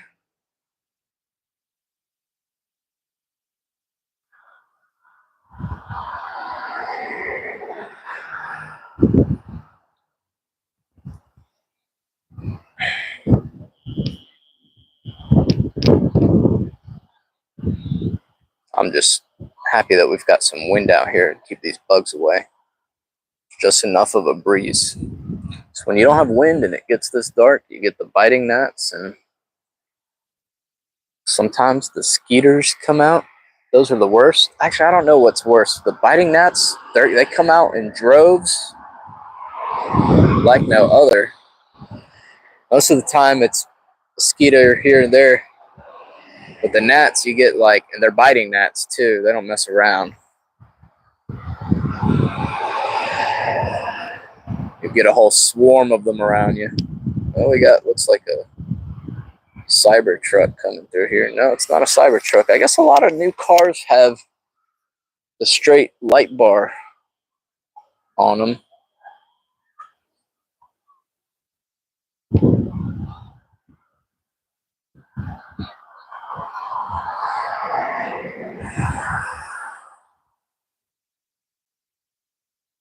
It's got the taillights of a Cadillac too. There might be a GMC. Kind of the front of it was screaming GMC. Which I think they're all like one and the same, if I'm not mistaken.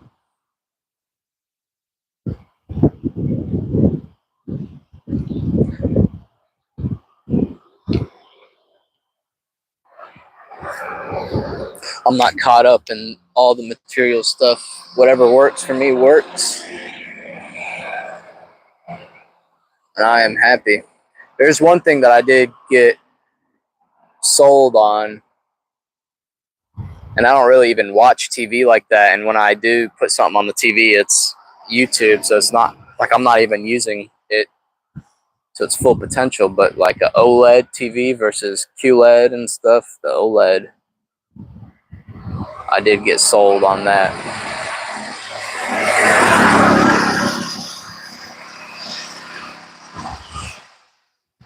But whenever I want to stream a movie or something, it's pretty sweet.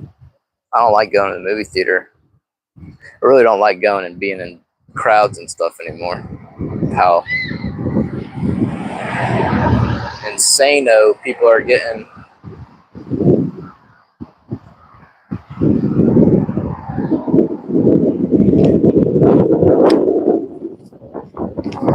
I think we ought to pull these in and recast them, let them drift down this bank again, because right now they're already drifted out. Man, that light is blinding my eye. Heck yeah, this mullet is still going. He's got us twisted up pretty good here. That was like twisted a couple different ways, it appears.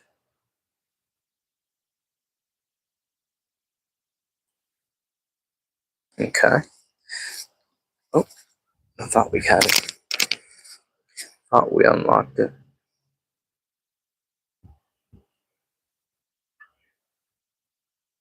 What's going on here?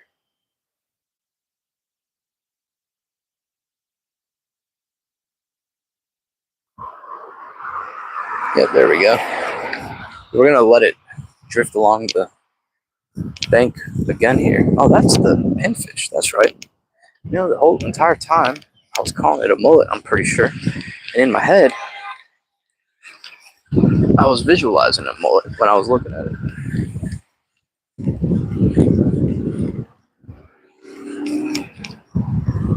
The mullet's still going.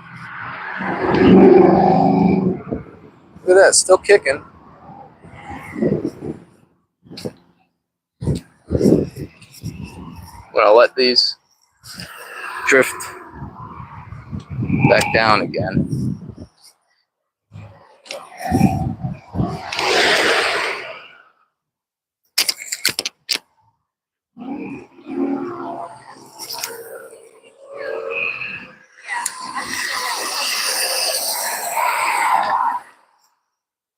Maybe something will pick it up off the shelf. Dang, dude, they've got their little kids on little mini motorcycles riding on the street here. Some cool parents. I just know I've got too much common sense that I wouldn't allow that, because people that come down here tend to drink and drive. Actually, when I was leaving the beach yesterday after my stream, person in front of me was very clearly drinking and driving, or had already drank and began to drive. Turned into a do not enter one-way street. Was driving at like 5 miles per hour in a 35, trying to, I guess, convince themselves that they're all right. Yeah, you saw that? No helmet or lights. Like, even if the speed limit right here is 35, it's too much.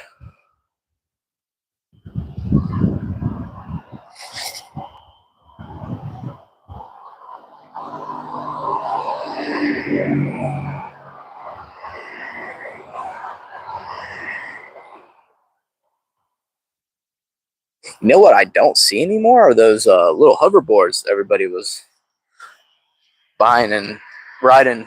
Got rid of, like walking. I thought we were entering into a new era where nobody's gonna walk anymore.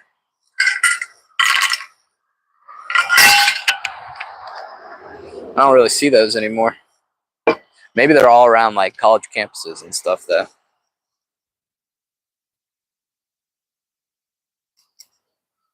I graduated 6 years ago.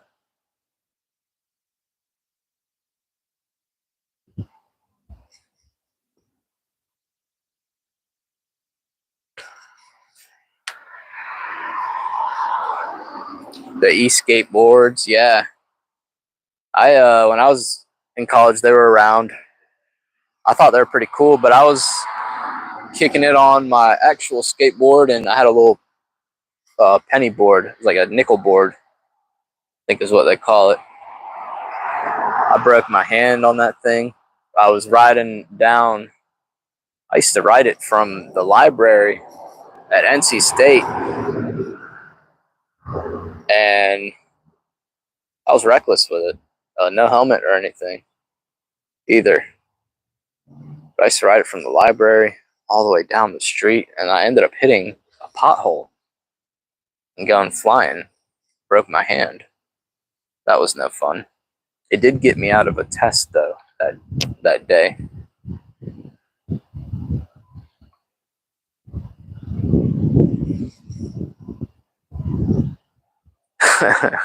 See, I'm not. I mean, I used to wear around like a ECU shirt on campus, and people would be like, "Dude, you're not allowed to wear that. How disrespectful!" Like, I'm not the type to be so, I don't know what you say, like captured or enamored by all that. It's just the school that I chose to go to, and it was close to the house, so I didn't have to pay for living off campus and stuff. That saves a lot of money when you don't have to pay for dorming or boarding or whatever they call it. It's like half the price to get your degree that way.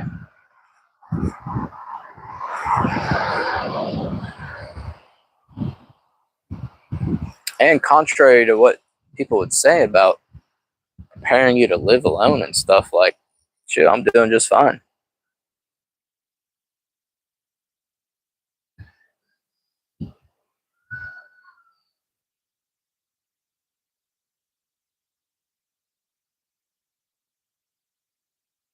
We've got a plane up there.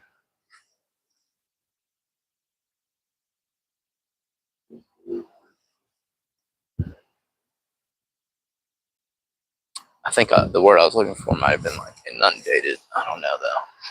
That's that Wolfpack education for you.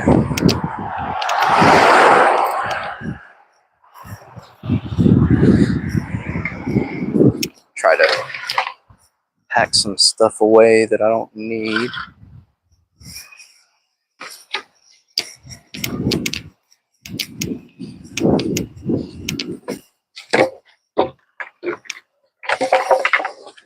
Put my hat back on. So I caught a couple glimpses of my hair. And since I have hat hair and long hair, it was looking a bit scary there. I think that was what was driving potential viewers away.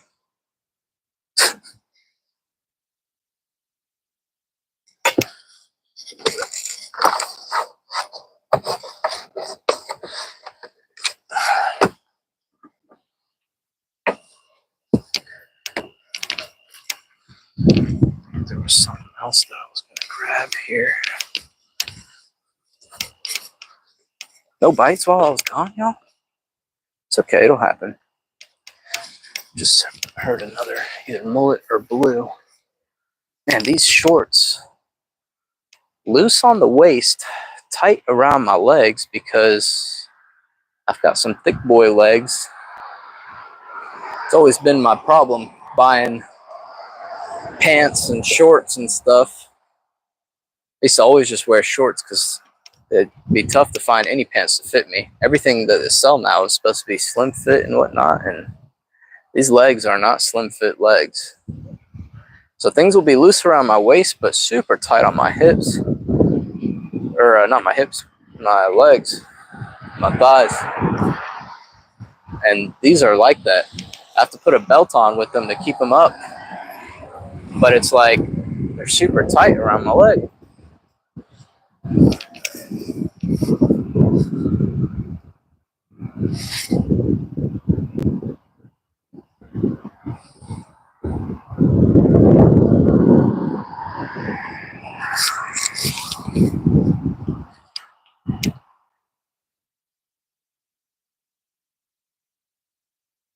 Hey, that's true. It was kind of tough to find a job in line with the degree. I think if you're watching this and you're younger and you're getting ready to think about college and think about a degree, some of the best degrees that you can get for hiring would be like civil engineering, work for the state, government job. You get all the benefits. You're not going to be making a killer amount of money, but you'll have your retirement set up. You'll also have holidays paid for, vacation time on top of that. And most of the time, you know, you just do your time and you start making more with them. Start working your way up, and it's not like you need to become a manager or anything. So civil engineering, pretty much anything engineering, mechanical engineering. But if you can, tough it out. I tried to do electrical and computer engineering after I did the 2 degrees I did before that. I got a little over halfway done with it, and then I decided it's just not what I wanted to do. But if you can go into electrical and computer engineering, you shouldn't have trouble finding a job after that. And then after that, you can do, I think, business school, and you can get into like CPA, accounting, and stuff. They're always looking for people. Stay away from science, unless, yeah, I mean, even if you're going to go for your PhD in a science background, it's not that great. It's really not. You'll be working in a lab, probably not love it.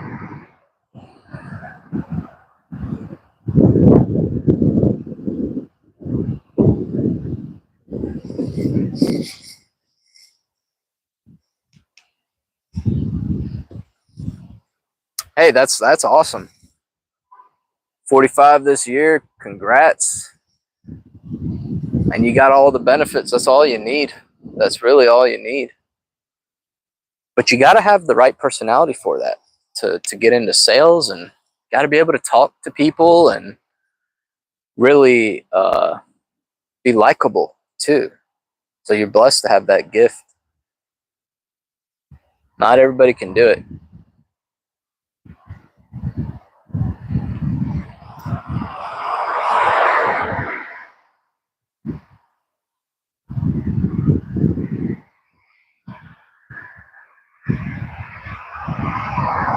Yeah, I didn't catch that. Don't you see your chat? My bad. No, I saw your comment there, but yeah, I do work in a job with my degree. Oh, our mullet rod, the tip is tipping. The tip is tipping.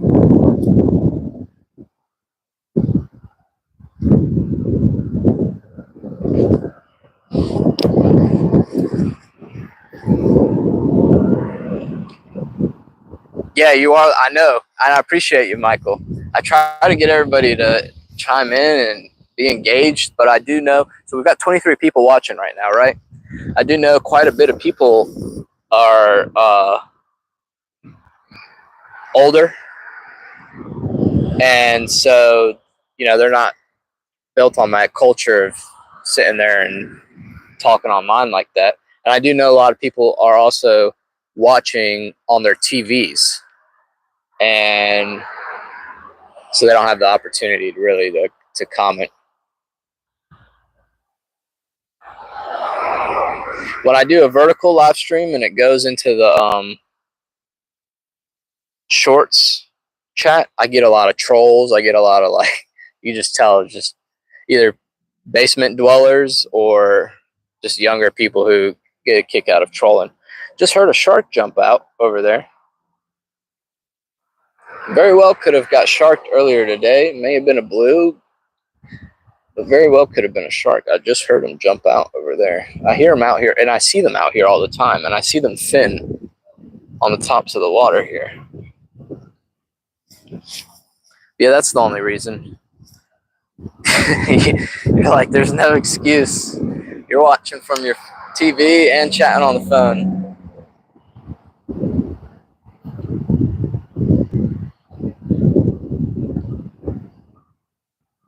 We've just got quite a bit of lurkers on tonight. I'm honestly blessed that you guys are still tuning in. Most of the time, once the sun gets turned off, the switch is flipped, everybody pieces out of here. But we've been maintaining numbers.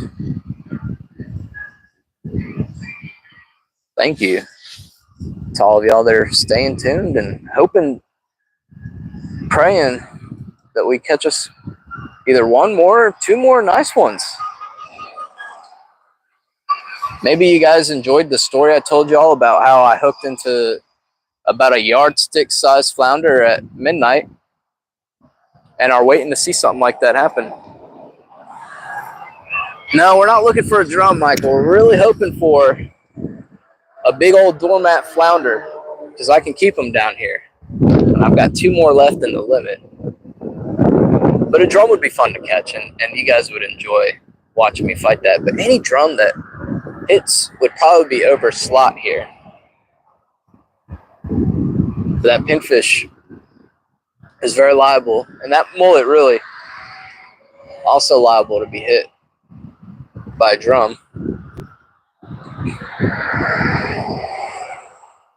But we're praying for some flounder. I've got drum in the freezer right now. Well, that's one of my dad's favorite red drum and black drum. He likes how like meaty that red drum is, so I'll section it, bread it up, and fry it for him.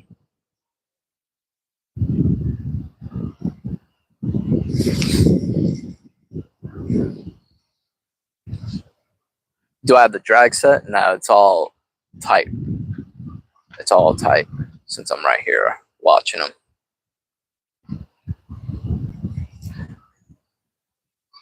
I rarely loosen the drag up where I'm at here. And if you look back on the channel, you'll see me catch reds out here.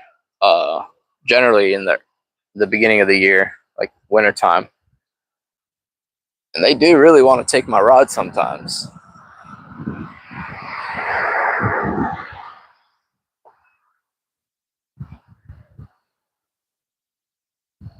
But I like how when I keep it tight, especially in this rod holder, if they hit it hard enough, they get hooked on their own.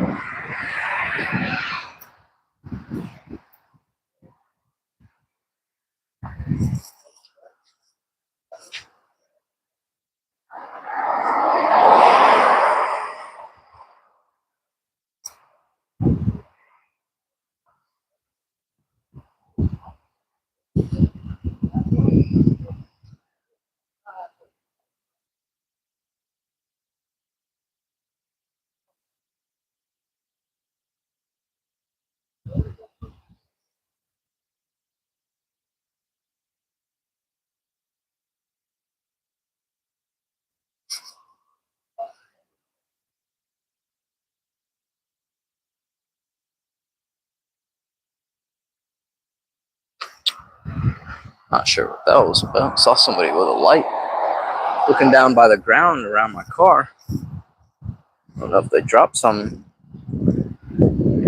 But they weren't snooping around the inside of my car. I've got my trunk open. Keep that air rolling through it. But I really don't need to right now. I was doing it in the heat of the day and in the light where I could see.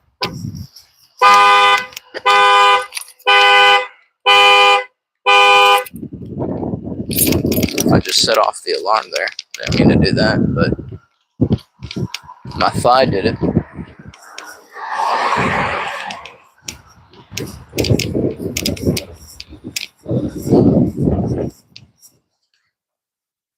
It's not like I keep anything valuable though.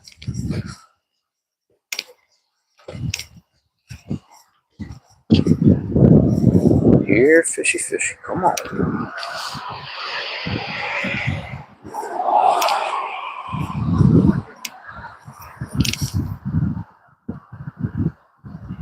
Yeah, it doesn't really make any sense.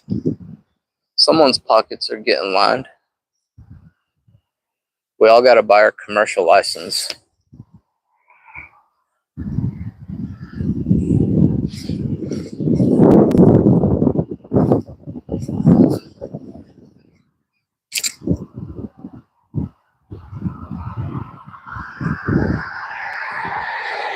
I'm getting tired of standing. Let's sit down.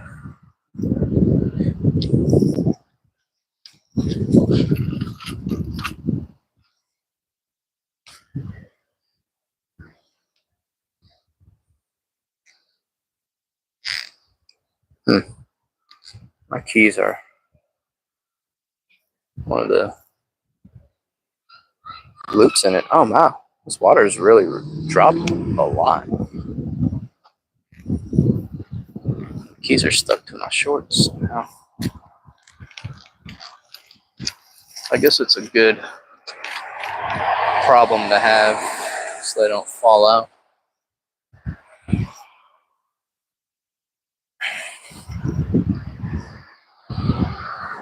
Saw you guys still commenting over here. Let's see. Thank you, Adam. I appreciate the support. I love all of you guys too.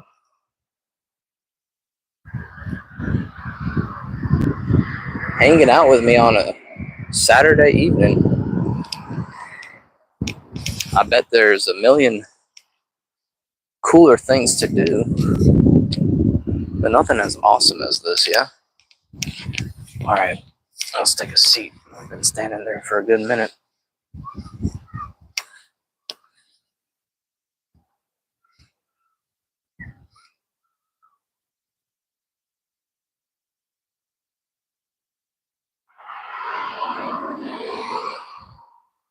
All those flounder are going to be pushing off of that sandbar in front of me.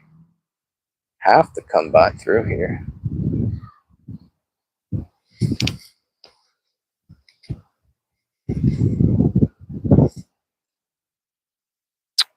There's another cyber truck. I've been seeing quite a bit of cyber trucks down here.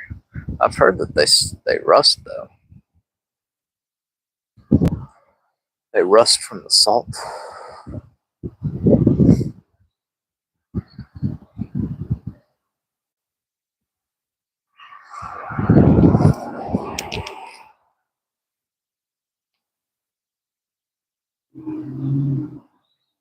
They do look funny.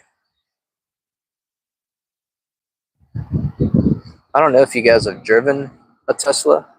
A couple of my friends have Teslas. I did not like how they drive. It's like you're whipping a big boy golf cart.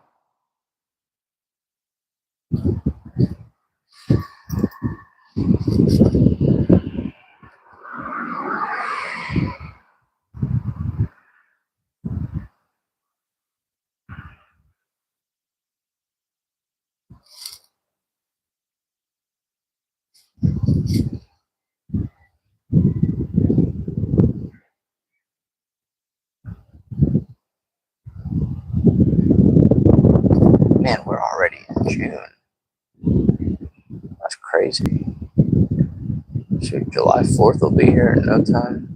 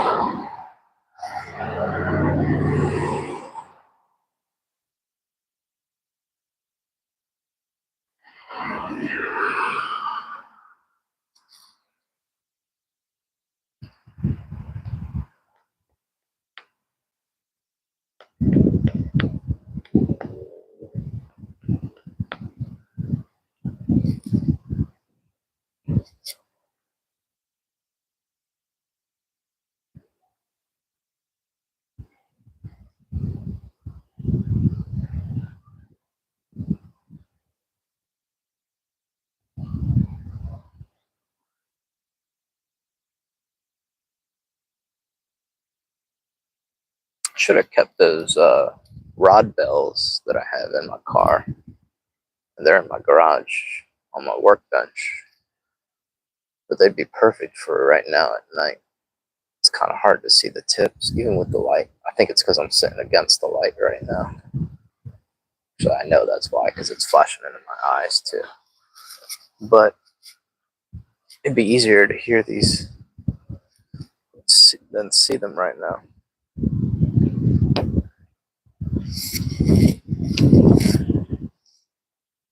A lot of more experienced fishermen that I know make fun of the bells on the tips of the rods, but shoot, I freaking love them because there's nothing like more exciting at night than hearing those bells ring. Even during the day, it's like dinner bells ringing.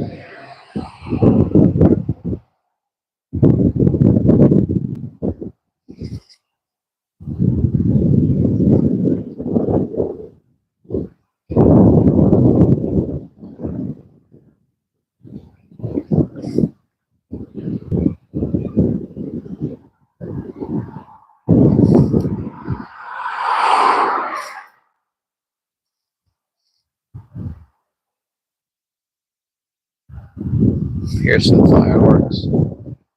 Last time I was able to see them where I was fishing at before this, but it's too many buildings and hotels around me.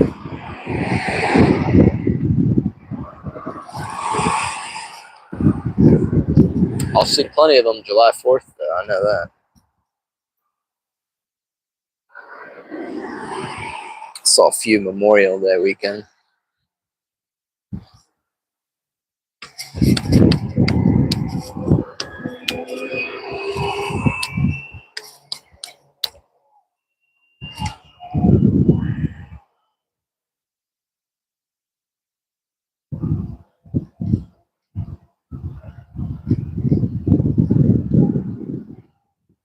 Where the fishies at?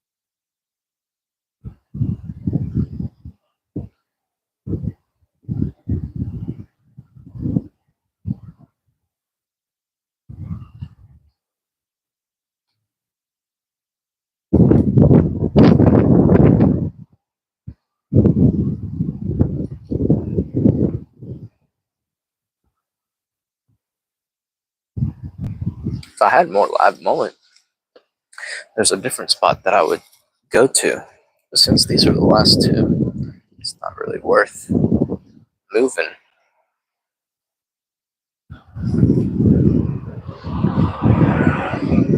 What's up, Todd? How you doing? Going down to the Murrells Inlet near Sarah J's.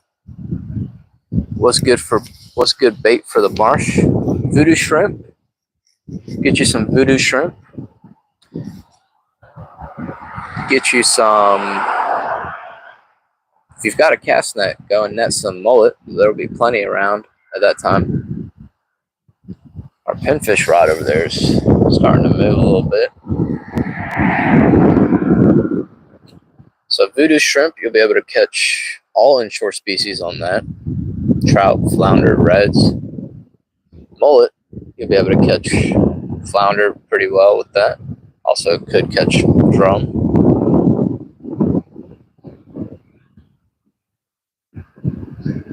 That's probably where you want to sit at with those two. You don't really need to get crazy stuff. If you want some swim bait, or like you do like a paddle tail, Z-Man paddle tail, and like a white color, or you could do the jerk shad Z-Man. I've used those in a white color as well.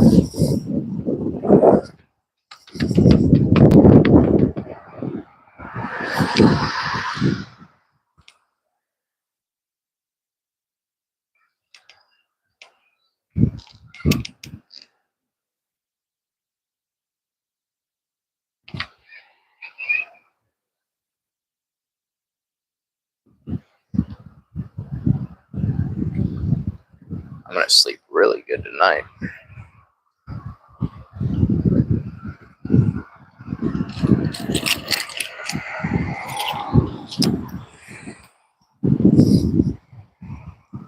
Yeah, absolutely, Todd. Some people really like and swear by using gulps, and I used to buy them and use them a lot too. They do work really well. I just don't like how they don't stay moist. They dry up really easily.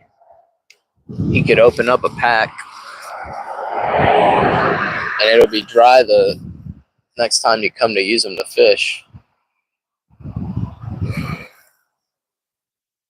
And everybody will tell me, oh, you just got to put them in a Tupperware and this and that. I just don't want extra steps to take care of something like that. Shoot, they even sell. I mean, talk about capitalism. They sell containers to empty that stuff into to hold it. I've been able to catch fish. Oh, make sure you get Procure. Procure. Look up what Procure is. You're going to want that for all. I slap it on anything artificial bait that I use. Get you some Procure mullet or menhaden. Use that on all your artificial baits.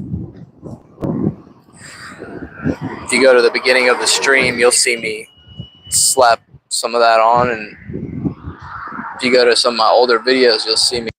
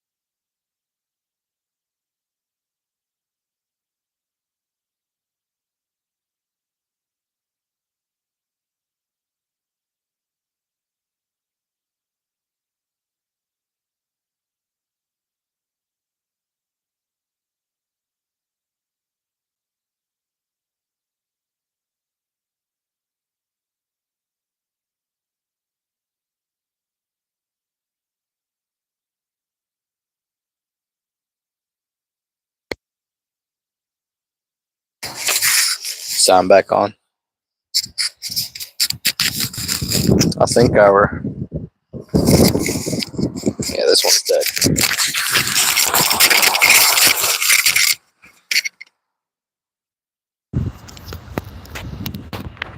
No, I cut it off again. No mic. No more mic. Mic's gone. Both mics. What?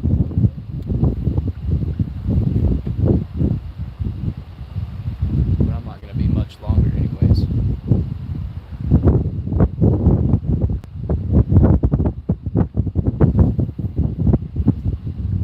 But I do appreciate you letting me know. Sometimes I got to fight for somebody to comment whether they can hear me or not. And then I'll go home, the stream will be uploaded, and I'll get a bunch of comments afterward. Did you see this stream? Did you hear how bad the audio quality was?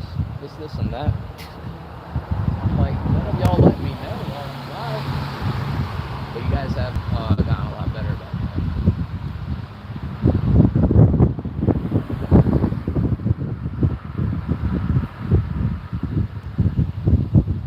I think now too you'll be able to hear a lot more of the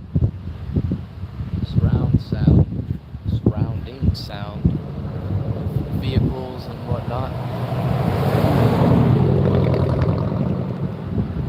Yeah, the volume is gonna be down. It's because it's we're not using a mic anymore. It's on the phone volume.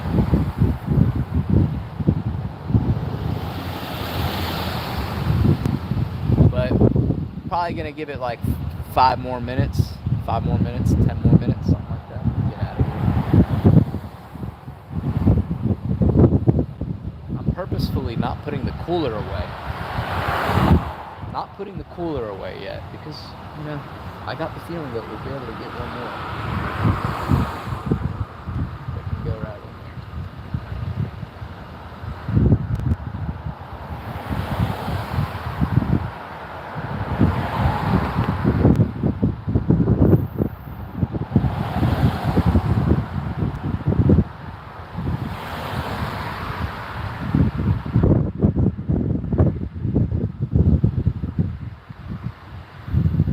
Nice meeting you as well, and I appreciate you staying tuned with us and interacting and being active with us. And welcome to the channel. We do a lot of live streams. We go from the beach, we go from creeks, we go from the side of the road. Sometimes we'll be out on the pier.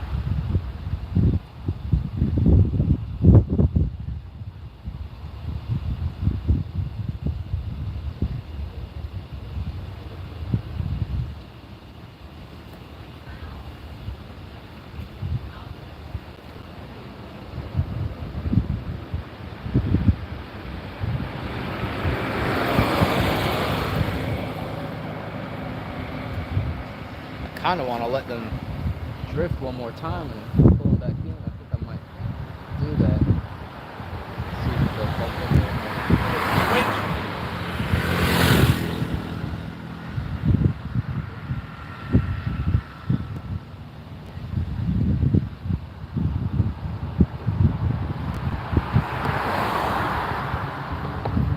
Need to wear this.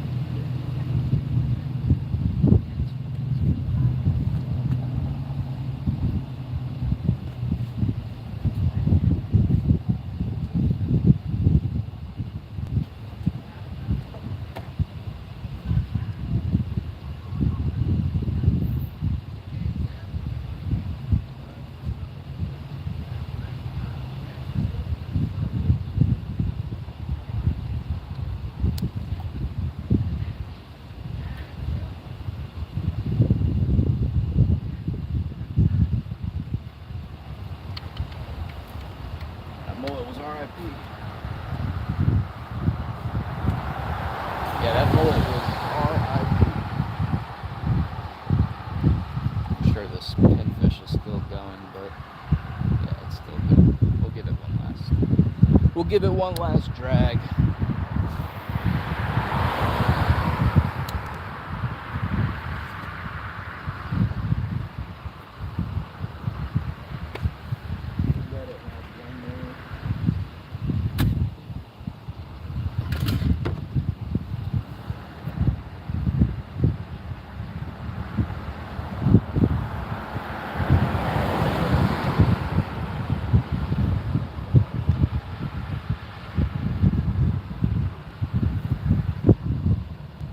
Hard to see the rod. I'm surprised you guys are still here watching.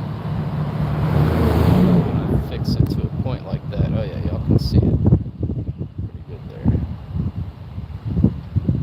Fix it to a point.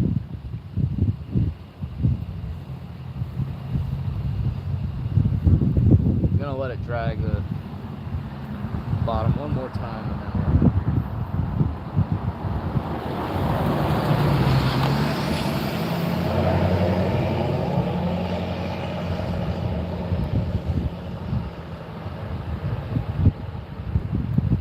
hard for y'all to even see the rod.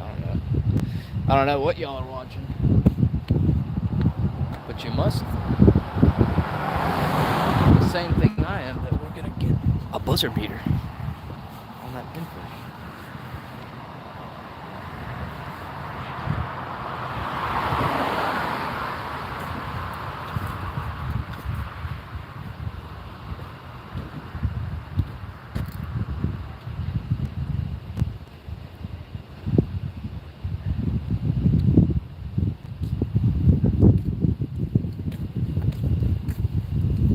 Cooler is nice and heavy now. Probably have about 8 to 10 pounds of flounder in there right now. If you just now tuning in, scroll back to when we had the sun out, you'll see us catch some fish action for change. Make sure I'm not forgetting stuff here.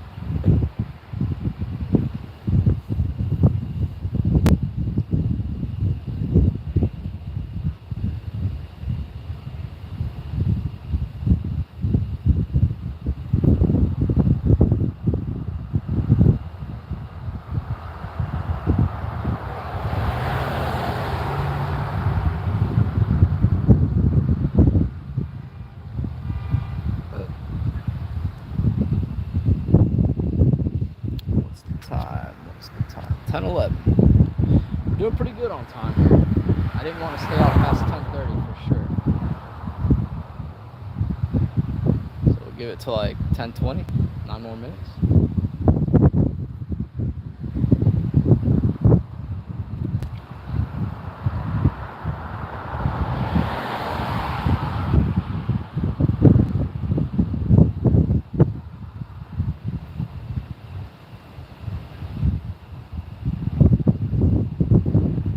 Tell this light has gotten weaker as I let it run. And I need to charge it when I get back. You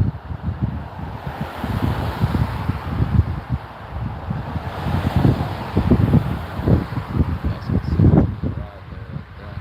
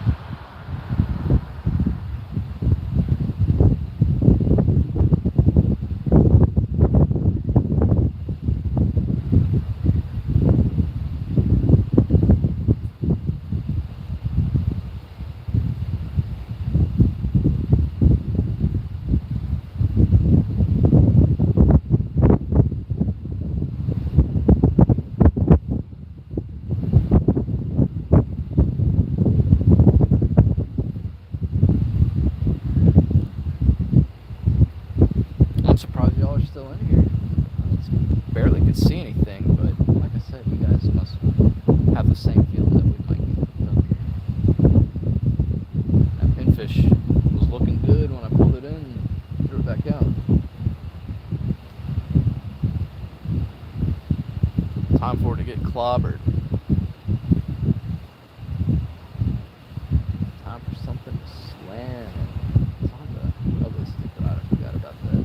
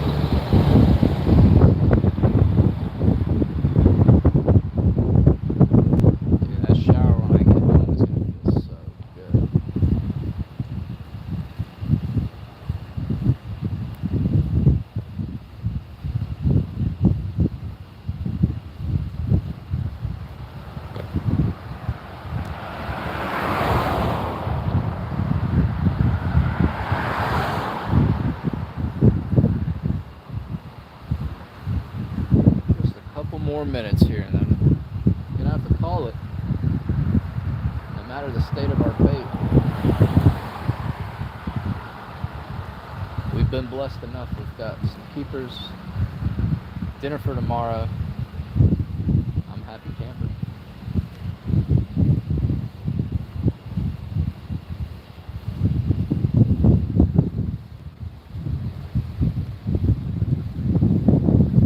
It's the wind there. You guys can tell. You're blowing around.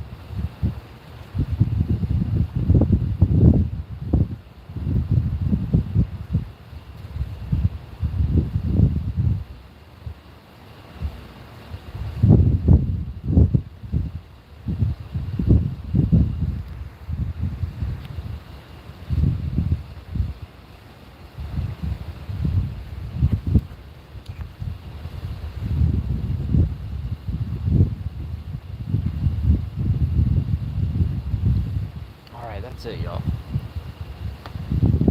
Gotta call it.